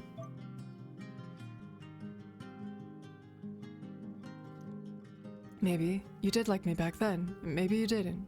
I don't really know. But it's too late for anything to come from it. In fact, I think it'd be downright delusional if I expected a favorable answer. There's no way you could still like me, if you ever liked me at all. I don't know if you ever saw me like that. And it's probably creepy that I felt this way about you for so long. It's not like we were even all that close. I just got this idea into my head. I guess that I'd like to date you.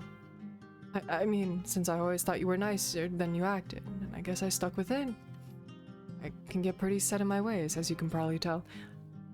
How long till they kiss? I don't know, I'm sorry. I do want them to smooch. It's like a year-long date. I know! God!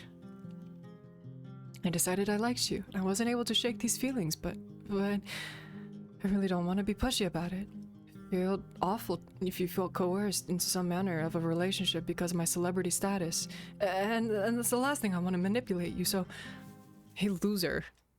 I cut off Akira mid-ramble, grabbing a fistful of a scarf in the process. Akira shuts up, thank fuck. But he does make a funny squeaking sound like an old dog toy.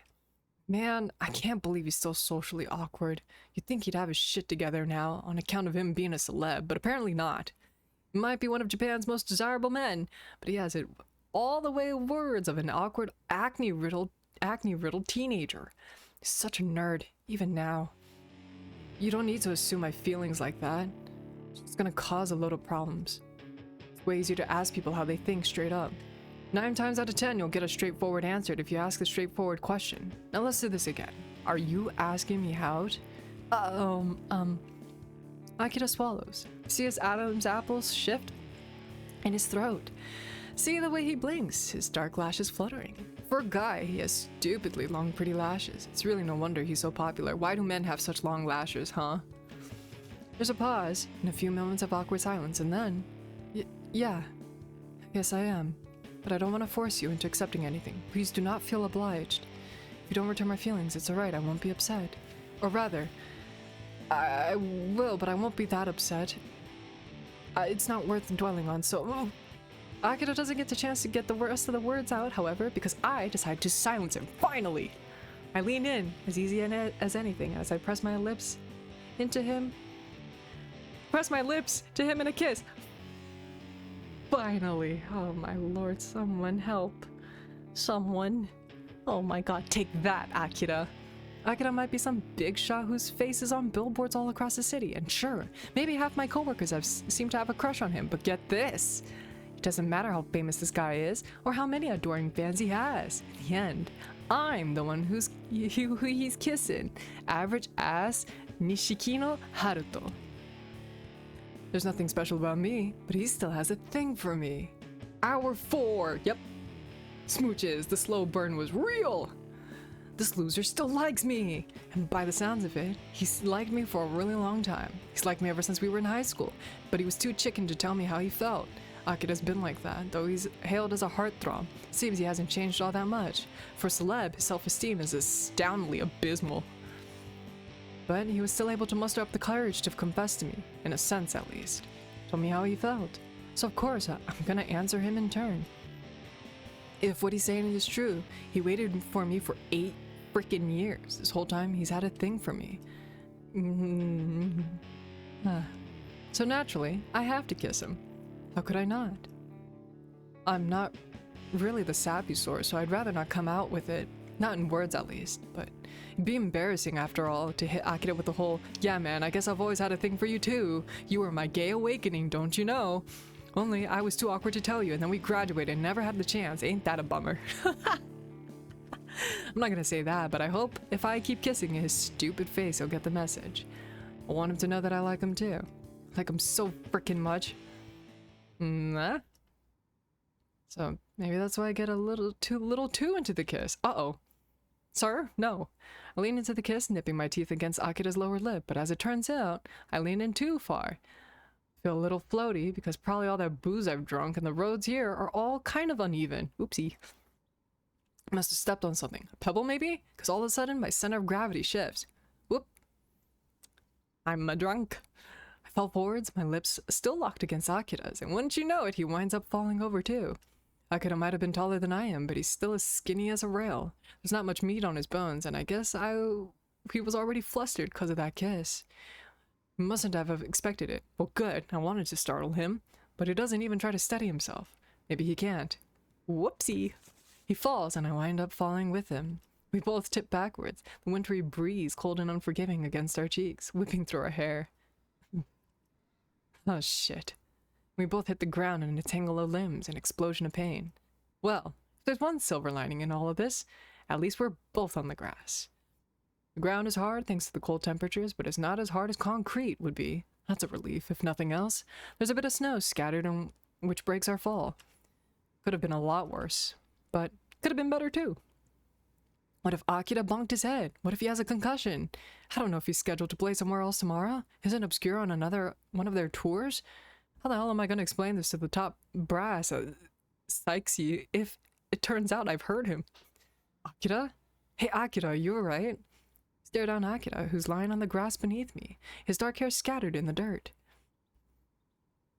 He blinks up at me, expression groggy, little dazed, and then... Hee hee. I think I'll be fine. I didn't hit my head hard, but... Hold on. I'm trying to see something. Cute. Anyway.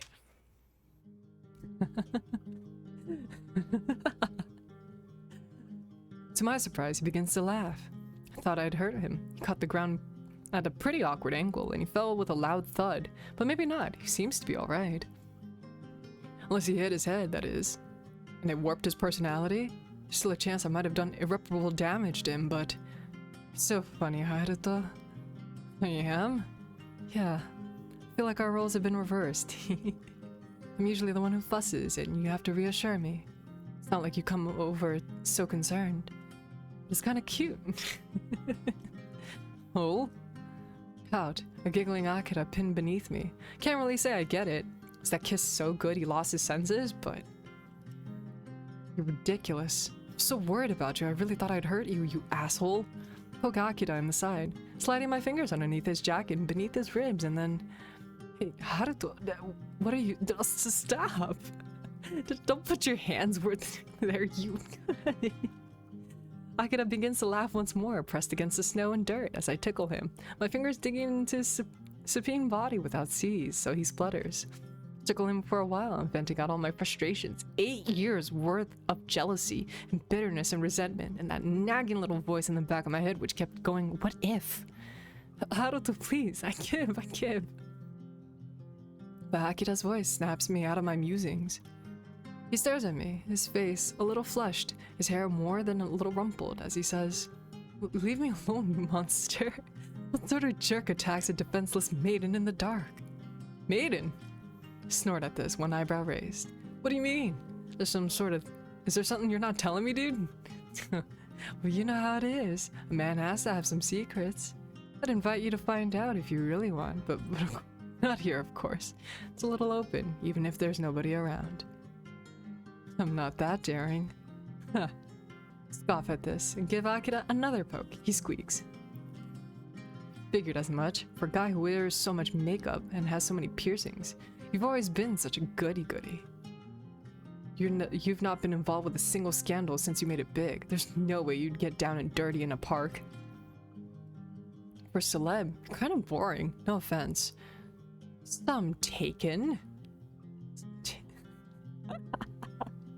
I could be bad boy too, if you'd only give me a chance. Oh yeah? Yeah. I was just, biding my time. I mean, it's not like I want to hook up with just anybody. So this whole time, you were waiting for your Prince Charming to sweep you off your feet? Something like that, I guess. It sounds corny with you say it like that.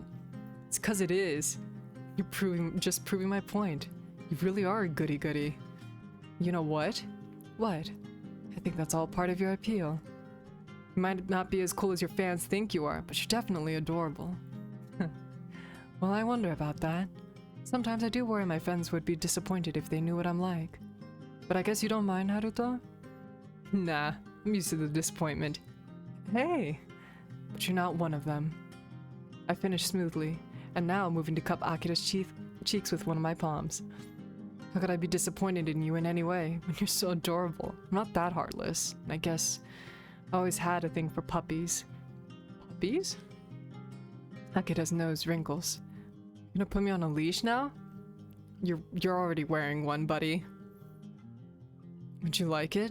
Stop me from losing you again. That's rich coming from you. You're the one who avoided me back in school, you jerk. Well, I guess you have a point. I was an asshole. Yes, you were. And you must have a terrible taste. After all, you're the one who has a crush on this asshole, aren't you? Akira opens his mouth. There's a pause and then... Geez, I just can't win with you, can I? Nope, it's not possible, so you might as well give up. So say I haven't already. You do have me pinned down, you know. So I do. Akira looks up at me, his face a little flushed, slender chest rising and falling. I look back down at him, smiling softly. Cup his face, holding it like a precious treasure. And just like that, we both start to laugh. I don't know why Akira's laughing exactly. Is it the sheer absurdity of the situation? But I think I'm laughing in disbelief more than anything. I find it hard to wrap my head around that a guy like Usui Akira, the Usui Akira, would ever be interested in me.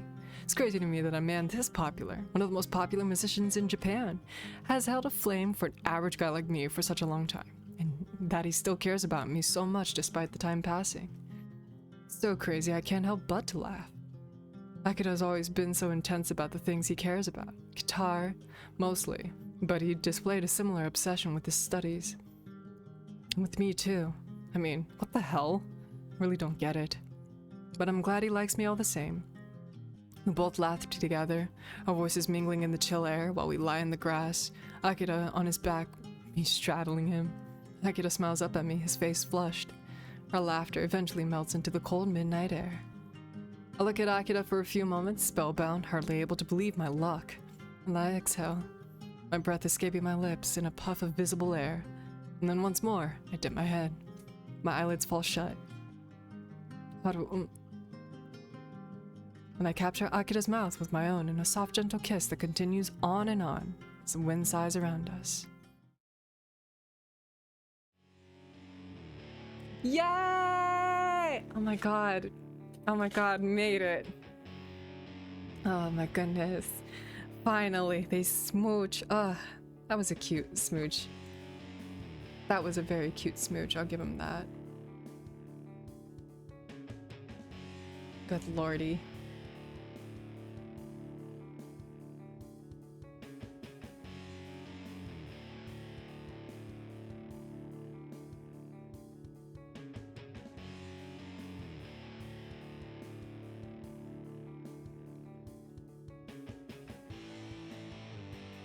Do I get the gallery now? That was a really cute game. It did monologue drone for a little bit, and like Haruto, I think it's just his insecurities that get translated into those type of responses where we were all just like, Haruto, please. Please. The self-deprecating, I wouldn't say humor, the self-deprecating dialogue. But anyway. Otherwise, it was very cute. Oh, there's more. But wait, there's more! Oh gosh. It's been a couple months since I saw Obscure perform at Kyobun, with the wintry weather hasn't let up at all. If anything, I think it's even colder than it was back in December. The night's shorter. It's the tail end of February, and there's only a few days of the month left. A few overcast days where the sun struggles to peek out from behind the bowers of gray clouds which fill the sky. Despite living in Hokkaido my whole life, I've never been a big fan of the winter. I'm not cut out for the cold, not like Akira. And I feel it easily. So much so that I always wind up shivering even when I'm curled up under my sheets. To be honest, I've always found the weeks following New Year's a miserable affair. With Christmas and New Year's in the past, there's nothing to look forward to in the dreary months that follow. January in particular is a real letdown. There's nothing to do but work. Work and work. February's not that much better. In fact, February might even be worse. Sure, it has Valentine's Day, but that only ever has served to remind me what a loser loner I am. And February in Sapporo's fucking freezing. I'm sure it's even colder in February than it is in December. It's definitely been snowier. In the pre-Akira days, I'd been spending my February nights all alone, trying to fend off the cold beneath my sheets. Man, can't believe you fell asleep already. What are you, some sort of fairy tale princess? Thought you were joking when you called yourself a fair maiden, but I'm starting to wonder.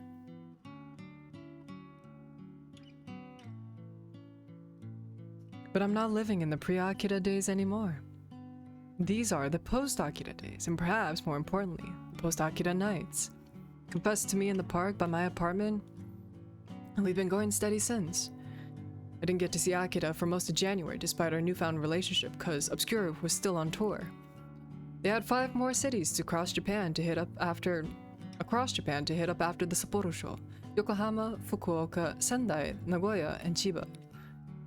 Akira's busy schedule kept him fully booked until the end of January, and even then, he's been in high demand. Massive, unprecedented success of Eternal Autumns has endured a regular on all sorts of TV shows. He's been doing a fair bit of modeling work recently. He's been so busy with all of the contractual obligation, he's barely had any time to practice, much less think up of any new songs. At this rate, I'm gonna be stuck playing Eternal Autumn for the next decade. Akira groused to me one night when we went out for drinks. I'm proud of the song, but even I'm starting to get a little sick of it. There are other good songs on Polychromia, I think. I think Transparent Blue is my favorite, but nobody seems to want to talk about it. No, now you know how the rest of us feel. Maybe this is the universe's way of punishing you because you've been subjecting the rest of us to that song for months. If you're gonna make billions off this single song, then you better be suffer for it at least a little bit. I am suffering, believe me. I'm afraid Toa hates me now because Eternal Autumn overshadowed everything else on the album so much. Fuck, everything else we've recorded. Still at this point, Akira was getting hammered.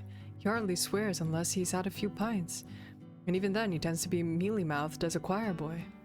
The other band members tell me not to worry. Rosario said he's happy enjoying his time in the limelight, but I still feel kind of guilty. It's like I cursed my own bandmates. Maybe I'm being melodramatic, but Eternal Autumn does feel like an eternal at this rate. You know, thought the exact same thing when I went out to buy Christmas gifts back in December. You did? Mm-hmm. Told you, didn't I? Song blared everywhere. It was enough to drive me nutty. But I guess some good did come out of it after all. Looked at Akira as he blushed in response, and Bashed looked away and then said, "Yeah, I guess so." So, as you've probably gathered from the little snippet of the two of us are still going strong. I don't get to see Akira all that often. As it turns out, having a relationship with one of the most famous men in Japan is still a little tricky to manage, but he still comes to visit me whenever he can. Akira himself lives in Tokyo, which is where I guess all the big celebs reside, but he comes to visit me in my cruddy apartment whenever he's in the area. I feel a bit embarrassed, actually, about a big shot like Akira visiting little old me in my rundown apartment, but he's never been judgmental about it. Doesn't really comment on my apartment that much, actually. Never looked his nose never looked his nose down at me and my meager living arrangements, but he's also never, to his immense credit, has gone, "This place is really nice, Haruto." I can endure the silent condemnation just fine. I mean, it is silent, but a blatant lie like that would really get under my skin. Don't need to be reminded of the sheer gulf in status between us, not when it's so immediately apparent whenever I key Akira's name into Google. He's a huge celebrity. Despite that, he still tries to make time for me. Texts me every day when we can't see one another, and he visited me a handful of times when we started dating. Invited me back to his place in Tokyo too, but I'm not sure if I'm ready for that. Tokyo is still a bit a ways away, and the tickets are expensive, though I know Akira would only be too happy to pay my way if I asked. Don't want to ask though, which is part of the problem. I don't want to rely on Akira too much. Don't want him to think that I'm only dating him for his money, which is, from what I gathered, immense. Though, I'm probably just being paranoid. I don't think Akira thinks that. Such a trusting, earnest puppy of a guy, the thought probably didn't even cross his mind. But it has crossed mine. I know exactly what the papers will say if they get their hands on this story, and all the news sites. They'll make a big deal about the heartthrob Usui Akira dating a guy, for one thing, and for another, I know they'll definitely have a field day exposing my less than illustrious past. It's not like I've ever done anything noteworthy. Don't have a criminal record at least, but it's not my complete lack of note that'll be talked about. Why the papers will post it is Usui Akira dating a schlub like this, when he could have anybody that he wants. What is going on? Does this Nishikino have some sort of blackmail material on him? I don't want to get drawn into the media circus, and I don't want to give Akira any trouble either. That's why we've been keeping our relationship on the down low. Guess word of it will come out eventually if we're going to stay together, but for now, I'm content seeing Akira in the gaps during his busy schedule when he can spare me the time. I'm happy simply being with him, reminiscing with him, joking with him. And hell, I've even been playing with him a little. I might have jacked in the drums after the disastrous performance at the school culture festival, but I didn't give him music for good. At this point, I didn't think I could. It's become part of me, trenched inside my very being. I wound up buying a keyboard when I moved into this apartment a few years back so that I could fiddle around with a few compositions whenever the mood struck. My keyboard hasn't seen a lot of use since I picked it up, but I've been playing it more since I started to date Akira. Being with him must have given me some motivation, and it's starting to feel like almost he's my muse in a sense. Though, that sounds incredibly cheesy, so I'd rather not tell anybody that, not even Akira. He's lactose intolerant, and I wouldn't want to make him ill. I've been doing quite a bit with Akira, though even when we can't see each other that often, I enjoy playing with him, though he's far better than I am. He was better than me back then, when we were students at Minato High, and his skills have only increased over the years. Stands to reason, I guess, since he's the frontman of such a famous and beloved band. But while Akira's been working on his playing, my own skills have stagnated. Can't hold a candle to him, but Akira doesn't seem to mind. Still asks me for feedback, actually, just like when we were dumb teenagers noodling away in our clubroom after school. It's cozy. Sleeping in a bed beside Akira while the snow falls outside is even cozier. I watch him, my eyes half-lidded as he dozes, his hair free from his usual ponytail. His eyelids are closed, long lashes matted, his bare chest slowly rising and falling in slumber. It's not been long since I slid out of him. What? Excuse me. But it seems like all of his energy has escaped him. He's dead to the world. His eyes still lined smoky black, piercing still in. Completely naked, save for the sheets. And for that choker, I guess, which he always wears. It's pretty sexy, actually, seeing Akira like this, so vulnerable and exposed. But he looked even sexier 20 minutes ago, legs spread, face flush as I brought our bodies together. Oh. I know I should probably nudge him awake. If only so he could take out his piercings, and maybe he should have a shower? We did work up a sweat, but I can't bring myself to disturb him. You don't gotta take out your piercings. I observe him, instead, smiling fondly, my fingers carding through his hair. My fingers brush against his scalp. Akira exhales, but he doesn't stir. He must have really been working hard to pass out like that. He's always looking tired when I see him, his eyes droopy. I guess the sex was more than he could endure. But he seemed to be enjoying it at the time, at least. The time has passed now. The room is dark, lights low, and I can hear the wind outside, sighing softly in the snow, and it falls from the sky like powdered sugar, coating the streets until they turn stark white beneath the moon's light. It's very pretty. But Akira's prettier. It's kind of funny, actually. I've been seeing a lot of rumors in the press that Akira and Risa are an item. She's the lead singer of Oral Vampire because Obscure was invited to the Oral Vampire in their upcoming Warped Tour. It's been all over the news. I've seen a grainy photo of Akira and Risa chatting in a bar about 50 times in the last fortnight. Must have been a slow news cycle, I guess, for so much time to be dedicated to Akira's supposed relationship with the singer. But Akira was pretty derisive about the news when I told him about it. Apparently, Risa's a lesbian and has been in a dedicated relationship with her high school sweetheart for the last 6 years. She's been keeping quiet about it because she doesn't want to subject her girlfriend to the media, but she's already spoken for. I never dreamed to make a move on her. And neither would any man who values what's between his legs, Akira said, with a light laugh. I know the news has latched onto this story, but it's a load of hot air, really. They're just grasping at straws. You don't need to worry about it, Haruto. You know that you're the only person that I love. He hit me with the L word, too, when he told me this. Love, not like. He was pretty explicit about it, which was kind of embarrassing since we had only been together for a month at this point, and I felt like things were moving a little too fast. But I can't deny, it made me happy. Damn, so he ended up... okay. Anyway. Seeing Akira like this, rumpled after sex, his dark hair curling around his pale face, makes me happy too. The press can say whatever they want about him. They can spin any stories as they like. Post as many grainy photos as trying to prove Akira sleeping his way through all the alt-rock bands of Tokyo. I couldn't give a shit. I know that Akira's with me, and he loves me. He's been in love with me for 8 years, because he's a hopeless romantic like that, and well, I don't know if I'm quite as sappy as he is, but I'm almost as bad. I might be otherwise. My heart wouldn't flutter so much every time I look at him. I smile at Akira as he lies there, curled on his side. Compelled by some greater force, I lean in. My eyelids fall shut.